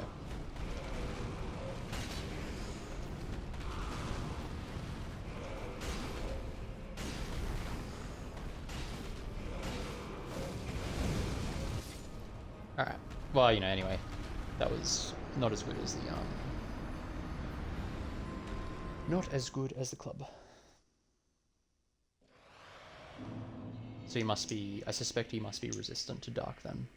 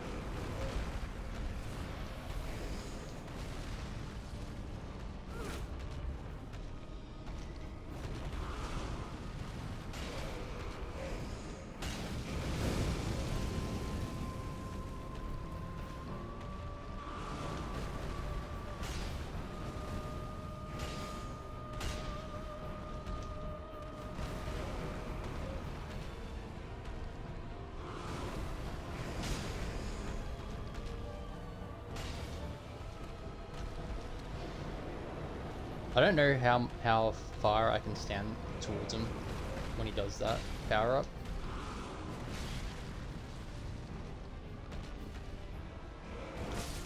Whoops.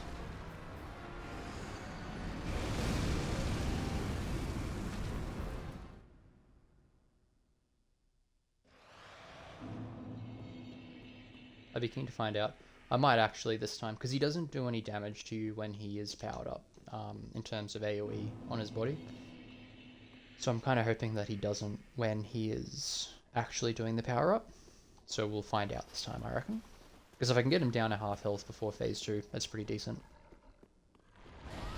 And it also means that I'm starting the fight closer to him, which is nice. Because if he gives me some good attack sequences, there's a lot of stuff that I can just stand next to his crotch and avoid.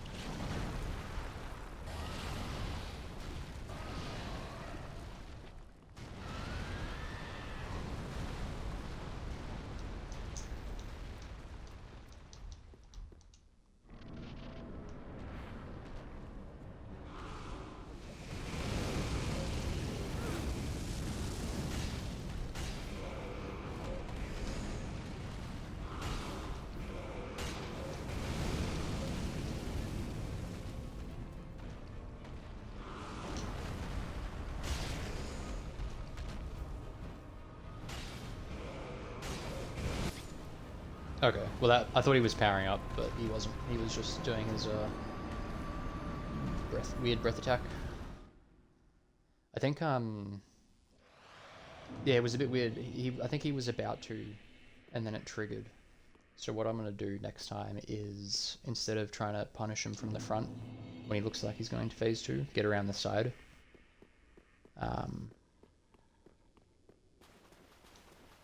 Because I couldn't, like, his stick was in the way and missed a hit as well. And then because he's leaning over, I can't really move into him to avoid that attack.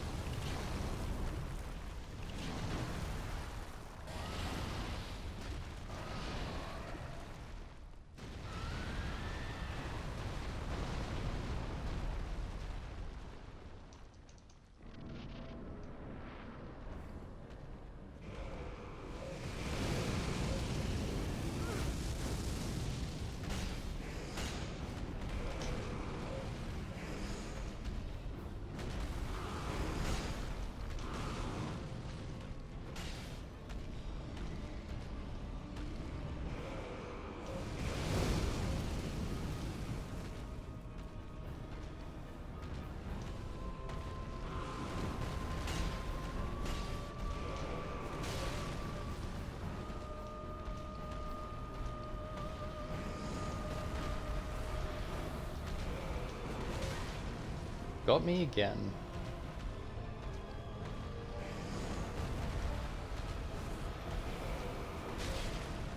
I wonder if the healing actually is triggering that.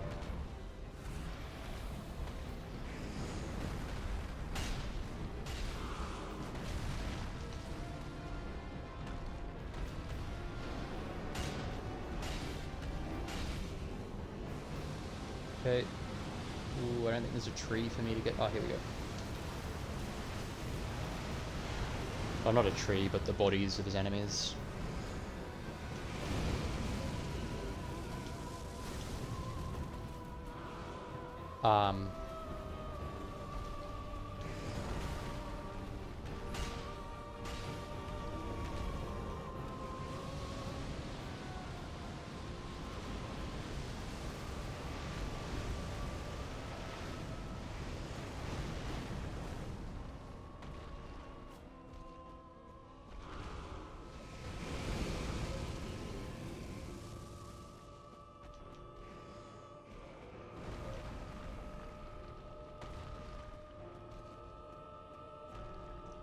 This is really unfortunate.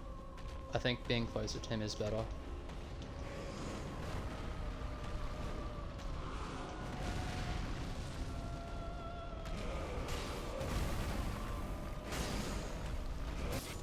Ooh. I think I really do need to actually dodge for that attack because his staff blocks me from getting underneath him.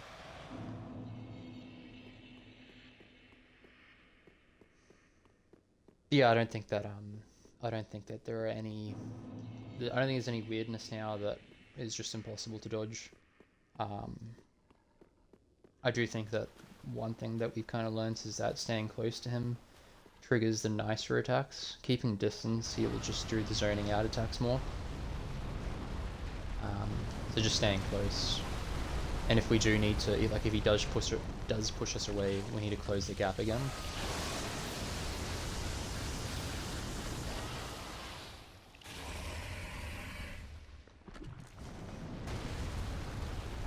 So we should get him soon, I think. It's just very punishing because he one-shots with every attack. It's just a matter of being flawless. Well, he doesn't one-shot with absolutely every attack. There's some AoE that he does that doesn't quite get us.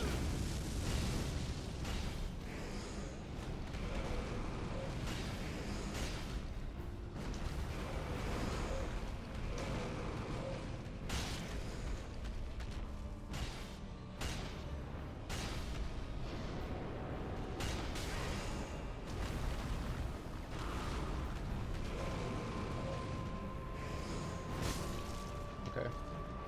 Well, he was just keeping me away from him a bit there, which is unfortunate, but what can you do?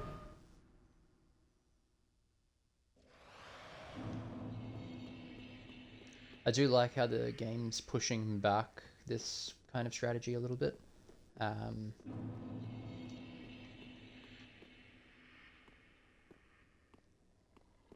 I think I need to be far more aware of when his staff is going to be a problem, and just make sure that my dodges aren't as greedy. Make sure I dodge in the first place.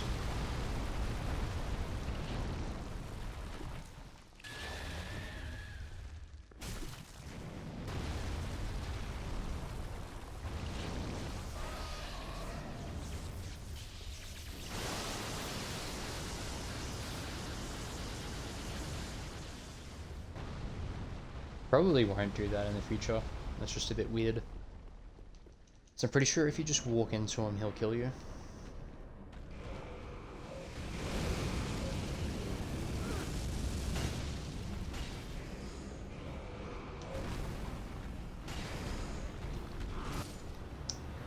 Yeah. Alright. Okay, so I've learned my lesson there. I think that sometimes you can get away with the double punish, but it just stops you from closing the distance. I think I've made that point before. Don't wanna... Yeah, just trying to build a good habit there.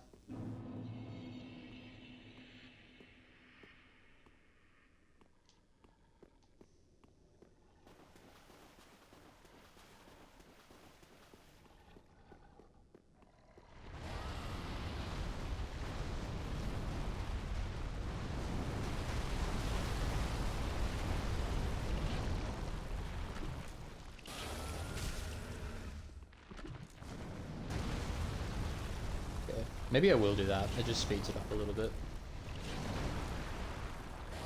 And it doesn't seem to be dangerous.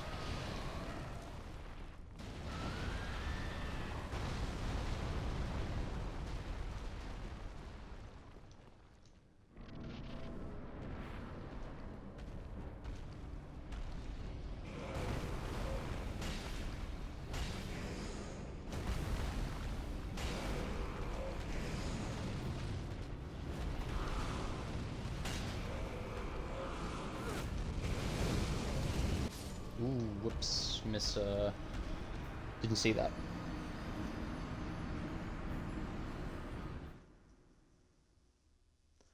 Think I might war cry before the fog gate. Or even just after. I'll do it before.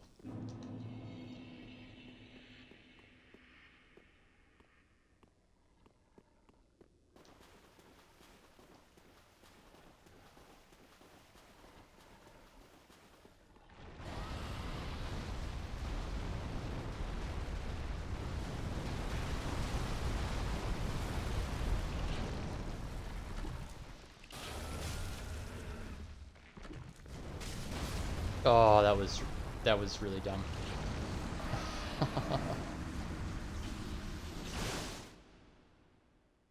Okay.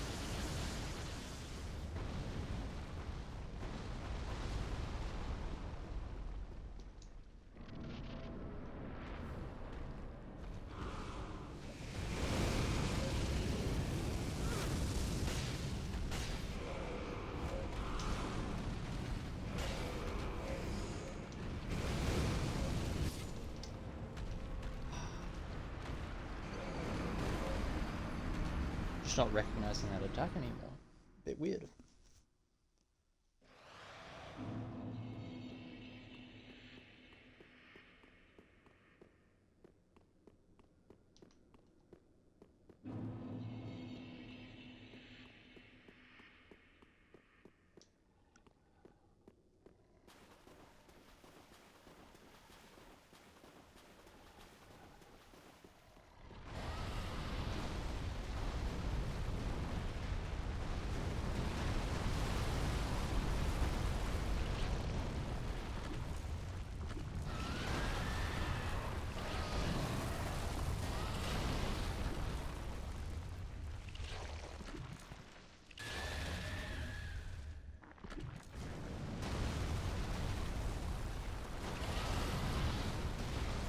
That's a bit weird.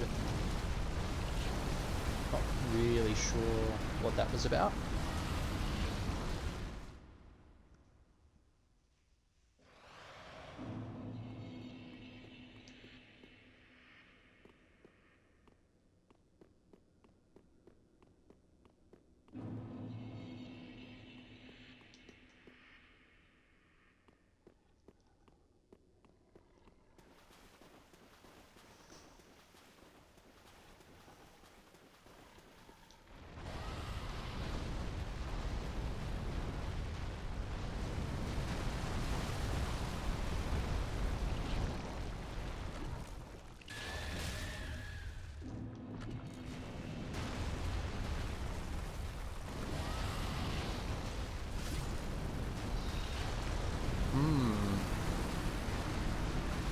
Twice in a row. Oh, I don't get that. Am I just not going fast enough, or what?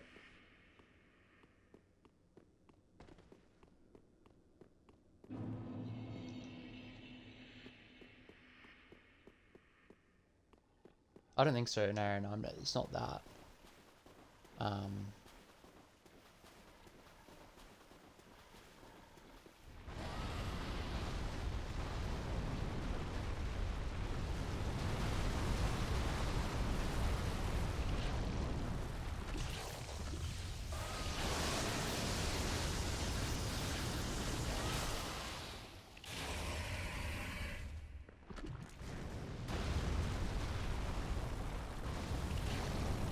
Okay, so that was normal. Maybe just a bit of RNG. Maybe I was slower on the approach. Not really sure.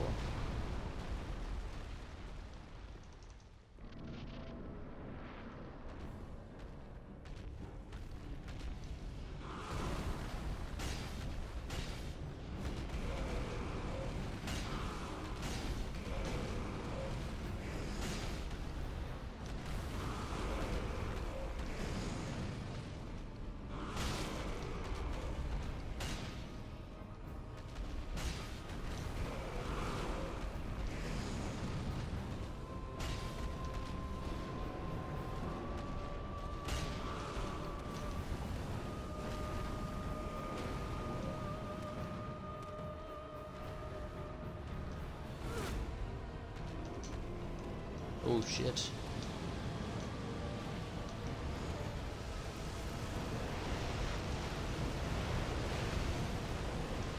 Okay, so there's two parts to that attack.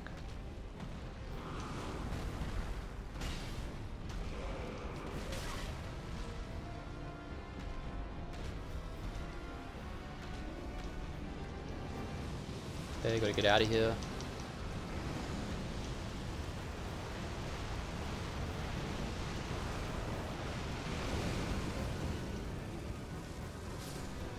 Alright.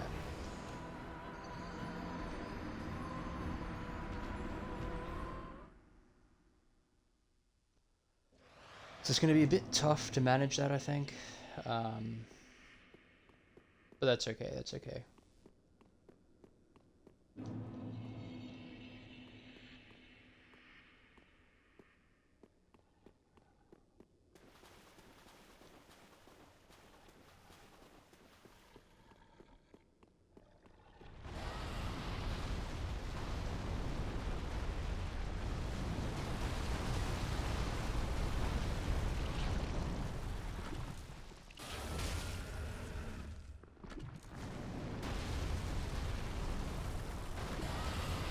Okay, so he's being weird.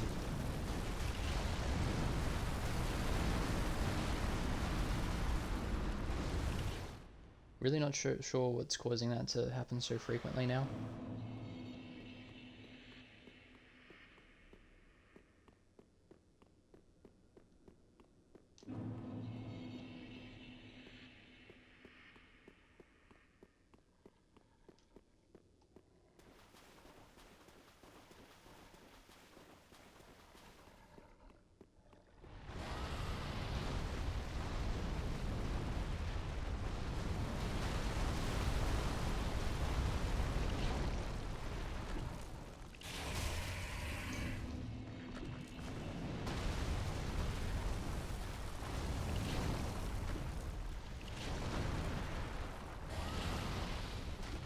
That almost felt different as well, but hard to say.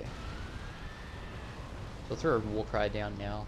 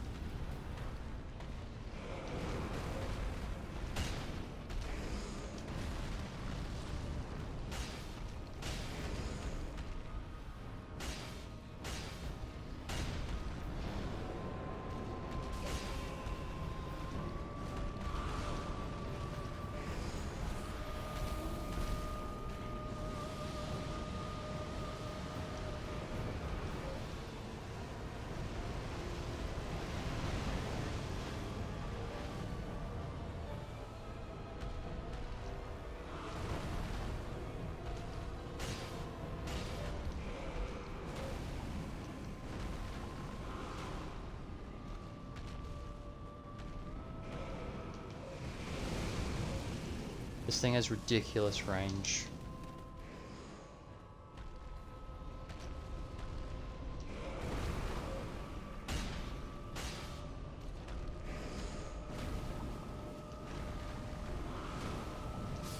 Wow. Wow, wow, wow.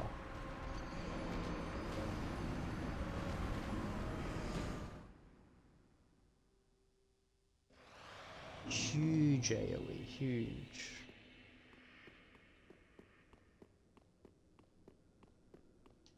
But not bad, like again, not really being killed by anything that I think is like beyond the realm of possibility to avoid.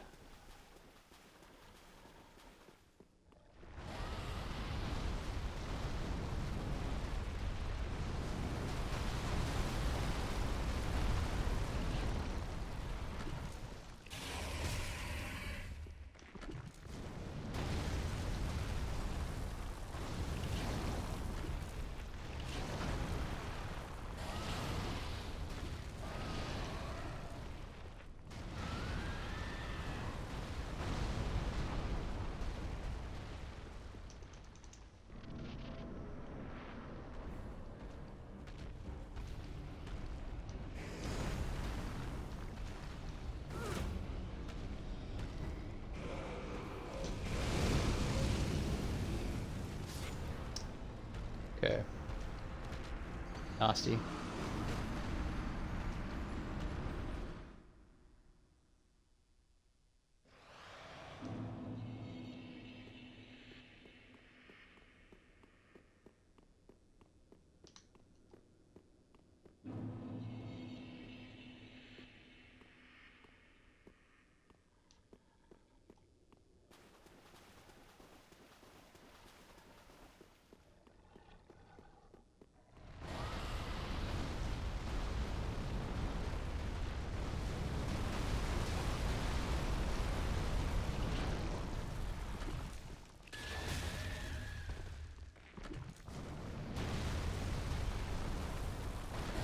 Okay, so he's being probably dead here. Yeah.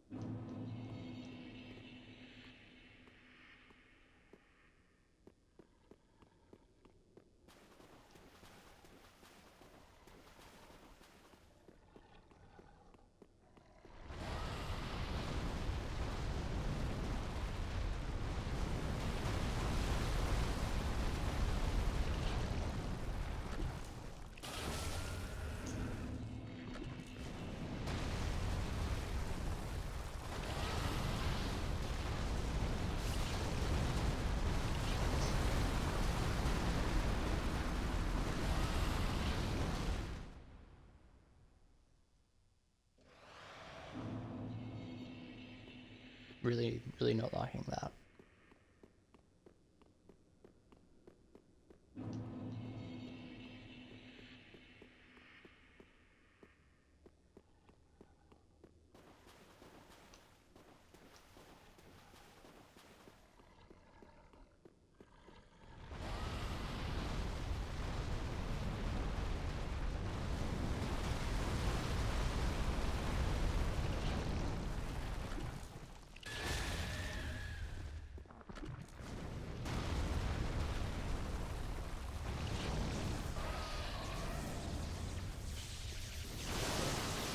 We waited there a little bit. Might do that in the future.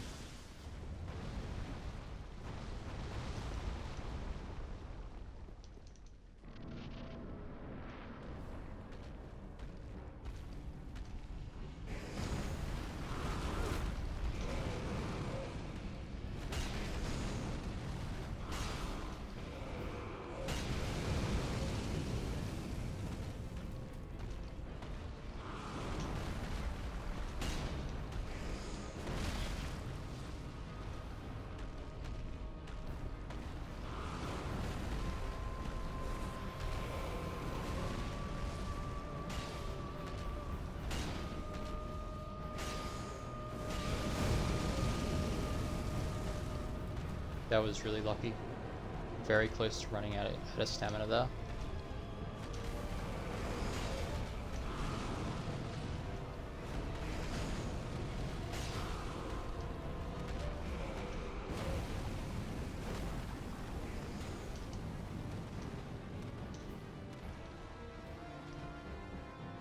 So you can roll through those waves. Oh wow, they're still going. I don't understand, but alright.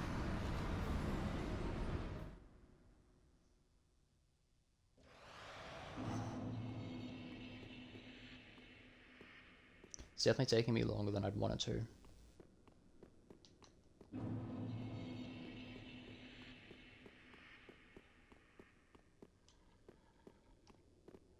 Not really getting deep into it either, which is frustrating.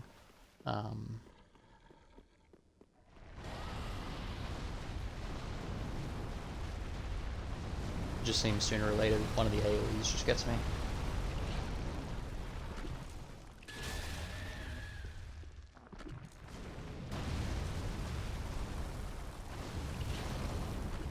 Okay. Didn't actually pause there, probably should have.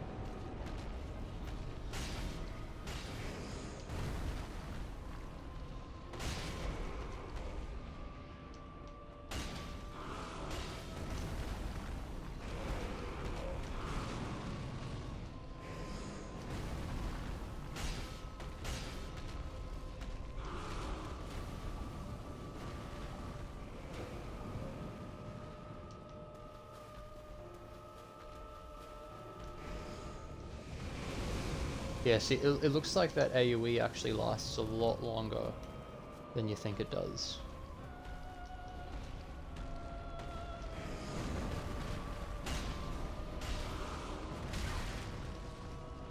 Bit annoying. Very dodgeable attack.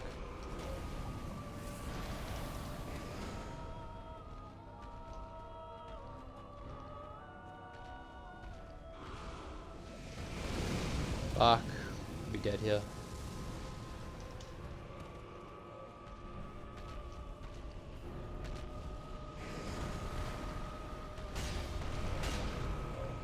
Okay, this is... he does something weird here. Just back away.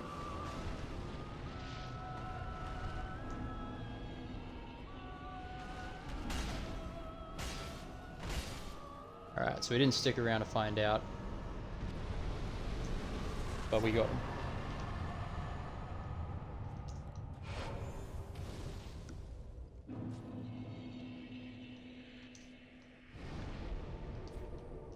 Decent fight. I think that the myriad AoE attacks is a little bit you feel the pinch of those on SL1 for sure. Really cool arena though, pretty top-notch arena. Okay, so what we're going to do is we're going to travel to, well actually we'll go to Firelink. And what I'll do is I'll get the large Titanite required to put my regular club up to +6. The reason being, I don't think I need to do this, but okay, so 9, so I need 3. The reason being, if we come across dogs, it is nice to have the shield up. Ashen.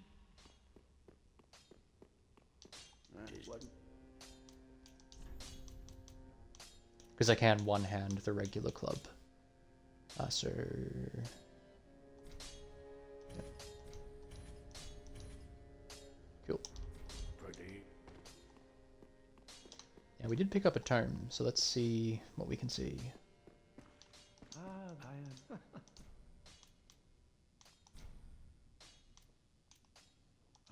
What have we here? A pyromancy tome from Izalith. Then you found the home of pyromancy. Brilliant. I will never curse being old and undead again. Now, show it here, quickly. Let us channel them together. The prime...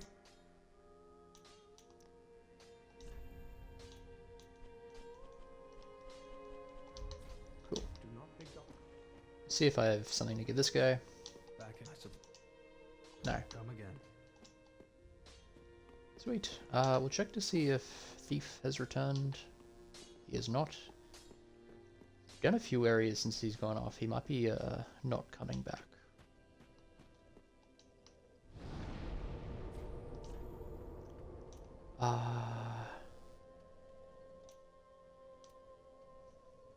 It's that. Old King's Antechamber, though. I didn't actually pick up the name on the of this bonfire, so that's interesting. Can't really imagine the Old King getting in there, though.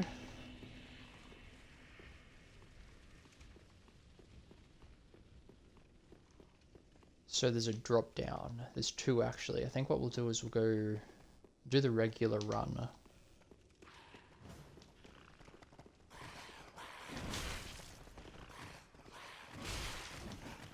Out of nowhere. Cool.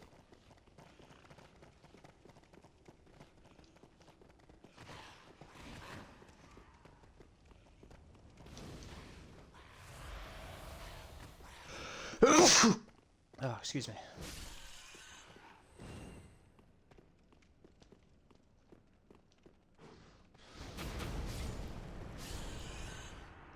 Okay, so it looks like that way is just death. I think I might have lost a little souls there as well. I think we're gonna have to run into the main chamber then. I won't bother with my souls, I don't think it was that much.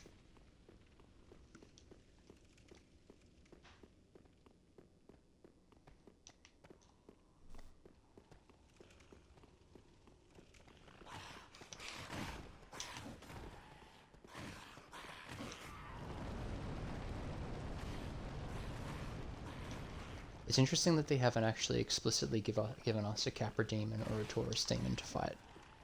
Which I don't mind. It keeps the mystery of, you know, what they're doing here, which is quite nice.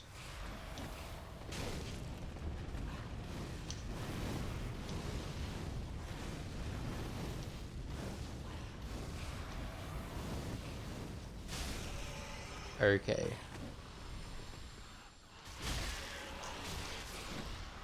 I think I know how to get there then, but it's a bit annoying. It's a hectic jump.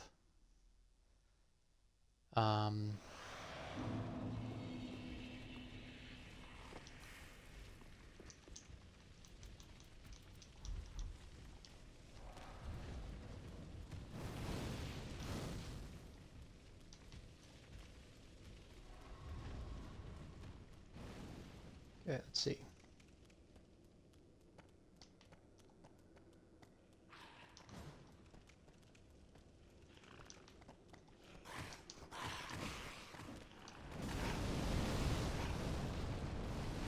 Go on that way instead, for a change. At least I can see the enemies. So, I think we go this way.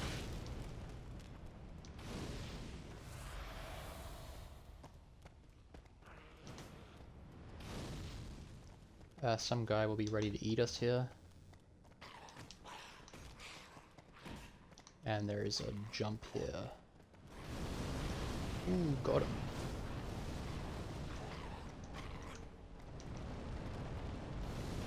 Oh, heaven's sake. Well, at least I know I can make that jump. I think I need to jump. Well, I mean, it's obvious, but I do need to jump much later.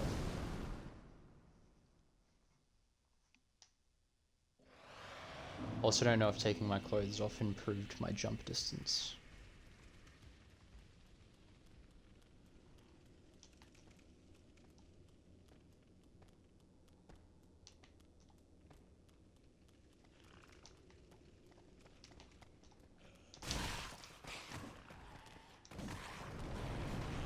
Bit of panic rolling there. What can you do? Them following me now shouldn't actually be much of an issue. I do need to remember to dodge this though.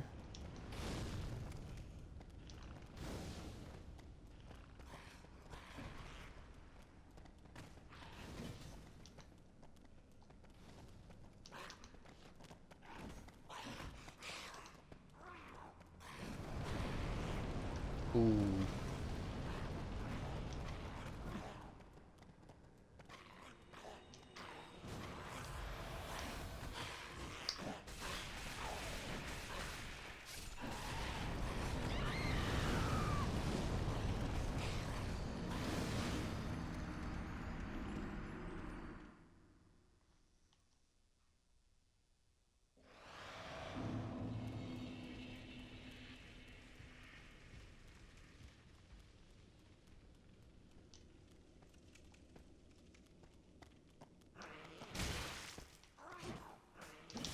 Oh, got me.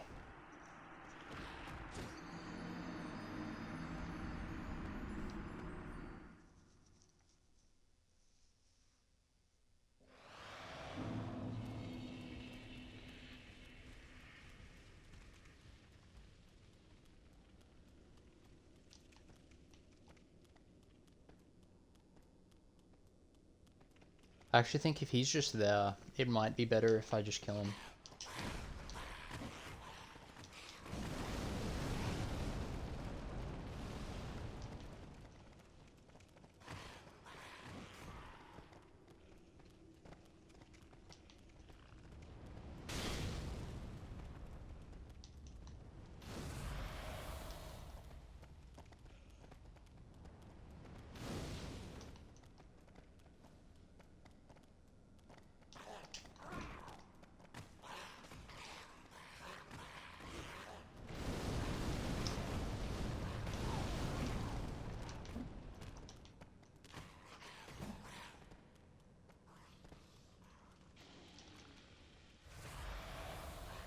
Positioning might be a bit weird here. Wow.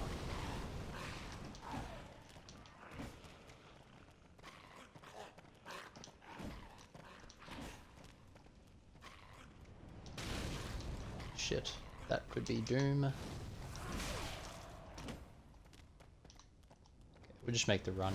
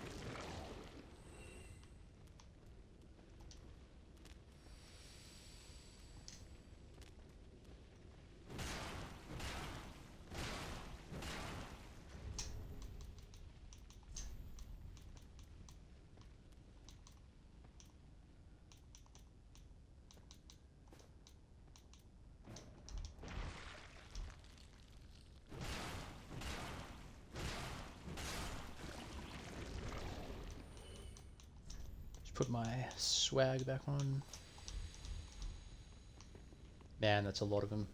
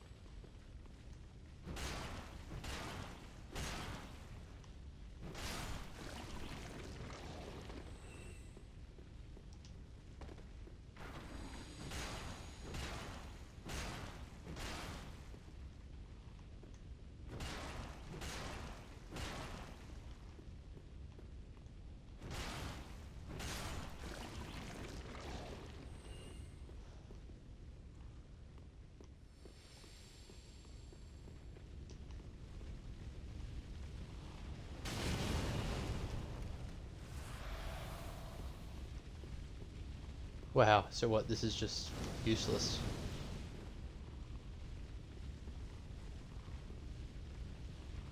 I'm thoroughly confused then. Oh, okay, alright, okay, makes sense. Alright then, well, I guess it's not as bad. Like, definitely a shortcut. But still, not sure that was worth it. I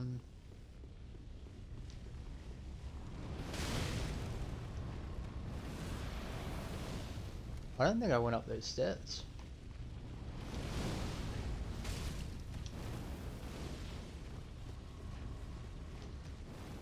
Okay, so this is not looking good.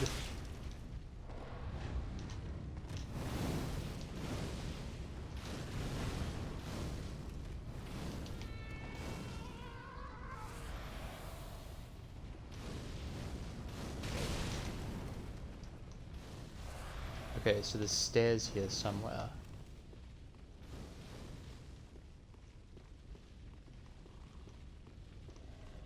If I can see the shortcut opening, I'll be able to spot them. Ah, here we go.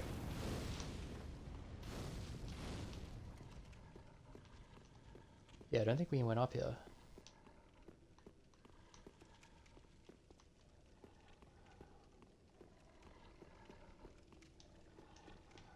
Alright. So what is this? Demon ruins?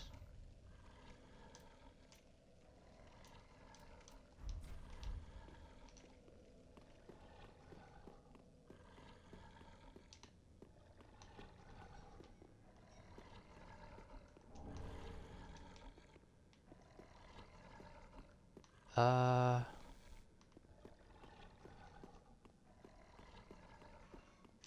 Okay. That is unfortunate.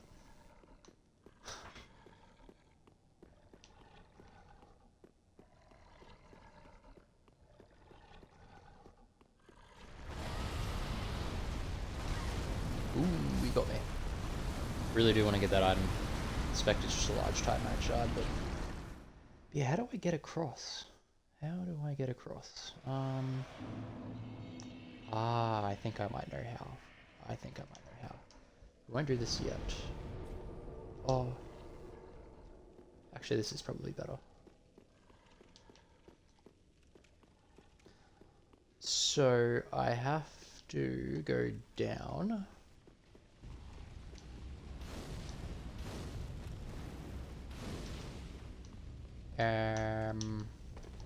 This way.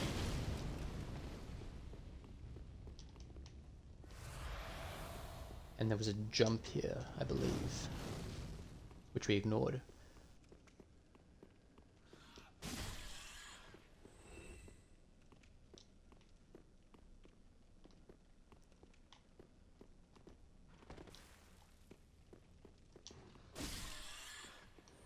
I'm kind of thinking that we didn't really ignore that. No.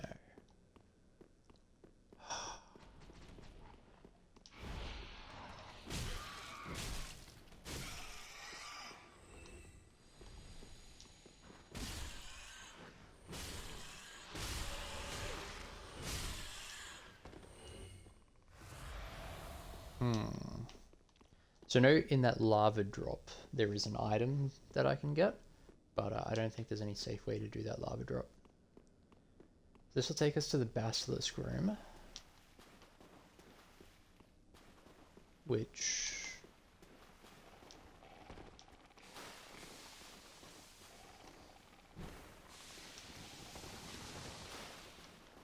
I don't really want to die here. That's interesting.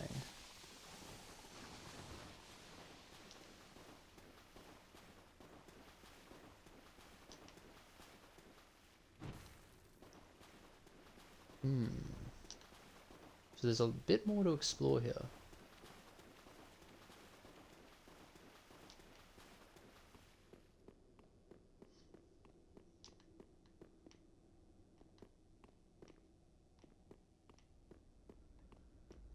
There must be... Let's see. Did I get something from the old Demon King that would allow me to walk across this?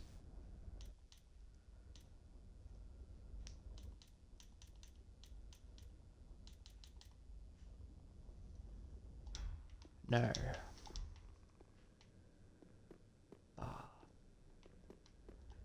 Yeah. So there's something like a in the first game there was a ring that allowed you to walk over lava. It was specifically a lava resist ring.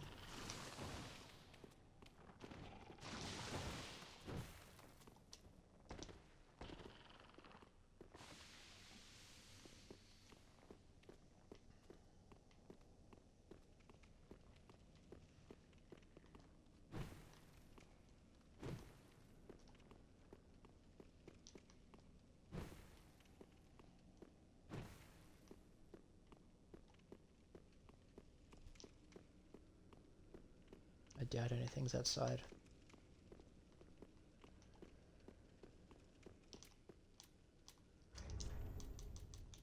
The bones back on.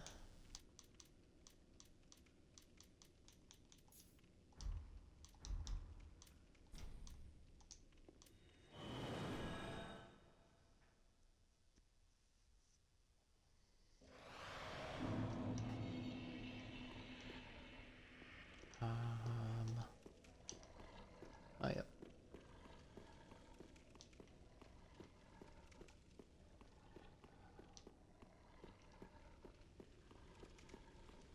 I don't know if I ever dropped down that bigger drop.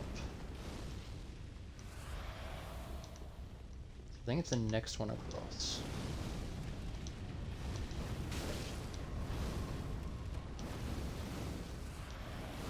Oh, that was a rat.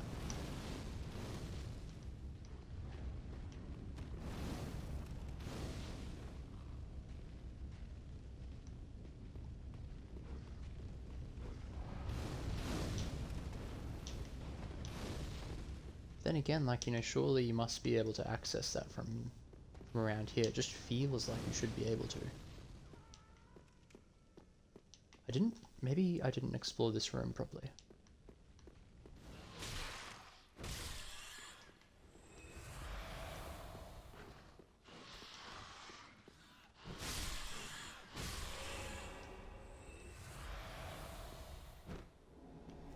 Yep.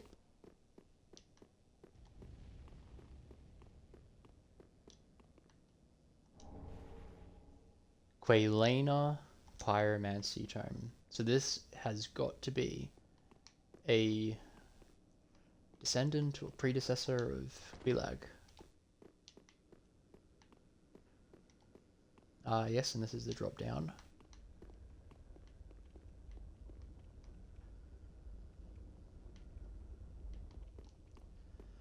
Alright, there was one more item. So let's continue on this path. I reckon there's another hidden door, actually. So, if we were to go down the stairs here, we would get to the dudes, the basilisks. If we turn right, there's an alcove right with a ledge that has an item on it. So I'm thinking that this is one invisible wall here. Holy shit. Huh. Whoops. That's what I get for trying to face it head on. That's okay. Quick to get back here. I think I need to turn right as I come out down the stairs.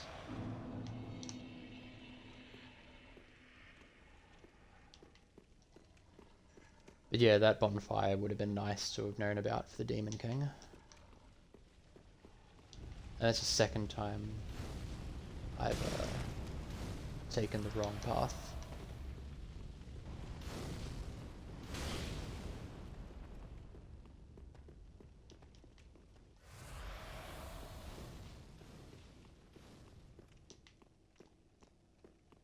Okay, so we're not going to bother with these rats.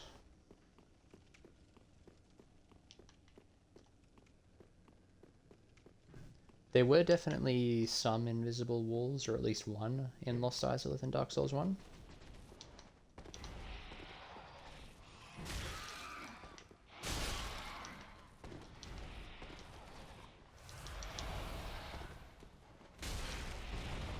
Shouldn't really be dying to this enemy.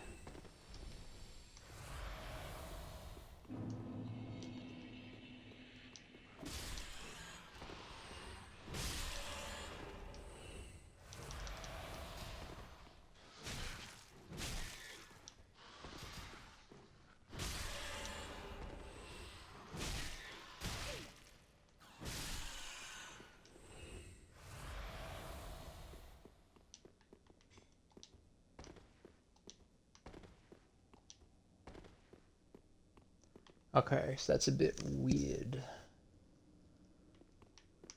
Thought there would be a wall there. Ah.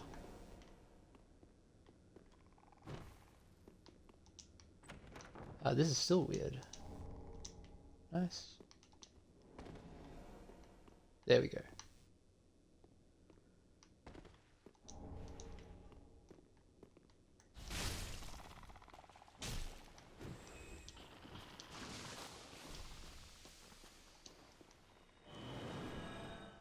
Alright, so just for the sake of completion, let's go to the start.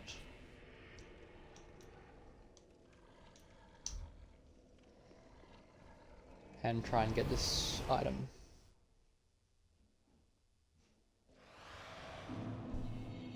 Might also give a crab a go down here afterwards. Don't really want to kill the worm, it's a bit gimmicky. It seems as though it's more of an environmental hazard rather than something worth killing, but you never know, could be a serious drop.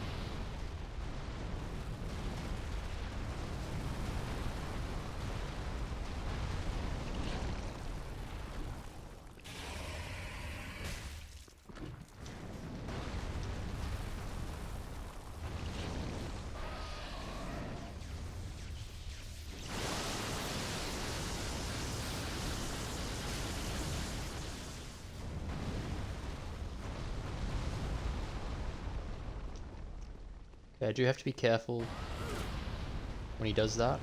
When he pops up in that position.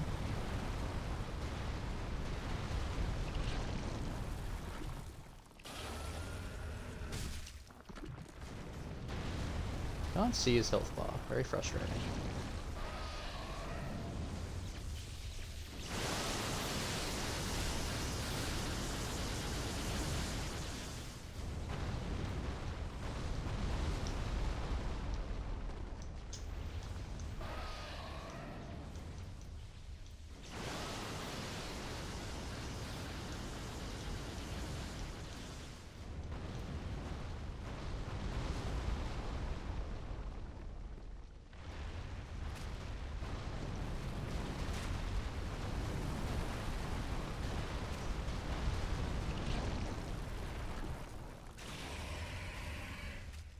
Okay, so he's almost dead.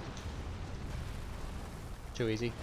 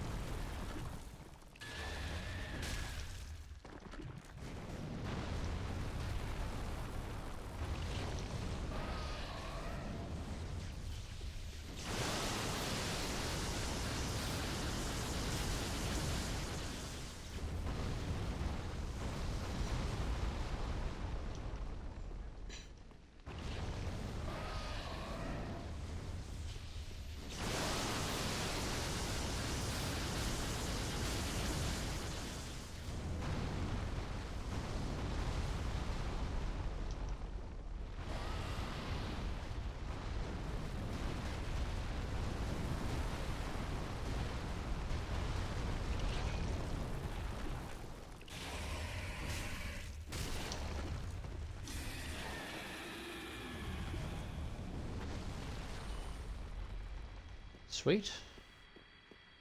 Undead Bone Shard, but useless at this point. I think I've got at least one or two.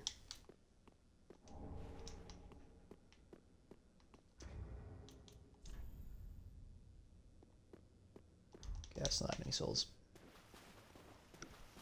Let's try and kill a crab to round out this area.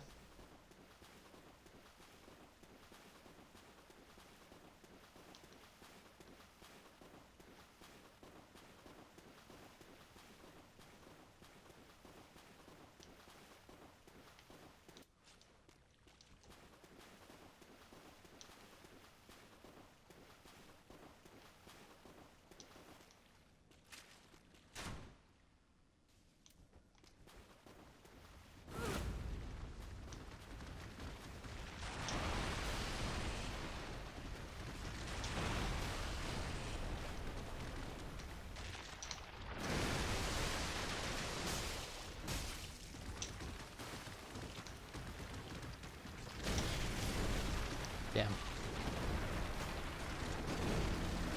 Gotta be really careful of that secondary claw he has.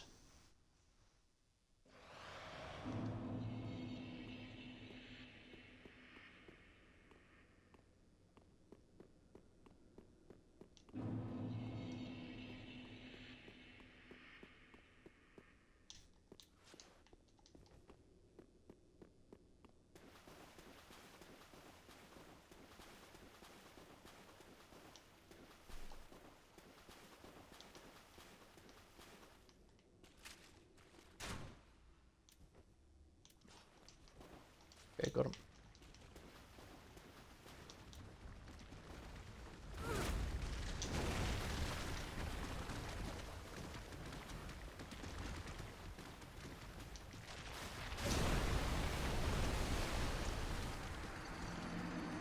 Very frustrating to fight these enemies. They have a really quick turnaround on their attacks.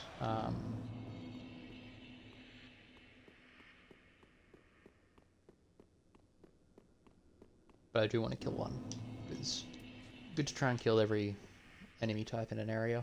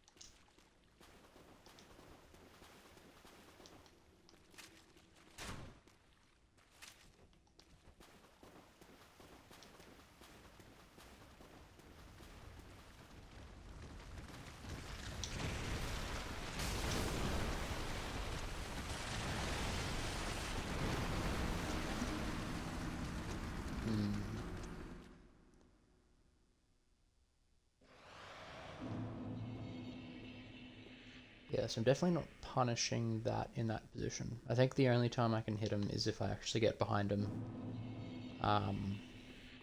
Otherwise, it's just, you know, he's just, he recovers too quick.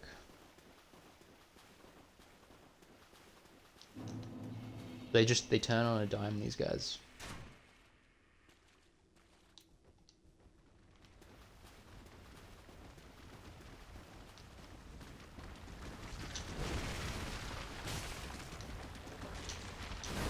Oh, for fuck's sake.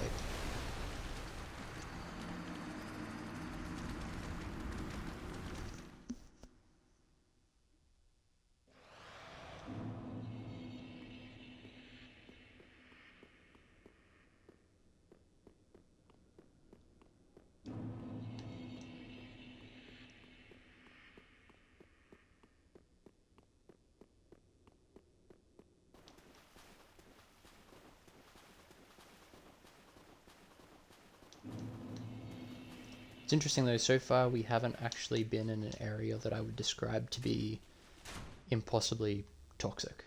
Not literally toxic, but from a mechanical gameplay point of view. There have been hard areas. This area has had its challenges. Oh, come on. Jeez. There we go, buddy.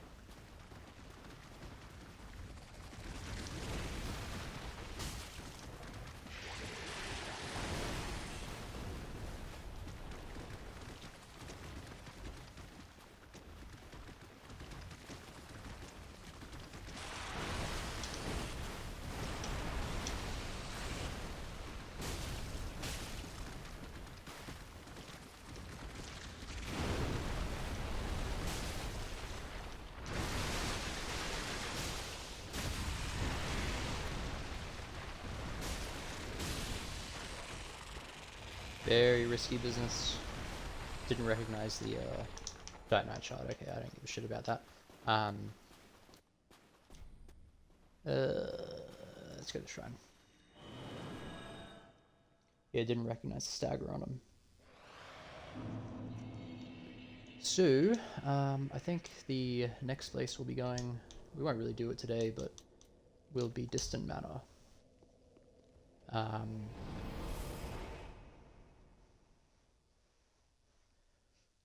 It didn't seem like Smouldering Lake wanted to. The enemy placement here is pretty hectic, so I just have to be careful. Didn't seem like it wanted to lead anywhere. Actually, pull you as well. Could be a mistake, but.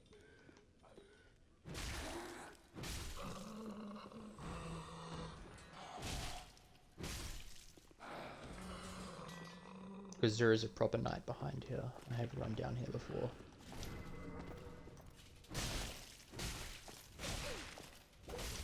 Okay. So just take a quick break and then we'll be back.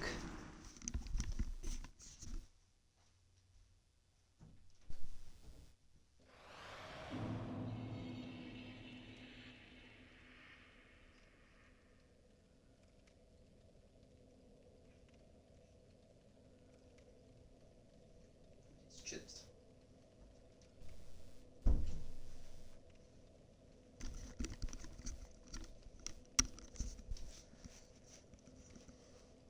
Probably just hang around in this area for a couple of minutes, recap stream, and then finish up.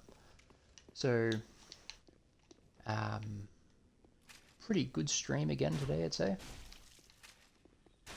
Didn't really start out with the best mentality. Not feeling 100%. And didn't really want to do a boss. But we explored Anor Londo a bit.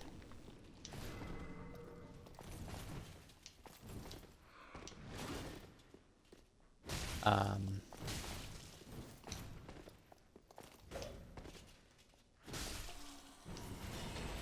explored Anor Londo a bit. Ooh, it's Pyromancer.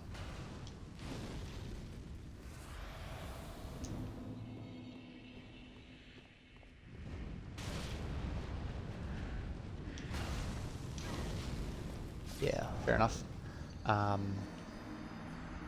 We found a tower with nothing in it, which is a bit odd.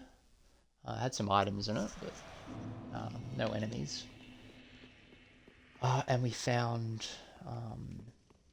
the illusory wall. Oh dear.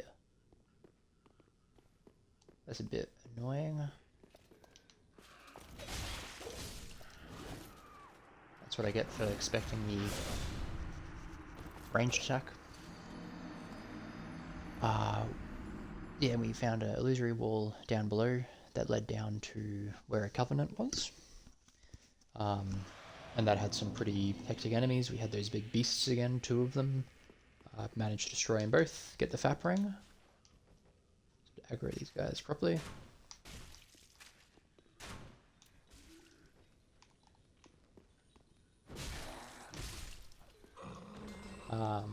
They were tough, but, you know, not unmanageable.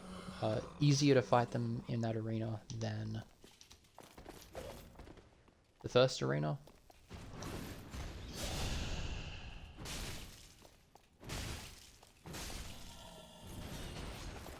Okay, so we'll rush this guy.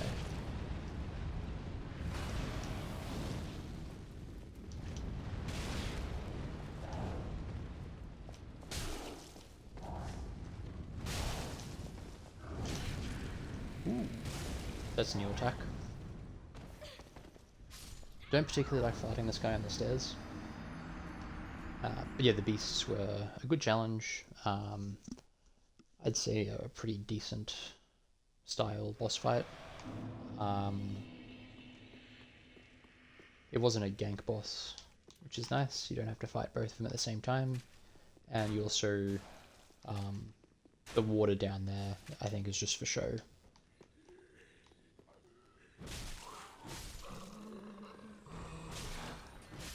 We joined the Covenant down there as well.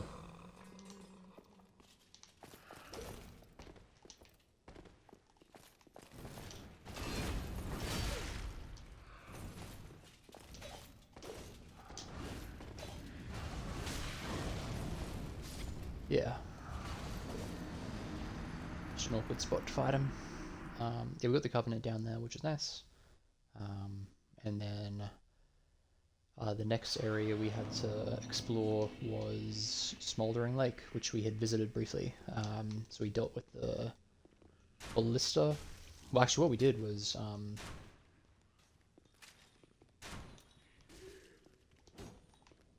we first explored the lake area itself, and we discovered that there was a boss fight.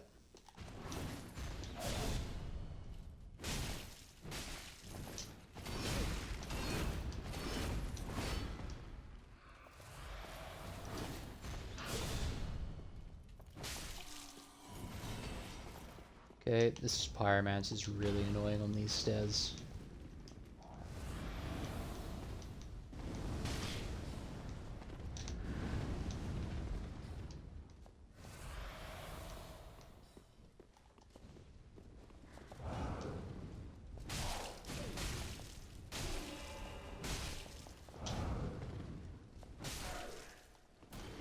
So eating the stamina there, not great, but Immolation Trident, nice.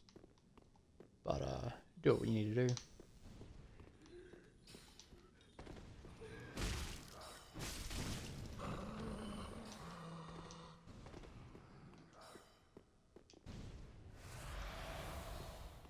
But yeah, once we discovered the boss fight, it was sort of clear that you had to take down the ballista first.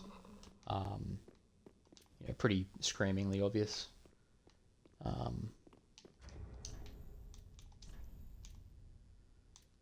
Where is the torch? There we go.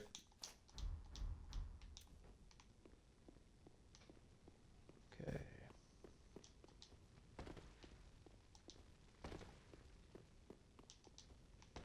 Yeah, so we explored a bit further. Try to fight a crab, got absolutely destroyed because you can't really control the ballista. Um, wow, nice.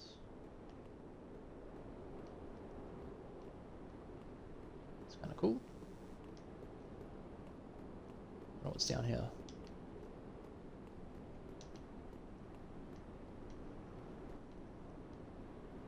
Looks like death down there. Huh.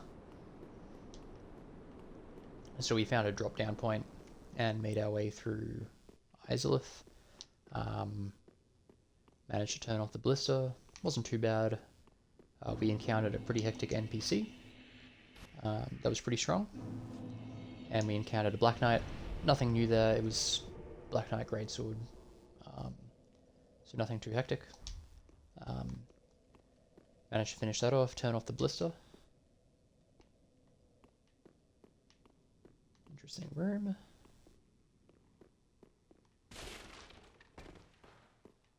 Weird.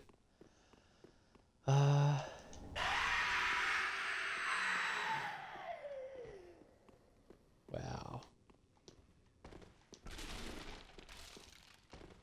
Something wasn't happy.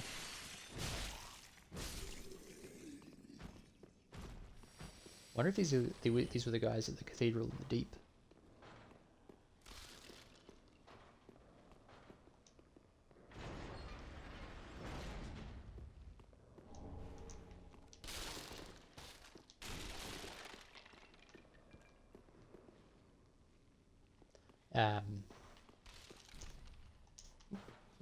Cool. Yeah, so turn off the blister and then made our way back down and proceeded to do the boss fight.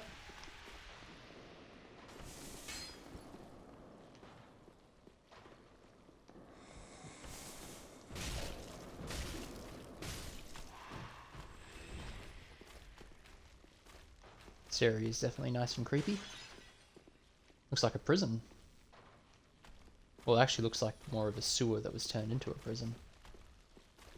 The, Huh!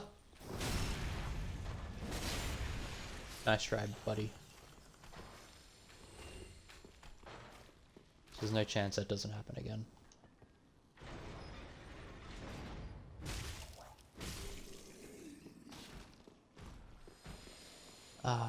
Yeah, and the boss fight was pretty decent, I think. Fairly fun moveset. Nothing too hectic, but the AoE was definitely extreme.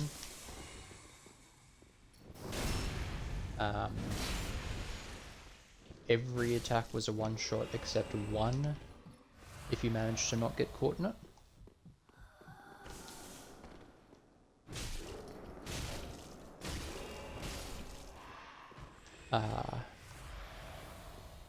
This is a really cool level so far. I'm liking it.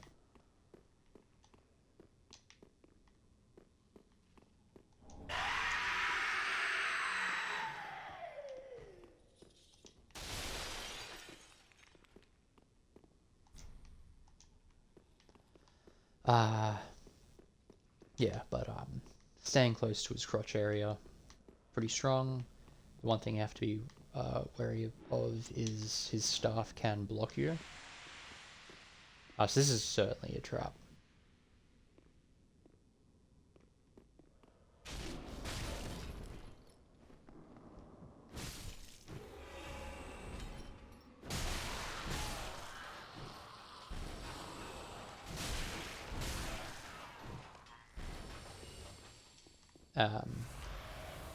Be overall fun. I think a great expansion on the demon enemies we've experienced as mini bosses with Sigmire or Sigurd and the one just before Smouldering Lake. Good expansions on their movesets and a pretty decent arena.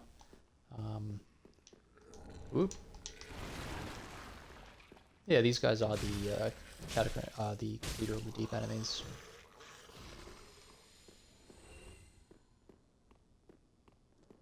Seems a little bit lower level than Smouldering Lake, so far, at least.